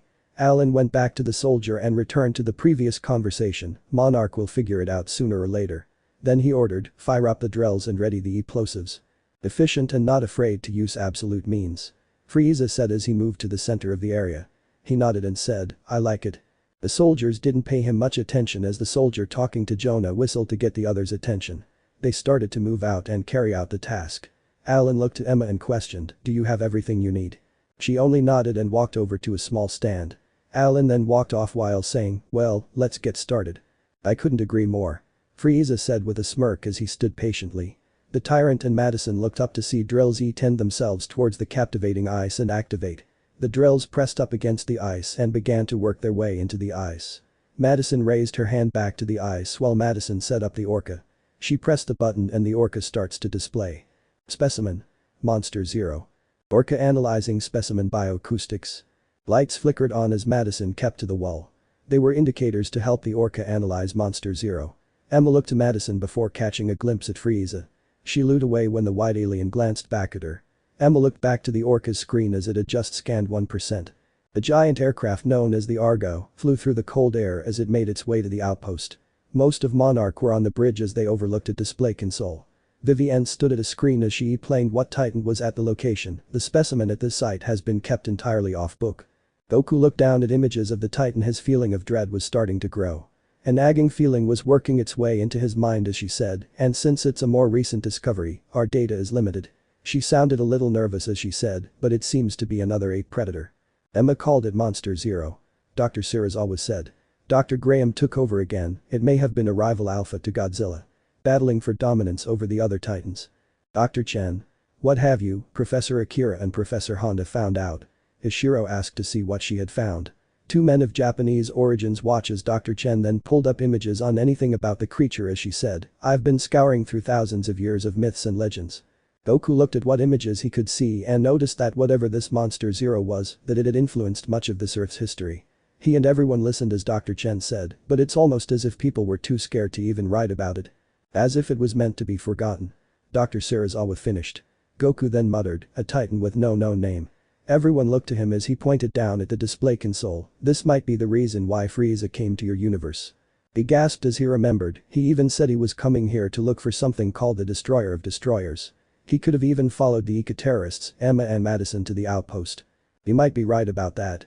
Colonel Foster said as she came up to the table. Looking to Goku she said, through Monarch surveillance network, some of the equipment was able to record a fast incoming object heading towards the outpost. Could have just been a bird or a plane or something. Rick said as if it were no big deal. The colonel looked to him and said, sensors read it to be too fast to be anything like that. Then moving to where she could take over she pressed a series of keys and before they knocked out what security footage they could, we got an image of this. Goku looked down at the screen and his eyes widened. The image showed Frieza walking with the eco-terrorists and their hostages into the base. But what Goku found really unnerving was that Frieza was looking up to the camera with a smirk, as if knowing that Goku would see it. Sam glanced to Goku and asked, so I take it that that's Frieza. Goku only nodded as he stared down at the image. A soldier Nati to Goku then said, I'd say what could a small guy like him do, but after seeing what you're capable of, he turned to Goku and said, and seeing your face means that this Frieza is more than what he seems. Yeah. Goku said as he took a step back from the display console. Rick walked up to them and said, sorry to crash a party, but I got some bad news. You could just say news. Martinez said as if putting bad wasn't necessary. He looked down at the console as he said, it's always bad. We lost Godzilla. He dropped off the scan near Venezuela. Dr. Stanton told them. Goku looked to him as Mark asked, dropped off. What do you mean? How could he drop off? Goku asked as he was confused. Most of the people silently groaned as this got Rick started. Rick looked to him and Mark and said, I guess since you're new to this Earth or haven't been reading enough, I'll have to educate you on something. There's a theory by a guy named Dr. Brooks. It's called the Hollow Earth theory. It allows Godzilla to move around really fast, it's kind of like a wormhole that only they know about. That sounds pretty neat. Goku admitted. He chuckled and said, it sure saved time to use that than having to drive everywhere. Yeah, he gets it. Rick said. But they looked to everyone as they didn't seem to believe in it. Colonel Foster then said, everyone look sharp. We're approaching the base. Goku walked up to her and said, well you rescue Emma and Madison, I'll be sure to keep Frieza off of you. Sounds like a plan, son Goku. She said with a nod. Both human and Saiyan looked out the windshield to the base. Back at Outpost 32, the eco-terrorists had finished drilling into the ice and were now unloading some kind of cylinders from a large crate. Though they were primitive looking to him, Frieza then guessed, are those explosives? A soldier looked to him and said, yes Lord Frieza. Frieza said with a smirk. Then he said, at least some of you see true power when you see it. The soldier said nothing more as he helped another carry a few detonators. They placed the small explosives in the slots that the drills dug out. As they were in place they were activated and beeped as the men walked away. A soldier looked down to a tablet that showed that they were about to have company. He picked it up and told Alan, they're here. Keep 'em busy. Jonah ordered while Frieza looked over to them. The soldier then relayed the order into his radio, launch reaction force. Move out. Frieza then activated his scouter and waited a moment before it picked a significantly high power level approaching. He turned to the direction of the source and noticed that it was very high. Then the space tyrant narrowed his eyes as he said, Goku. Alan, Emma and Madison looked to him when he had said that. The leader of the eco-terrorists came closer and asked, what was that? Just someone you shouldn't mess with. Frieza informed. He turned to the old man and said, I'd tell your troops to avoid the Saiyan at all costs. They wouldn't last a minute against that monkey. Walking along the catwalk he said, just make sure to do your job and I'll keep Goku occupied. Emma and Madison just stood there while the eco-terrorists moved out. Alan then glanced up the ice as the plan was close to pull off. End of track. The Argo was close enough to the outpost where it opened its bay doors and dropped 2 Ospreys. The Ospreys opened up and flew towards the outpost while the Argo moved back. Goku, now in a snowsuit, stood on the side with Lieutenant Brody as the others deduced on how to handle the operation. The VN then said, if Jonah is looking to track genetic samples, she pointed to a specific spot on a map, they'll be here in the biolabs. Alright, 2 minutes. Barnes yells to get the men ready, check your equipment, stand by the door. Goku watched as the soldiers readied themselves for battle. Then he and everyone standing had to grab hold of something as the Osprey started to land. When they landed on the ground and the door opened, the soldiers started to file out of the Osprey. Goku waited until they had all gotten out before stepping out himself. He immediately wished that they were somewhere warmer as he shouted, man, it's cold. Those staying behind in the Osprey looked to the Saiyan as he ran to catch up to the others. As Goku and the soldiers ran towards the base, Serizawa, Graham, Mark, Rick and Sam all watched on a monitor to track their progress.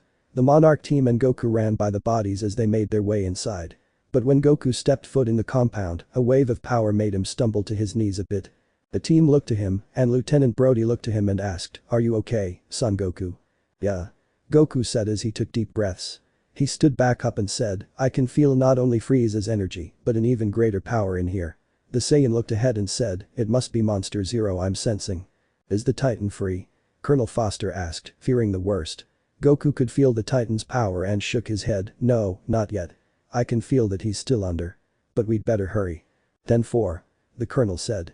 Then she looked to her squad and said, double time people. Let's move. The team continued inside with their weapons ready.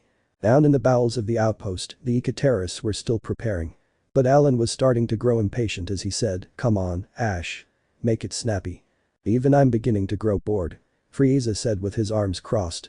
Knowing not to make the white alien upset, Ash moved quicker but kept his sense to do it right as he prepared the detonator. Ash finished and reported, detonator ready. Finally. Frieza said before pressing the button on the scouter again. The device was able to pick up a few signatures. Then he looked to Jonah and said, multiple power levels incoming from the upper levels. Including one Son Goku. Let's go. Alan ordered. As the eco-terrorists started to pack up, Emma then said to her daughter, come on, Maddie. Move. Move. Asher said to get them going. Frieza was the last idiot as they walked on the catwalk. But before the white alien followed them further, Frieza levitated off the ground. The Monarch team's elevator came to a stop and they all eyed the lift. The soldiers looked about with their weapons as they filed out. They split up to go down both tunnels. The group on the Osprey watched as the soldiers made their way through. Each scientist watching in anticipation. Though no one said anything, they all hoped that everything would go well. As the other soldiers went further into the compound, Goku waited between both catwalk entries and started to feel for Frieza. 2 soldiers flanked him to keep an eye out for the eco-terrorists. The Saiyan had his eyes closed as he continued to sense for Frieza's EAC location. Suddenly, his eyes snapped open and they all looked up as a beam of energy came flying at them. Goku was quick to react and moved to swat it out of their way. The death beam pierced the catwalk and kept hurtling downwards. Goku and the soldiers looked back up and 2 of the 3's eyes widened at the sight. Goku scowled as his archfoe's voice said, hello again, Son Goku. Frieza stared the Saiyan down while he floated in the air. He smirked before saying, welcome to the rise of the destroyer of destroyers. The space tyrant chuckled darkly before scowling and narrowed his eyes as he shouts, and the final fall of you Saiyans.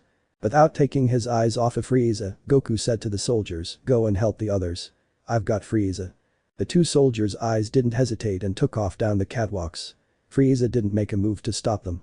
Goku levitated off the ground and said, I don't know what exactly you want with Monster Zero, but I'm not gonna let you do anything with this world. Ha. Ha. Ha. It almost sounds like you plan to defeat me. The tyrant laughed. Frieza then said with a smirk. I'd like to see you try. Both Goku and Frieza then rushed forward with energy over their hands and threw a punch. Goku and Frieza's clash caused the entire cavern to shake from the force. The two entered a small power struggle where Goku held on to Frieza's fists back and Frieza did the same.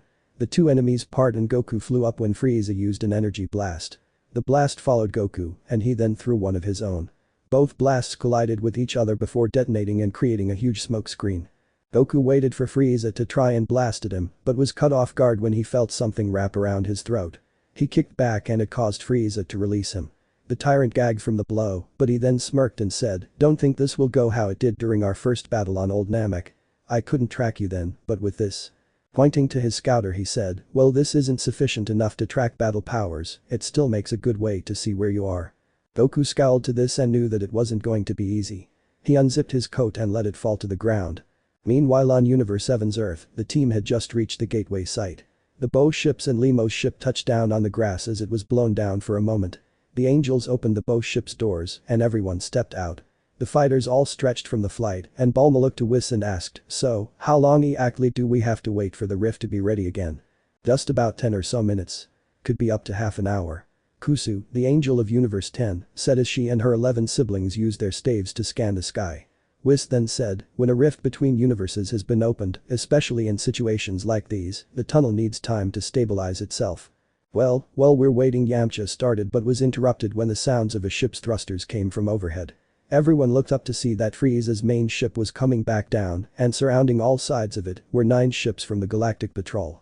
The group watched as all the ships landed in a spot right next to them. One of the GP ship's hatch opened up and revealed Galactic Patrolman Jaco as he stood in a dramatic pose.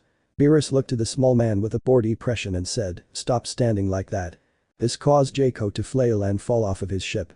The patrolman quickly stood up and ran to them and said, people of Earth, destroyers, they're angel guides and. Just get on with it or I'll destroy you.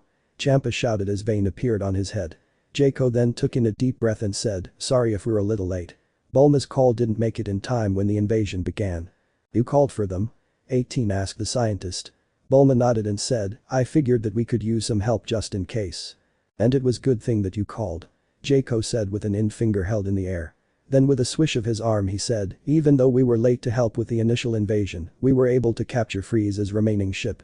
Gesturing to the Z fighters he asks, if you'd all be so kind as to help us round up whatever is left of Frieza's forces. 5 minutes later. It wasn't longer difficult for the Z fighters to find and bring the non-fighters of Frieza's army out of the only ship. They were tied up and standing along with Frost and General Bogard, who was still sleeping. The yellow one with antennas was looking like he was going to faint from all the sweating. Beerus looked to his fellow deities and said, me and Shin will interrogate these guys. Whatever you say, brother. The rest of us will wait to see what the angels have to say. Champa said with his arms crossed. The both of them walked over to the captured and Beerus started with Frost and asked, do you understand the severity of the situation? That Frieza intends to gain more power to defeat Son Goku? Frost asked back.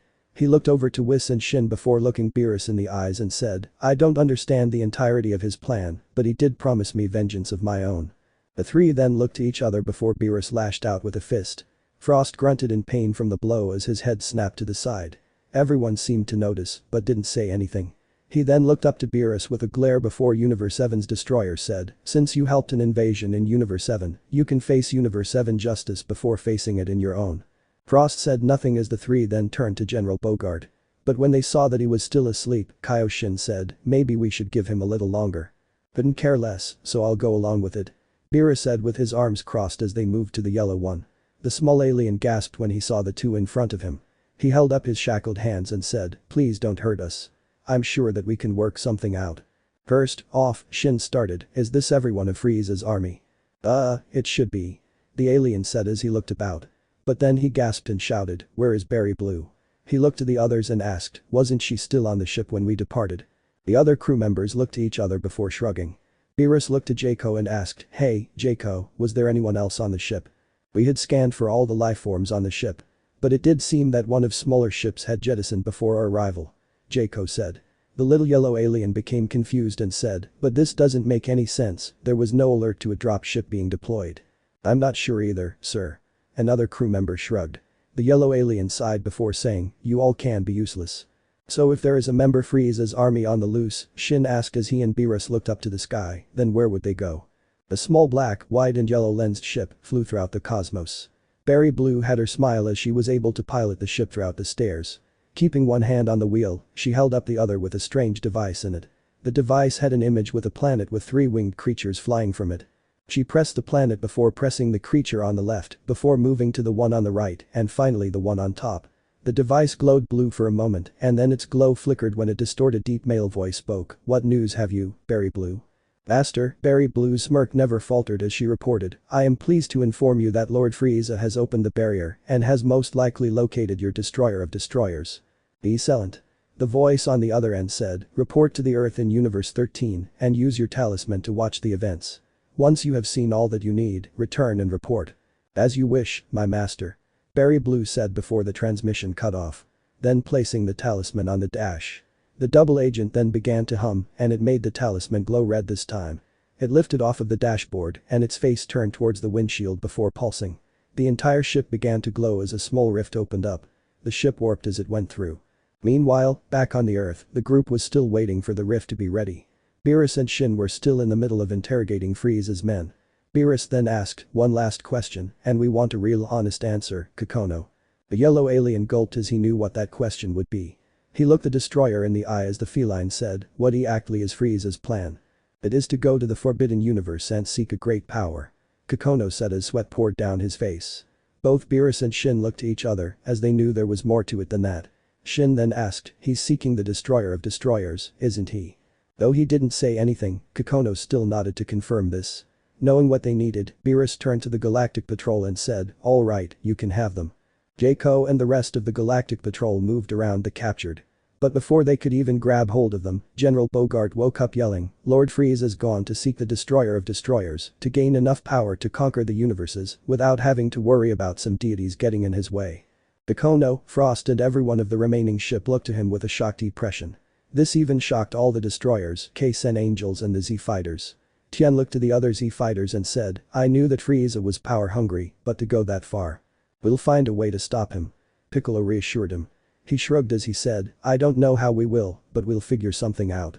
As Frieza's forces were rounded up, the Z-Fighters and the deities watched the angels as they worked. Back at the Forbidden Earth's Monarch Outpost 32.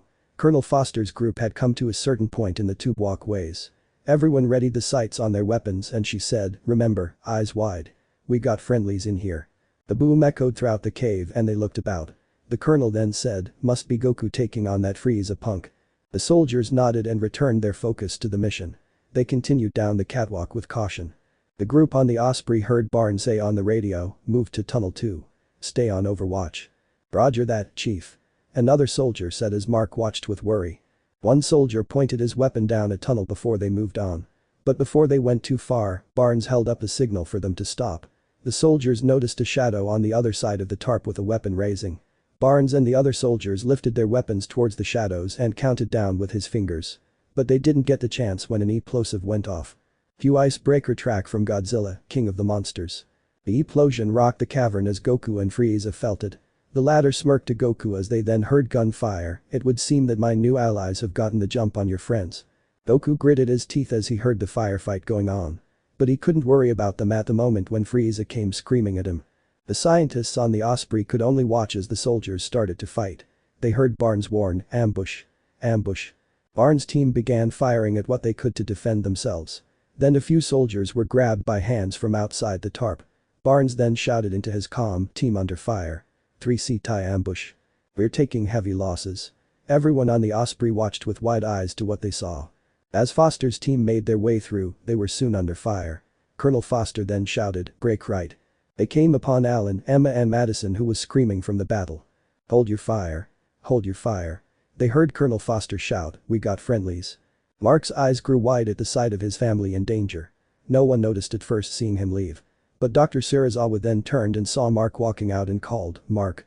The eco-terrorists kept themselves between Monarch and their hostages as they ran through the covered corridors. Colonel Foster then ordered, "Get down there and help Barnes. I'm going after him." Another rumble from overhead made them look up to see Goku falling from the air. But he was able to stop himself in midair before he fell too far. He glared up and took off like a rocket. The colonel looked to see her soldier just sitting there and said, "Get going, soldier." "Roger that," the soldier said as he took another tunnel. Mark rushed into the main tunnel of the outpost and stopped for a second when he saw a pistol lying on the ground. Kneeling down, he picked the pistol up and pulled on the back to ready it. Then he ran for one of the elevators and pressed the button. The door opened and Mark entered before making to go down. Back on the Monarch Osprey, Chen turned to a monitor and said, "Hey, guys, I'm getting an EKG reading." They looked to see that she was right. It was like there was a heartbeat starting up from Monster Zero. Mark, having made it down to the catwalks, pushed through the veil as he walked about. He looked up to see Goku going at it with that Frieza character. Goku threw a punch that Frieza caught before using tail in an uppercut. But Goku then grabbed Frieza's appendage and twirled the alien around before sending him up towards the cave ceiling. Mark then continued on into the covered tunnel as he could hear gunfire. As he looked amongst the fallen he called out Emma. He went in further and shouted, "Maddie." The eco-terrorists continued up a short flight as someone shouted, "Number 1, let's go." Mark could see the terrorists and his family as they made a right on the catwalk and ran to catch up to them. Goku's fight with Frieza was swinging both ways as they each changed blows and blocking them at the same time. Frieza vanished as he threw a punch, and before he knew it, Goku was kicked from behind and crashed into Monster Zero's frozen prison. He turned himself and blocked a punch from his nemesis. As he held him there, Frieza smirked and said, "It won't be long until the destroyer of destroyers is free, and then my true plans can commence.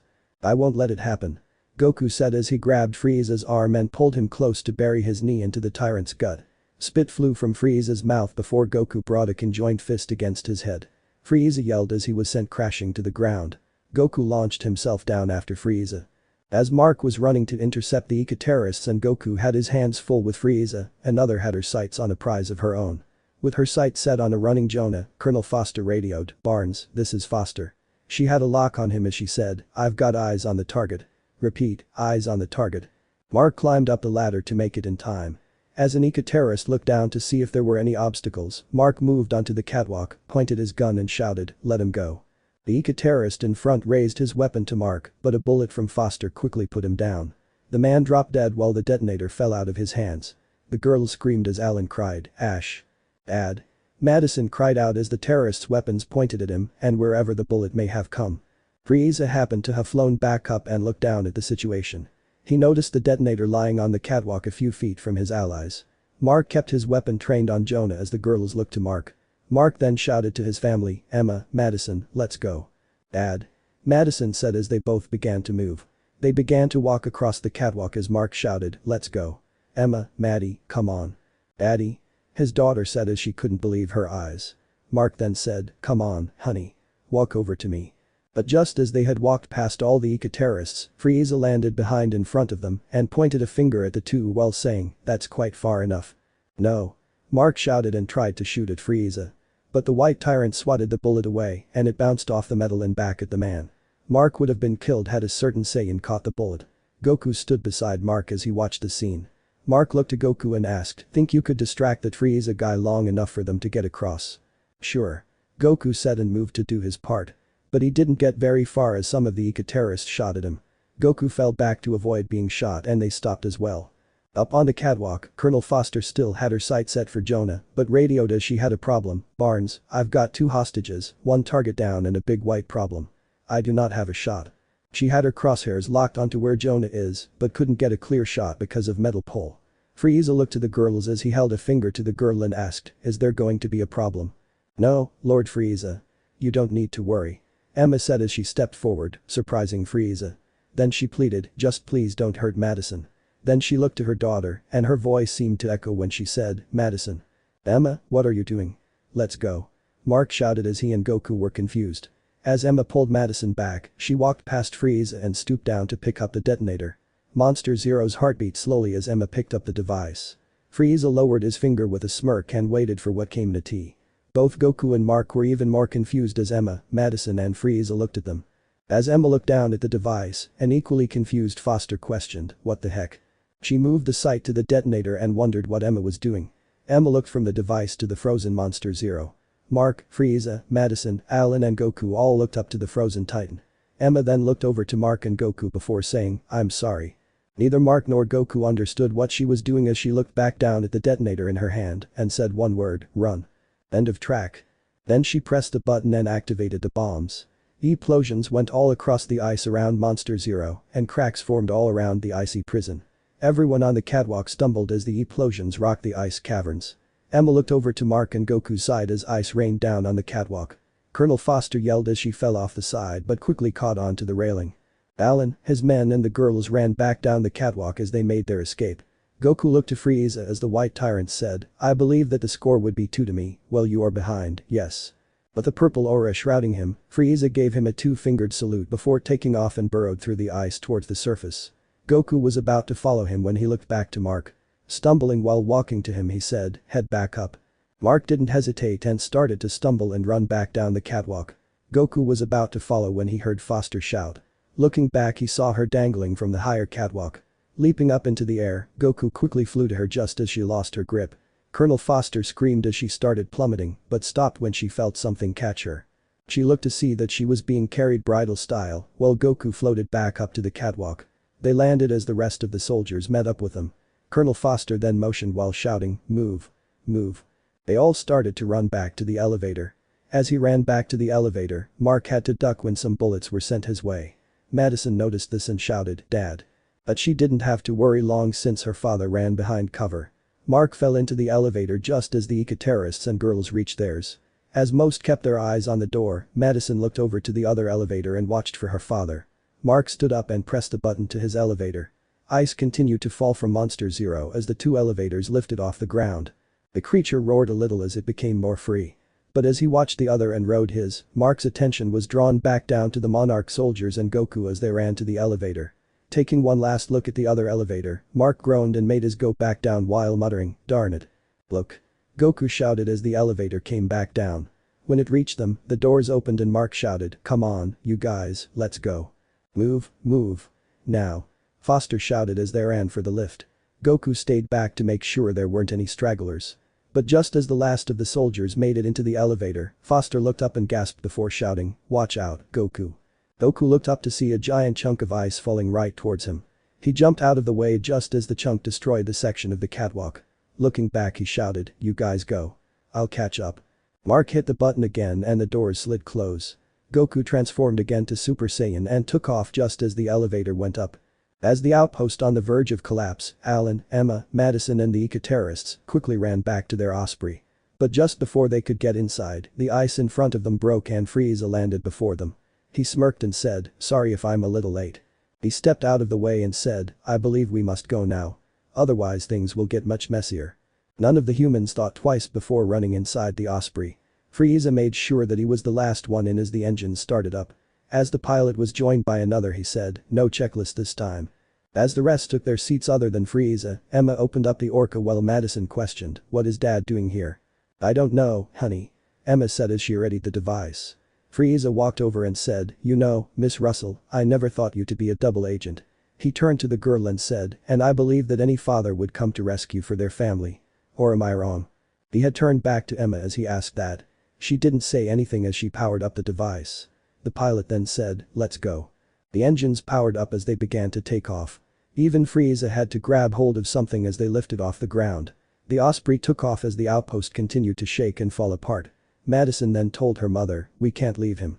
Cue Rise of Ghidorah track from Godzilla King of the Monster. "What are you waiting for?" Alan questioned as Emma hesitated. He then ordered, "Wake it up." Emma still hesitated for a moment and Frieza decided to take action. He pointed his finger at Madison once again. This made Emma hold up a hand said, "Okay, I'll do it." She picked the Orca up and walked over to the door. Kneeling down at the ramp she set the device down. The Monarch team had finally made it up to the surface and were running for their lives. As they ran out of the tunnel, Martinez then shouted, "Launch is up ahead." "Let's go." "Move it." Another soldier shouted. Foster looked around and shouted, "Where is Son Goku?" "I don't know." Mark shouted back. As they kept running, a golden aura appeared under the ice. The soldiers looked back while running just as Goku broke through the ice. His transformation dropped as he landed on the ice and started to run with the soldiers. More explosions detonated under the outpost as it started to collapse.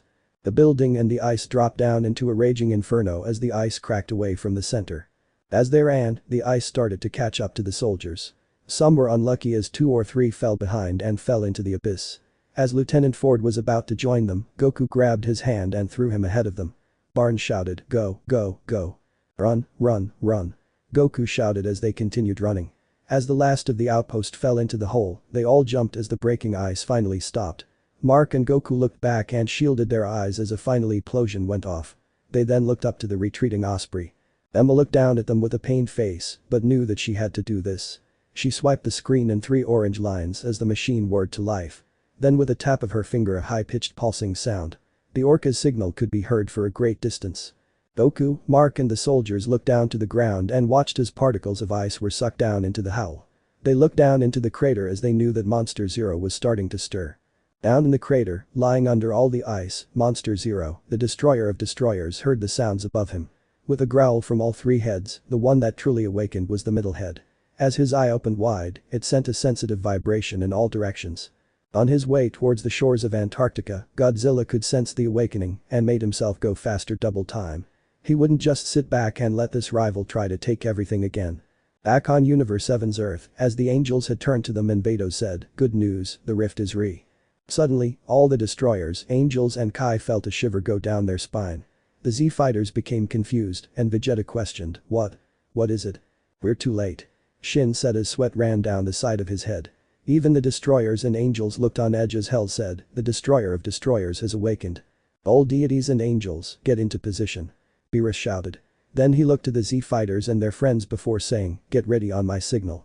Vegeta and the others nodded as they waited. Shin looked to his predecessor and said, "Ancestor, I want you to stay here. Don't have to tell me twice." Old Kai said as he had his hands behind his back. Then with a smile he said, "Go make me proud." "I will," Shin said with a nod. Then he moved to the others as the angels, destroyers and Kai from their respective universes stood close together while forming a circle. Then through an inaudible chant, all 30 of them started to have a blue glow about them. Everyone standing back watched in amazement as a pillar of blue light sprung from each of them and conjoined on a single spot. Then the center started to expand overhead until a giant blue rift opened up. Glancing back, Beerus shouted, "Now. Go through the rift."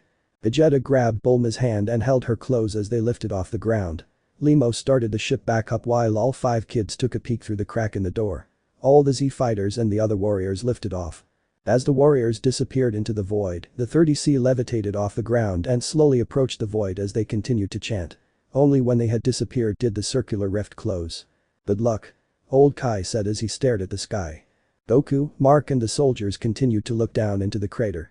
The large power washed over Goku again and stumbled a little. He winced as he fought to stay on his feet and said, "Man, this guy is really powerful. He's just as strong as Godzilla." The growl came from down below, and the hole became alive with a few bolts of lightning. Dr. Surazawa, Dr. Graham and the other scientists came out of the Osprey to see what was happening. Monster Zero gave a soft growl as he stood up in the crater. All watched as a giant golden tail lifted out of the crater. Ice fell from the appendage as the spikes opened up. Goku's eyes were wide as he watched one head raise itself followed by a second and then the middle head. From up on the stolen Osprey, Frieza pressed a button on the scouter to assess the creature's power level. Some turned to look at the tyrant, while others had their eyes glued to Monster Zero. He watched as the numbers continued to rise higher and higher until… bleep. His red scouter stopped when it couldn't go any higher. Frieza evilly cackled as he knew that he had found him, the destroyer of destroyers. Down on the ground, Goku and the others became concerned when Monster Zero looked down on him. Barnes then commented, "You gotta be freaking kidding me." Monster Zero then let loose a high-pitched roar before bringing his tail down on the group's right. Everyone started running again towards the Osprey. Barnes then shouted, "Fall back. Fall back. Get back to the chopper." Monster Zero roared again as he lifted a limb from the ice. It sent large chunks of ice and a few unfortunate humans raining down on the humans and the Saiyan. Goku looked up to see a chunk falling right towards them. Making 5 really small orbs of energy, the Saiyan threw them towards the ice chunk. The chunk exploded and the fragments of the chunk caused other pieces to fall away from them. The Saiyan looked back to the soldiers that fell, but knew that he couldn't do anything for them right now. His actions didn't go unnoticed by Monster Zero, as all 3 heads looked down with a screech.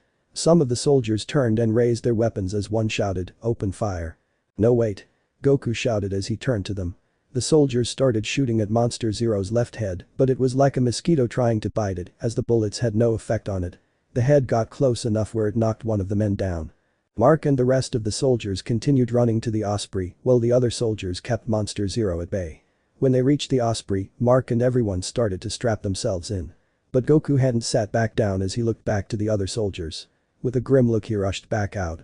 Serizawa shouted, "No Goku." Goku didn't pay him any mind as he kept running. Griffin then said to Foster, "We'll do an emergency vertical takeoff at Ma RPM. Second engine still starting up." Monster Zero's middle head shoved the left one out of the way before roaring like it was berating at it. The left head groaned in irritation before the middle looked to the right as that head screeched. Then all three heads reared up as a golden light coursed through their throats. One of the soldiers said, "Oh, no." Goku jumped off the ground and was about to land amongst the soldiers when Monster Zero let loose his attack. The gravity beams vaporized the screaming soldiers and the detonation caused Goku to fly backwards. The attack's power caused sparks to fly in the Osprey and everyone grunted while putting their heads down. The Saiyan rolled across the ground before stopping on his side. End of track. "My, that must smart," Frieza said as he watched with interest. Emma looked down at the chaos that was happening. Goku lifted his head up to see Monster Zero look to the downed Osprey with a small screech from the middle head while the other two looked at the carnage. The left head licked the ground and the right head growled as if scolding it. The two looked as if they were arguing before the middle head roared at them. All three heads looked to the Osprey and used its wings to walk closer. Goku grunted as he stood back up but stumbled back onto his knees. He knew that his friends were in trouble as Monster Zero made his way to them. Inside the Osprey, Colonel Foster was currently sending an emergency beacon. "This is Raptor 1 to Argo. Requesting immediate urgent tract. Again I say urgent tract." Dr. Serizawa looks out the window as she said that while the pilot tried to get them up into the air. Sam shouted to her, "Griffin, get us the heck out of here." Monster Zero was getting really close as everyone on the stolen Osprey watched. Some watched with despair for those on the ground, others were neutral about it, and one had a dark smirk on his face. Madison, not wanting anything to happen to her father, grabbed the orca out of her mother's hands. Emma cried out, "Madison." Even Frieza looked a bit surprised as both Emma and Jonah tried to get Madison. But the girl was acting fast as she disrupted the signal. Emma shouted, "Madison, no." The orca gave off a new pulsating sound, one that stopped Monster Zero from advancing any further. The three-headed dragon screeched from all three heads from the noise and reared back away from the grounded Osprey. Mark looked out the window and up to the retreating Osprey. Goku noticed this too and looked up to the stolen Osprey. Up on the retreating Osprey, Emma tried to wrestle Madison's grip from the orca while shouting, "You need to let go of it." "No." Madison shouted as she slapped her mother off of her. Jonah reached down and tried to grab a hold of Madison as well. But as she fended them both off, Monster Zero began to charge up his attack again and aimed at them. Frieza decided to take action and grabbed Madison by the coat and pulled her away from the orca. While he held Madison back, Emma reached down, picked the orca up and switched the frequency. Then pressing the screen she deactivated it. As the pulsing stopped so did Monster Zero's attack. Frieza shoved Madison back into the Osprey while Alan and Emma followed in after. Monster Zero then shook his head before growling softly to the right head. The right head seemed just as confused. The central head turned to the left and grabbed one of its horns with its teeth. The left head snapped into attention as all three heads looked back down to the grounded Osprey. Goku got back up and jumped into the air before flying at Monster Zero. But just as Monster Zero got close to the Osprey, a blip appeared on the radar. As the doors to their Osprey closed, Frieza looked down to the girl in front of him and said, "Your bravery and your love for your father, though commendable, was oh so idiotic." "He's right," Alan said as he came to stand next to Frieza. He pointed a finger at her and said, "Never do that again." "Back off," Emma said as she came in between them. Frieza then smirked and said, "I had no intentions of hurting her." He looked down at Madison again and added, "Yet." "Frieza," Alan said as a warning. Frieza chuckled before saying, "Oh, really, Jonah. I was kidding." But, the tyrant looked to the eco-terrorist and said, "I'm afraid that this where our partnership must end." "And what will you do now?" Jonah questioned, "I trust you won't try to stop what we're doing." "I have no interest in doing that or the rest of your mission," Frieza said as he turned to the door. He then said, "But you have no need to worry about me. I will soon have what I came for. Hopefully for you, I shouldn't be bothering you again. Ta-ta." Frieza then walked to the closing door and dived through the two pieces of metal. The doors shut behind him as he ignited his aura and flew back to Monster Zero. The team on the Osprey soon found itself surrounded by Monster Zero's heads as one hit the right side of the aircraft. Everyone screamed at the danger that they were in. The nudge caused a window to crack as Monster Zero moved his heads to the front. Griffin then radioed, "Argo, this is Raptor 1. We've been hit. All systems are down. Look out." Barnes shouted as one of Monster Zero's heads nudged it again. Everyone continued screaming as Goku rocketed above them all and powered up an orb of Kai. He shouted down at Monster Zero, "Hey, you." Monster Zero's middle head looked up to Goku and narrows his eyes as Goku sends the orb towards him. The orb was too fast for Monster Zero as it collided with his back. All three heads screeched in pain before turning towards the Saiyan and unleashing 3 gravity beams at him. Goku quickly maneuvered out of the way and fired a small Kamehameha at the 3-headed dragon. But it missed as Monster Zero moved its middle and left heads out of the way. Goku then silently cursed, "Darn it."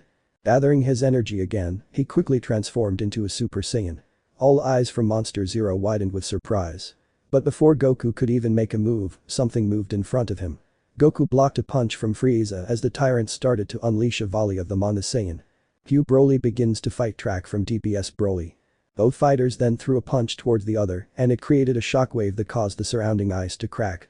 Monster Zero cackled to this as all 3 heads looked down to the growing cracks in the ice. As the 2 other heads looked about, the middle head turned its gaze back to the fight. Both Super Saiyan Goku and Frieza were still going at it as they threw one punch after another. They separated and Frieza coated his hands with a purple aura. Then he came swinging at Goku again. Goku knew to stay clear of Frieza's hands as he knew that they would have some kind of devastating effect on him. Goku caught one hand before knocking the other away with his foot. Then with his free hand he grabbed an incoming kick before spinning and throwing Frieza to the ground. Monster Zero had all his heads watching as Frieza plummeted to the ground and was slightly impressed when Frieza was able to stop himself from hitting the ice. But they all looked up to see Goku about to fire something. Monster Zero then charged up his gravity beam attack again and fired 3 streams of lightning. Goku looked and saw it coming. Dodging the electric attack, he was then left open to an attack by Frieza as the tyrant appeared above him and delivered a kick to his gut. Goku looked up to Frieza as he fell, but then focused his power and with a yell, he ascended to the Nati level. Super Saiyan 2. Both Frieza and Monster Zero looked in surprise to this and it allowed to Goku to get an advantage. He quickly flew back up to Frieza and fired a beam of energy at him. But Frieza scowled before swatting the beam far where it impacted the ice elsewhere. The 2 enemies then went back at it as they launched a series of rapid punches and kicks at the other. When Frieza had kicked Goku a good distance away, Goku then decided that enough was enough. Gathering his energy once again during this fight, he began the Nati level. A bright golden light enveloped his being and with a primal scream, Goku transformed again. Frieza, the Titan and those in the Osprey had to shield their eyes from the light as it flashed. When it faded, all eyes looked to Goku once again. Everyone was completely surprised to see Goku's newest transformation. His golden hair had grown down to his legs, there were pupils in the bluer eyes, and he had no eyebrows. Electricity crackled around the Super Saiyan 3 as he looked between Frieza and Monster Zero before rushing into action. Frieza was the one now that was having a hard time as he struggled to block every attack from his nemesis. Monster Zero charged up his gravity beams once again and fired. Goku felt the beams coming and held out his left hand to catch it. It proved to be a mistake on his part as he yelled at the intense power. Then he threw it away before looking down to his hand. His eyes widened at the sight of burnt flesh. Goku figured that had he not been at the 3rd level, he would have been killed by that attack. But Goku had no time as Frieza came at him once again with his hands once again shrouded with energy. The 2 then began trading blows as they were able to land blows to the face. Goku and Frieza then parted and fired 2 giant beams of energy that quickly detonated and filled the air with a giant smoke cloud. The dust cloud was quickly dissipated when the 2 warriors disappeared and reappeared while exchanging blows. End of track. Monster Zero looked from their battle back down to the grounded Osprey. The heads once again started to converge on it. Goku was able to dodge a charge from Frieza and look down before gasping. He ignited his aura and quickly rushed down to help his friends. Frieza then followed after the Saiyan. Few old rivals track from Godzilla. King of the monsters. Monster Zero's middle head looked between the 2 fighting before he detected a presence. The other 2 heads felt it too as they backed away from the Osprey. All 3 heads hissed as they looked about for whatever it was. They could tell that it was still a good deal away, but it was getting closer. Super Saiyan 3 Goku was able to kick Frieza away when he felt the incoming power as well. A smile grew on his face as he could feel Godzilla's power coming at them. Back on the Osprey, everyone inside looked to the radar as it started to ping. They looked up as the radar kept pinging and the sound of breaking ice from in front. Goku and the Monarch team saw the ice glowing blue as it came closer. Monster Zero hissed again as he and everyone watched the glow stop. Then bursting through the ice, a glowing Godzilla rose out of the ground with a roar. "Alright," Goku shouted. Everyone in the Osprey watched in amazement as the Titan rose to his full height. Snow flew around him as Godzilla looked over to Monster Zero. Monster Zero responded with a growl and rattled his twin tails. Then the middle head let out a screech to the battle that was long awaited. Godzilla only glared at the rival creature as Monster Zero flapped his wings and stood at his full height. Both Frieza and Super Saiyan 3 Goku lowered themselves to Godzilla and Monster Zero. Godzilla briefly glanced at the transformed Goku before looking back at his real foe. All four stood at the ready, with two bright lights floating above two mountains of flesh. Godzilla took a deep breath before roaring his challenge.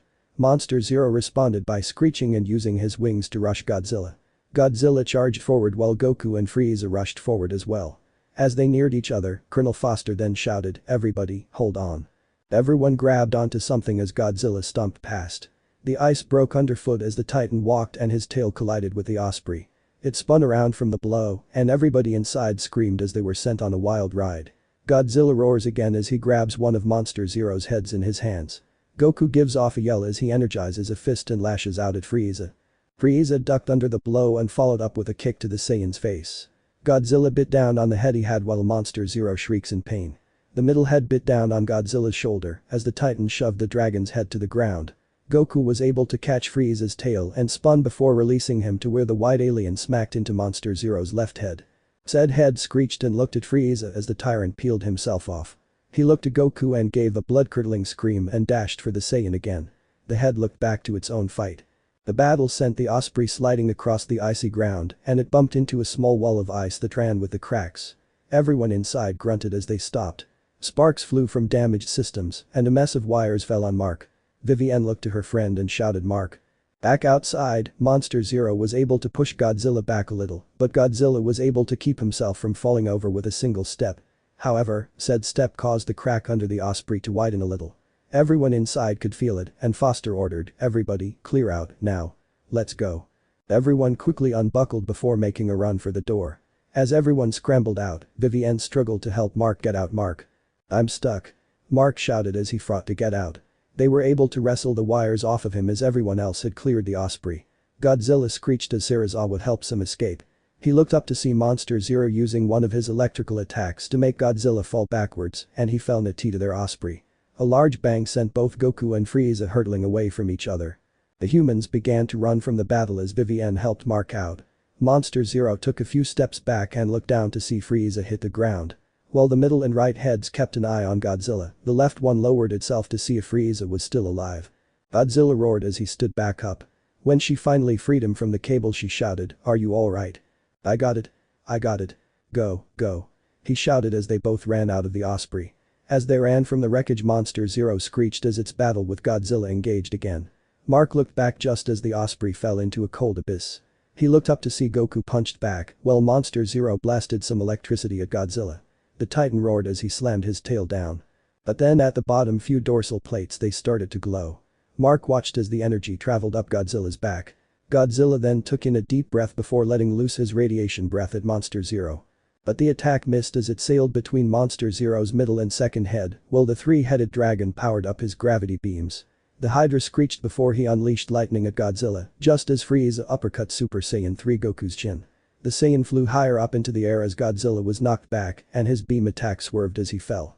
The beam collided with the remaining Monarch buildings and created a fiery inferno that nearly knocked everyone off their feet. They screamed as they continued to run while explosions went over their heads. When Godzilla's attack stopped, Monster Zero's beams pushed him until he started falling into a giant crevice. Godzilla screeched as he went over the edge. Vivienne and Mark continued to run across the ice in a desperate attempt to escape. Vivienne Graham looked up and screamed just as Monster Zero's middle head slammed down on her. Mark gasps at what he witnessed. Dr. Serizawa drops to his knees in devastation from the loss of his friend. As Goku stood back up, he sensed Vivienne's energy disappear as he looks up to see Monster Zero crunch down on the ice. Though he had not known her or any of them for long, Goku could feel a rage building up inside his person. His face scrunched up in anger as his power built up. With a yell and a burst of power, Goku rushed towards Monster Zero. Frieza deliberately put himself in Goku's path in an attempt to stop him. But when he was close enough, Goku used instant transmission to disappear behind Frieza. The tyrant looked behind him to see Goku still rushing at Monster Zero as he powered up his attack. With a glare, Super Saiyan 3 Goku shouted, Kamehameha. He unleashed an energy beam that collided with Monster Zero's torso. The three-headed dragon screeched in pain as the beam pushed him back. Goku was coming in hot and didn't notice one of Monster Zero's tail coming right at him.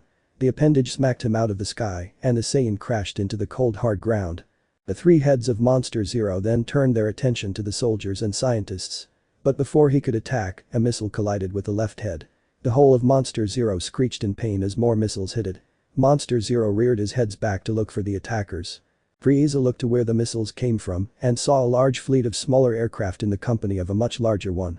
The smaller planes launched missiles at the Titan as Monster Zero raised a wing to block the projectiles.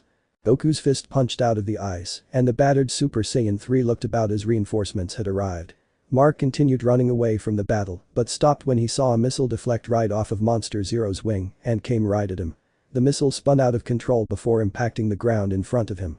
The blast sent Mark flying backwards. The man grunted when he collided against something and fell to the ground. Goku looked back and shouted Mark. The Super Saiyan 3 flew over to Mark and knelt down beside him.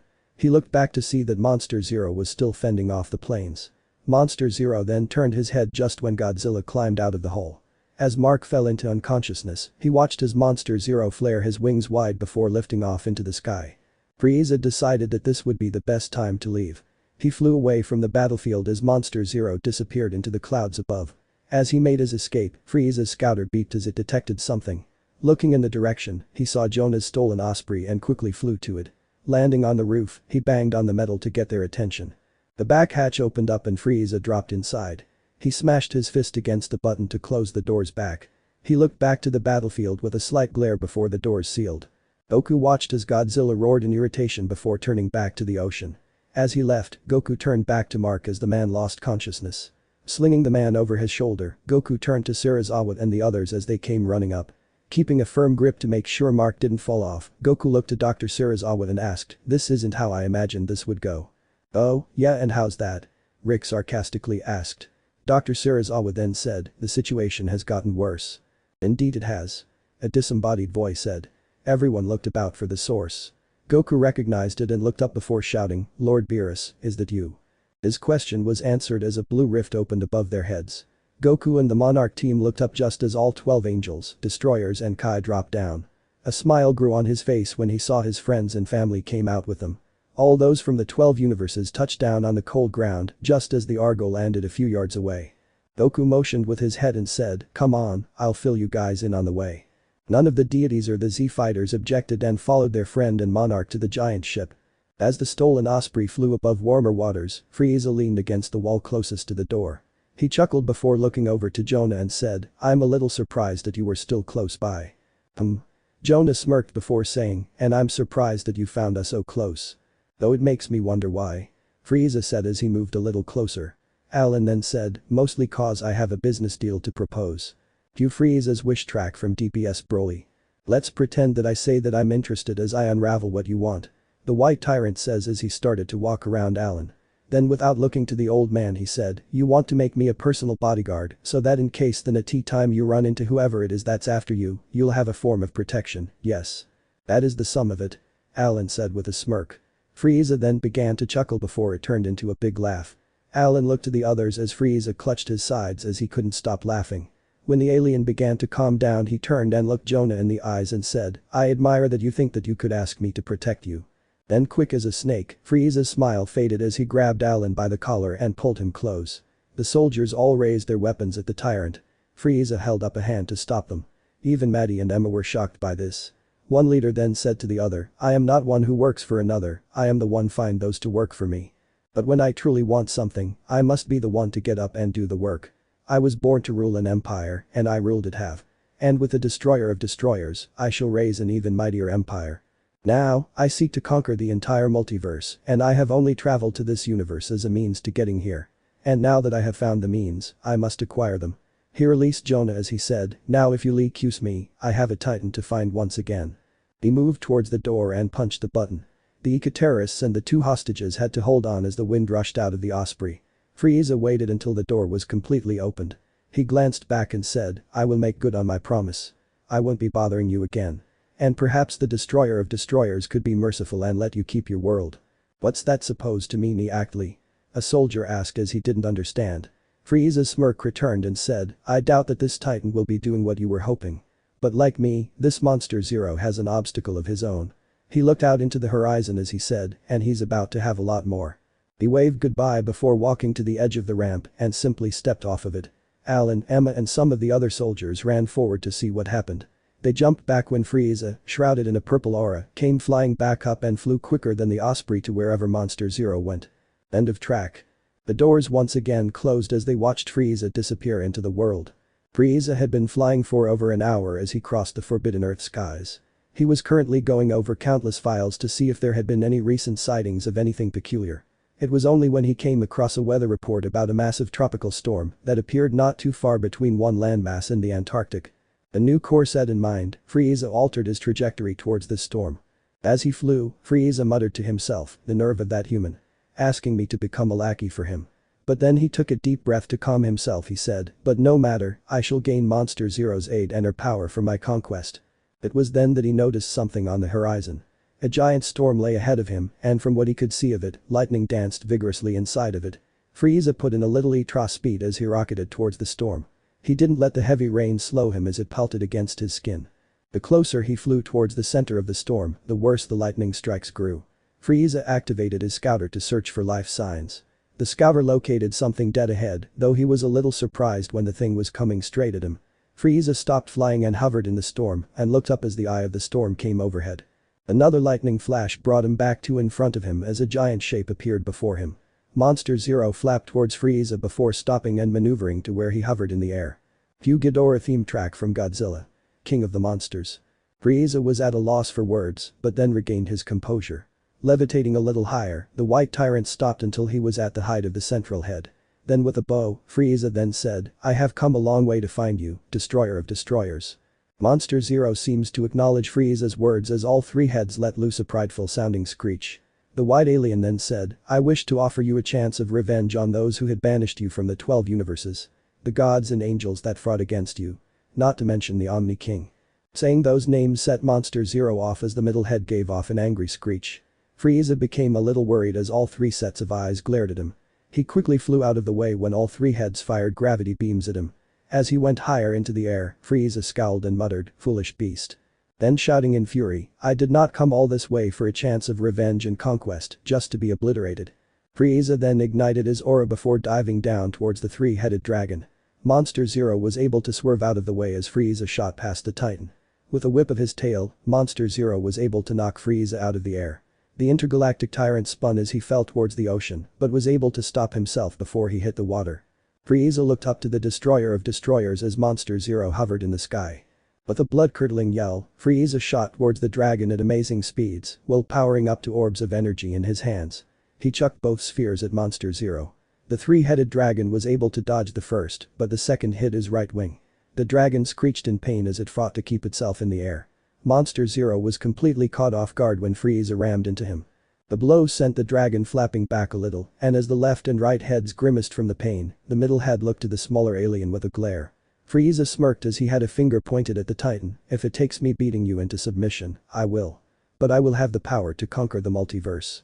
Frieza then fired multiple death beams at Monster Zero. The beams tore through the dragon, and the destroyer of destroyers screeched in agony. But as Frieza continued powering on his attack, Monster Zero gathered what energy he could before unleashing a torrent of lightning upon the tyrant. Frieza had a split second to dodge, but a small amount grazed his shoulder. Frieza gripped his shoulder while gritting his teeth. He could feel a tiny surge of electricity flowing through his body, and it started to make him angry. With a yell of fury, Frieza gathered his energy before letting loose an explosion of power. Monster Zero shut all his eyes as Frieza transformed. When he opened his eyes again, all three heads looked in surprise to what they saw. Frieza had taken on his golden form, and hovering in the air, he stood with his arms outstretched and had one foot behind the other.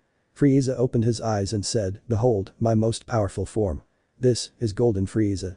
Bringing his arms closer he said, and you will help me to gain more power. Then he shot towards Monster Zero again at a much greater speed. Monster Zero didn't have time to move or counter, as Frieza threw a punch to the titan's gut. The blow sent the three-headed dragon flying backwards before the titan started to fall towards the ocean. But with a few good flaps of his wings, Monster Zero was able to stop him before falling any further. Golden energy coursed through all three of Monster Zero's throats before he unleashed another volley of gravity beams. Golden Frieza was able to dodge all three but had to drop out of the sky when the Titan came flying at him. But grunted when one of Monster Zero's tails wrapped around him. Monster Zero turned and flapped to hover in the air while bringing the bound Frieza to his face. Frieza struggled to get out of Monster Zero's grip and his eyes widened with shock when all three maws started to open wide again. Frieza gathered his energy as lightning could be seen in all of Monster Zero's throats. Frieza was able to create a barrier that not only protected him from the gravity beams but also caused the Titan's tail's coils to expand. Frieza was quick to escape as all three heads tried to bite down on him and flew high above the Titan. Then holding his finger high above his head, Frieza prepared a supernova attack. It started off small but grew larger. He didn't use a lot of power in the attack but just enough as he threw it. The medium-sized, destructive orange sphere came so fast and collided with Monster Zero. The resulting explosion caused most of the storm clouds to dissipate. Golden Frieza shielded his eyes from the bright light and could hear Monster Zero screech in pain. When the light dimmed, Frieza lowered his arm and looked down to see the destroyer of destroyers' fate. End of track. Frieza activated his scouter to detect any life signs and the device outlined Monster Zero's form on the ocean floor. Creating a small sphere of energy, Frieza dropped it into the smoke and when it was deep enough he made it push away the obscuring obstacle. Indeed, he saw Monster Zero lying in a space empty of seawater. Lowering himself down, he floated just above the surface. He pressed the button again to see if Monster Zero had any battle power left in him. The scouter fluctuated between highs and lows until it stopped on 21. Frieza then went down further just as the seawater started to come back in. Monster Zero's entire body was soon covered by seawater and Frieza had to stop. He waited to see if the destroyer of destroyers would get back up. The water below him started to stir. Suddenly, one of Monster Zero's heads burst through the water and its mouth was wide open to swallow Frieza whole. Frieza dashed out of the way and flew upwards when the other two heads came out firing a gravity beam. Monster Zero rose out of the ocean with a flap of his wings after Frieza. The three-headed dragon kept trying to bring his jaws down on Frieza and the golden tyrant fired a death beam when a head got too close. But he was so distracted by the heads he didn't seem to notice the storm clouds returning. Monster Zero gave off a sneer and that slightly confused Frieza. Cue awakened power track from DPS Broly. Monster Zero then flared his wings wide and electricity coursed throughout his entire being as he unleashed an electric flare. Streams of lightning flew from his wingtips and one caught Frieza. The golden tyrant screamed in agony from the pain of millions of volts of electricity coursing through his body. Monster Zero then took his disadvantage as an opportunity to grab Frieza's arms with both his tails. Frieza grunted as he could feel his arms being crushed by both of the Titan's tails. He looked up to Monster Zero's heads just as the Titan was about to fire a more powerful looking gravity beam. Frieza panted before yelling, "All I want is to acquire your power. To be able to put myself in the same league as the destroyers. The Omni King perhaps." He looked in Monster Zero's eye with a defiant glare, "I just want to become powerful enough to conquer the universe. To crush all those that stand in my way." All three of Monster Zero's heads glanced at each other before taking in a deep breath. The electricity in all three throats seemed to glow much brighter before Monster Zero let loose another torrent of lightning. Frieza's eyes were wide as the lightning came right at him. And just before the lightning hit the tyrant, Frieza could feel Monster's tail slip from his arms. But it was too late as he yelled when he was struck by the attack. The lightning once again coursed through his body as he fell from the sky. All three heads of Monster Zero watched as the smaller alien crashed into the sea. The golden tyrant sunk further and further into the murky depths as electricity danced around his body. He felt like he was dying, but could still feel that he lived. Knowing that something was up, a few bubbles escaped a grunting Frieza as he tried to move. When he had turned upright in the water, he lifted his hand to his face and saw the electricity dancing over it. Clenching his fist and tensing up his entire body, Frieza allowed the electricity to enter. He gasped when he felt a new rush of power. The golden tyrant brought his hands together and a sphere of energy appeared before him. His eyes widened when he saw the same kind of electricity flowing over the orb. A sadistic smile of glee formed on his face while he let his attack subside. He built up his new power before allowing it to erupt into a pillar of light. Monster Zero squinted from the pillar's light and saw something rising up in it. Looking closely at it, the Titan immediately recognized it as Frieza. The waters of the ocean were pushed back from Frieza's powers before he let loose a primal scream. The scream was followed by a giant sphere of electricity. Elsewhere, Lord Beerus was waiting in the bridge of the Argo when he felt something in the distance. He walked over to a window to get a feel on what it was. The feline destroyer of Universe 7 couldn't get an actual fire on it, but the power felt almost divine in a way. The outburst of power was so strong that it made even Monster Zero fight to keep airborne. Frieza's new power caused a scouter on the side of his head to implode, though it didn't faze him much. He looked down to the water just as dying fish bobbed up to the surface while electricity danced on their bodies. Frieza then looked up to the three-headed dragon before making a rush at him with blinding speed. Though a little surprised, Monster Zero was ready and somersaulted backwards just as Frieza got close. It allowed him to whack Frieza away with his twin tails. The blow sent Frieza spinning a short distance before he stopped and looked back. Holding out his palm, he prepared a new attack. Electrical energy formed in his palm and he yelled with a smirk, "Gravitational destruction." He released a beam of pure electrical energy at Monster Zero. Knowing better than to meet it head-on, Monster Zero dived off to the left before unleashing another torrent of gravity beams. The beams collided with Frieza's palm before he threw it away into the ocean. Frieza prepared himself as Monster Zero came right at him. But just before the Titan got too close, he flapped and stopped. And now confused Frieza looked up to the Titan as all three heads looked down at him. End of track. Cue Frieza and Broly track from TBS Broly. Monster Zero started to make a few growls from each head. Frieza clutched his head as he began to feel something with each growl. It was as if he started to understand the Titan. Frieza looked to each of the heads. Frieza felt as if he were listening and understanding the creature. The Golden Tyrant then said, "So, you do wish for revenge? Not just on those from the 12 known universes, but also on the ones who opposes your rule." All of Monster Zero's head screeched in confirmation. Floating higher to where he was at eye level with Monster Zero, Frieza had a smirk as he said, "I think that we can help each other. I will help you dominate not only this world, but the entire Forbidden Universe." He turned to the side as a plan began to form in his mind, "Yes. And after we're done here, we can conquer the entire multiverse. It's brilliant." Monster Zero then cackled at Frieza. This made Frieza stop for a moment before saying, "I'm sure we can work something out." But then gesturing to the earth he said, "But how about we start out small?" His grin grew wider and he said, "Together, we shall enact our revenge, conquer our enemies and rule on high." End of track. Monster Zero shrieked in agreement to this. Frieza manically laughed as he reverted back to his final form. They both then felt something on the horizon. Monster Zero turned and flapped his wings in the same direction of the disturbance. Frieza followed after him while saying, "Better watch yourselves, Goku and Godzilla. Because here we come." Thunder rolled around them as both Tyrant and Titan moved at a brisk pace to wherever the disturbance lay.